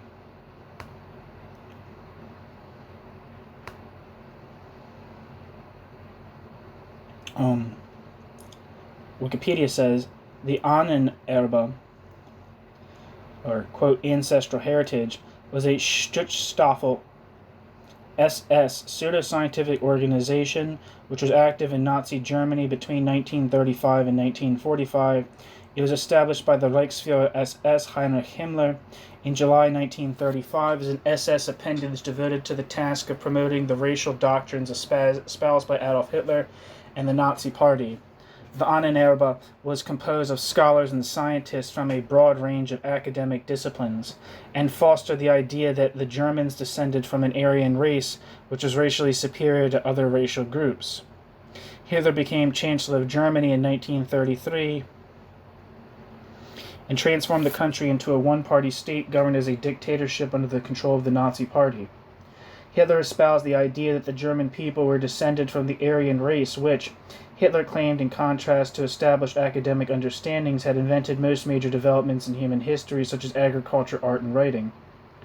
The majority of the world's scholarly community did not accept this, and the Nazis established the Ahnenerbe in order to provide evidence for Nazi racial theories and to promote these ideas to the German public. Ahnenerbe scholars interpreted evidence to fit Hitler's beliefs, and some consciously fabricated evidence in order to do so. The organization sent expeditions to other parts of the world intent on finding evidence of historical Aryan expansion. The government of Nazi Germany used the organization's research to justify many of their policies, including the Holocaust. Nazi propaganda also cited Ahnenerbe claims that archaeological evidence indicated that the Aryan race had historically resided in Eastern Europe to justify German expansion into the region. In 1937, the Ahnenerbe became an official branch of the SS and was renamed the, quote, Research and Teaching Community in Ancestral Heritage, end quote. Forschungs- und Lehrgemeinschaft das Ahnenerbe. Many of these investigations were placed on hold after the outbreak of World War II in 1939, though they continued to carry out new research in areas under German occupation after Operation Barbarossa was launched in 1941. Towards the end of World War II in Europe, Ahnenerbe members destroyed much of the organization's paperwork to avoid being incriminated in forthcoming war crimes trials. Numerous members escaped Allied denazification policies and remained active in West Germany's archaeological establishment in the post-war era. This stifled scholarly research into the Ahnenerbe, which only intensified after German reunification in 1990. Ideas promoted by the Ahnenerbe have retained an appeal for some neo-Nazi and far-right circles and have also influenced later pseudo-archaeologists.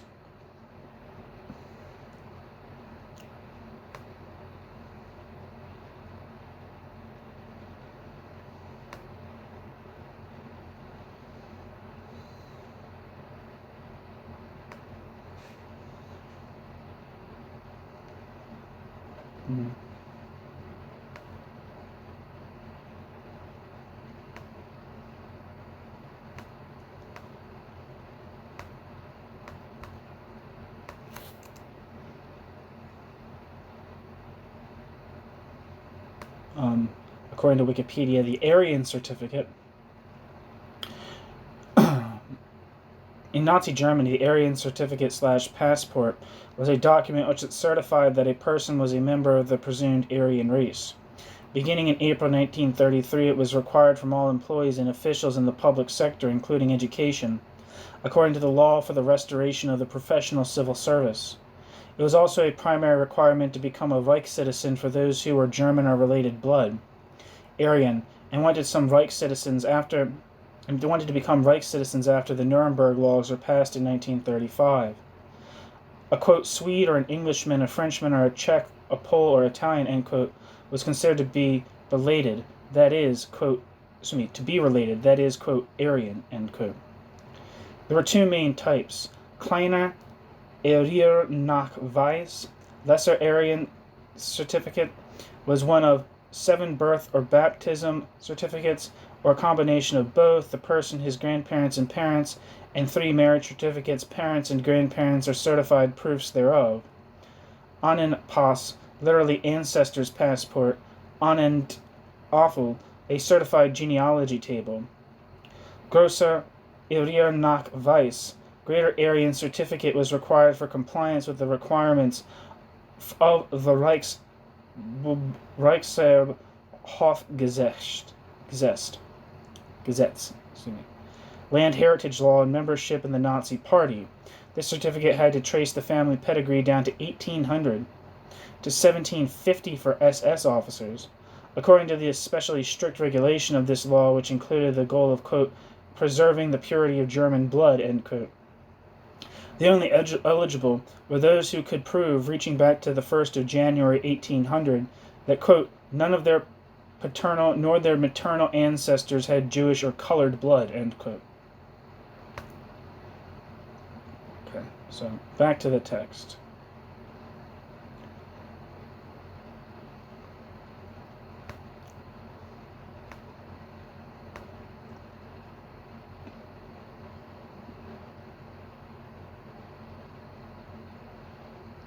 That which appears archaic is awfully modern. The project of a general stock-taking of the population and its examination with regards to its suitability as constitutive people. Quote, only the Reichsangehörige, Reichssubject, of German or related bloods who has proven, through his conduct, that he is willing and capable of loyally serving the German folk and Reich.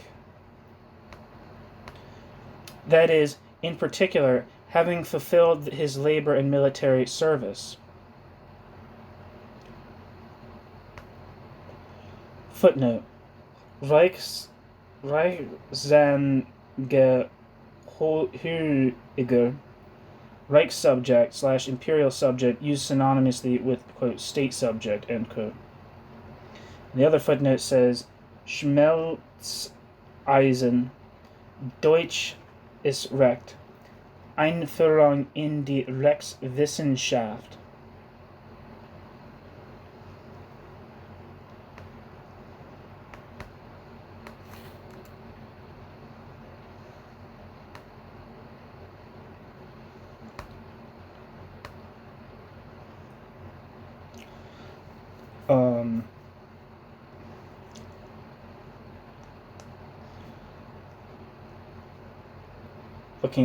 I looked up Reichsangehörige, Reich subject.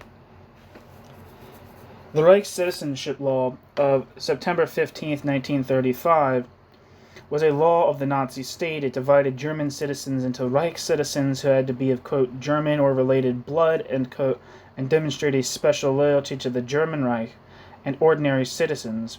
This primarily referred to German Jews. This effectively created a two-class society: Reich citizens who were to receive full rights, and mere citizens with fewer rights.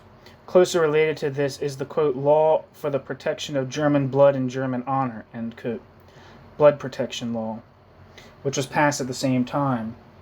Far more significant than the Reich citizenship law itself were the ordinances issued on its basis. The first of these contained a National Socialist definition of the term, quote, Jew, and ordered the dismissal of the last Jewish civil servants who had remained in office under the provisions of the, quote, frontline combatants privilege, end quote. Although German citizenship was acquired under the Reich Citizenship and Nationality Law of June 22, 1913, the 12th Ordinance of April 25, 1943, now in the middle of the World War, introduced, quote, revocable citizenship, end quote, and, quote, protected citizenship, end quote, and also stipulated that, quote, gypsies, end quote, and Jews could not become, quote, citizens or, quote, protected citizens, end quote. The Reich Citizenship Law was one of the two Nuremberg race laws that were adopted by the German Reichstag at the 7th Reich Party Congress of the NSDAP, 10th to 16th of September 1935. The Reichstag had been convened in Nuremberg on the 15th of September 1935 specifically for this purpose.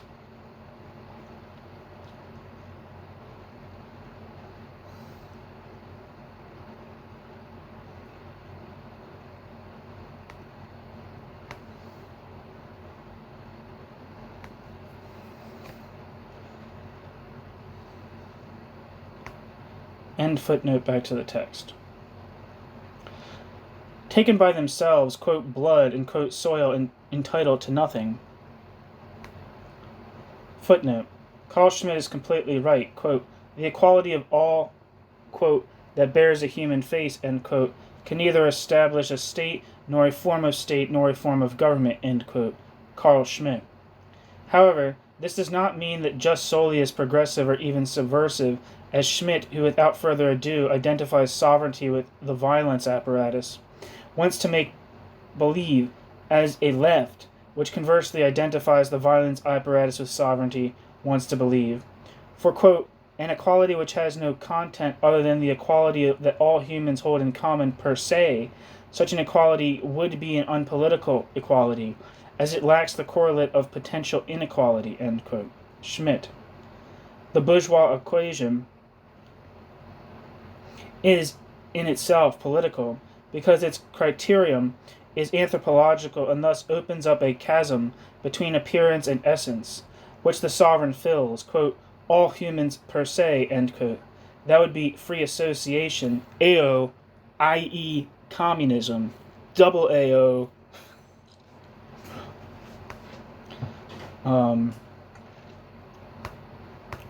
Anyway, end footnote. Just solely is just sanguinis, a pure formality that executes rule of life and death, quote, willing and capable, end quote, of work and death. That which, not only according to Nazis, is supposed to be, quote, German, end quote, can hardly be grasped more accurately. There can be no definition of German essence more handy and convenient than this. The general stocktaking of the population serves this test. The victims, those enemies of the state and work-shy people who are discarded at first, then, quote, weeded out, end quote, have to go through the anguish, suffer the pain, experience the death, the immediate power to annihilate, which the sovereignty keeps on hand as an ultimate threat, in case that the constitutive people defies its identification with the monopoly on violence and hesitates at the level at the levée en masse. Footnote. The hard core of Hitler's Mein Kampf, the crucial strategic point of German fascism as National Socialism, it is the determination of the relationship between Staatsangehöriger, quote, state subject, end quote, and Staatsbürger, quote, citizen, end quote. Hitler. At this very point, Hitler, the quote, ideology, end quote, sits at the center of Hitler, quote, the statesman's, end quote, brain. And at this issue, the paths of materialist critique of the state and of leftist theory of democracy part. All warranted loathing of fascism aside, the, quote, fight against the right, end quote, is all too unfounded.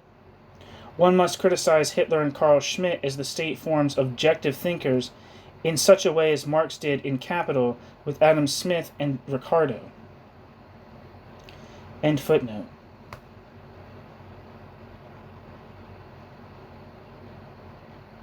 Where am I?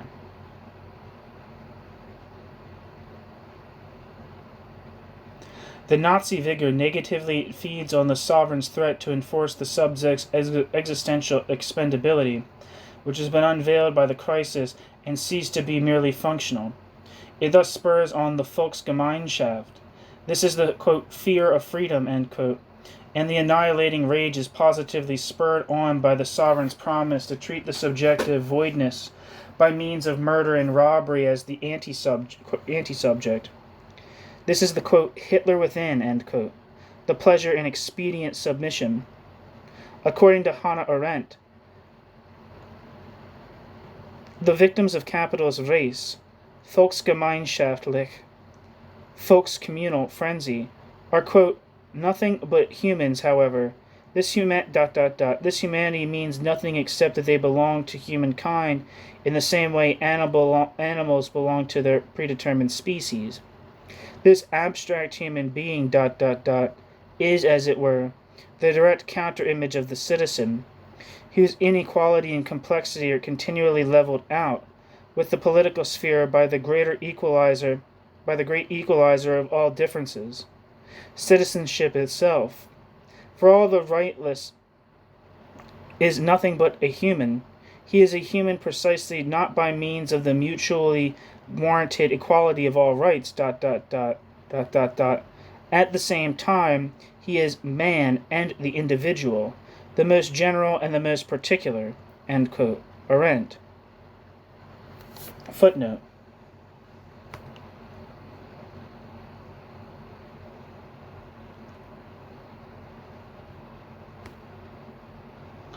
It just says Arendt.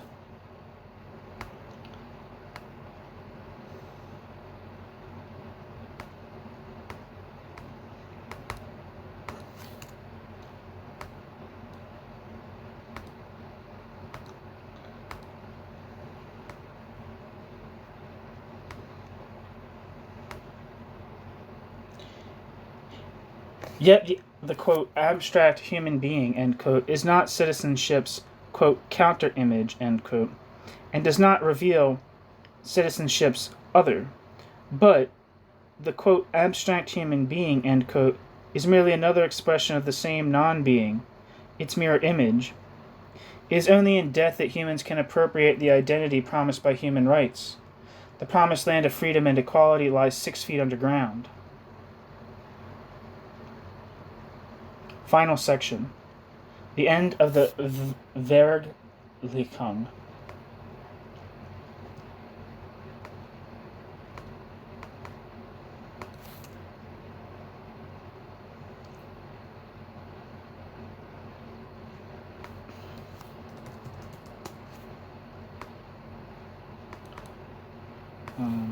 Vergleichung.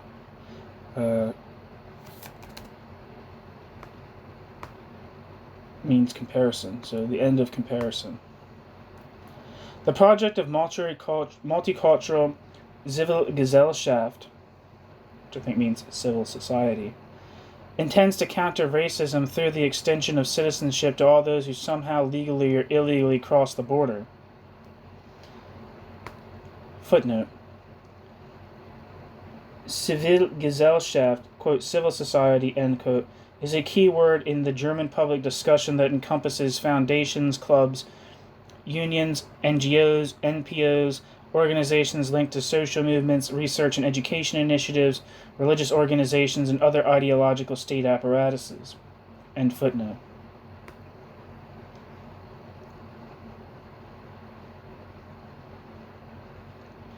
Such denationalization of citizenship and separation of legal subjectivity and descent, examined logically, presuppose the denationalization of state power, i.e. the abolition of all borders. However, nothing of the sort is discussed, but rather, quote, refugee policy and, quote, allocation.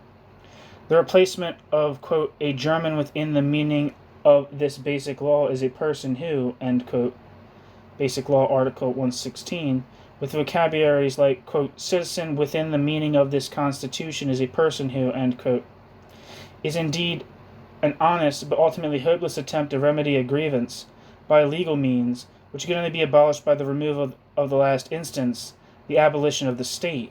The idea of countering racism with legal means may be humanitarian, but it is not humane.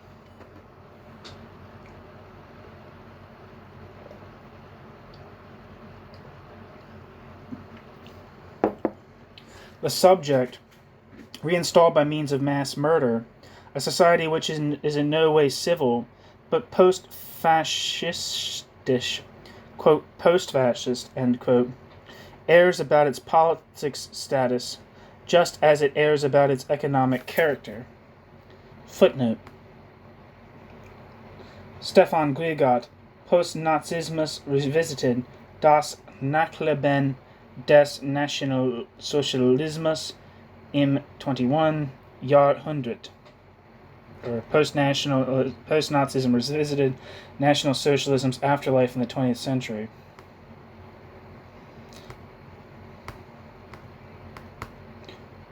End footnote.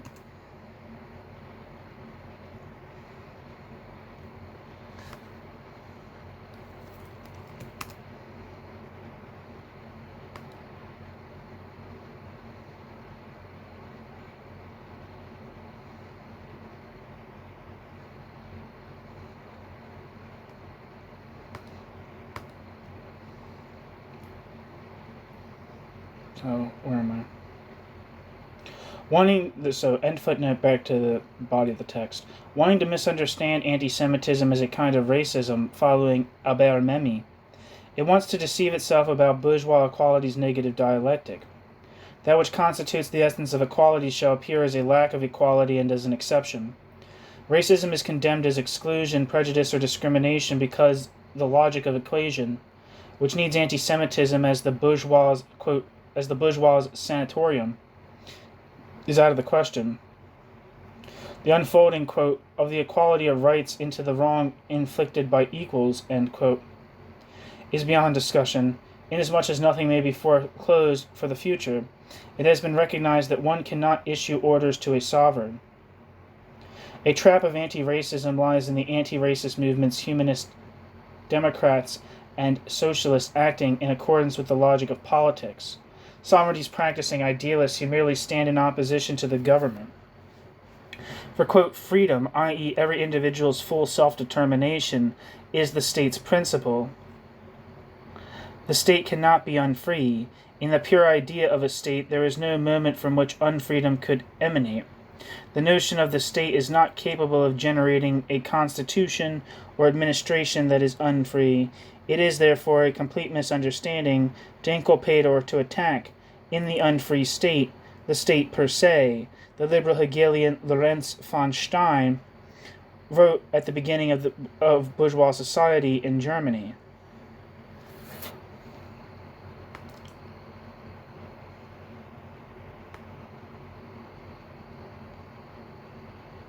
Footnote.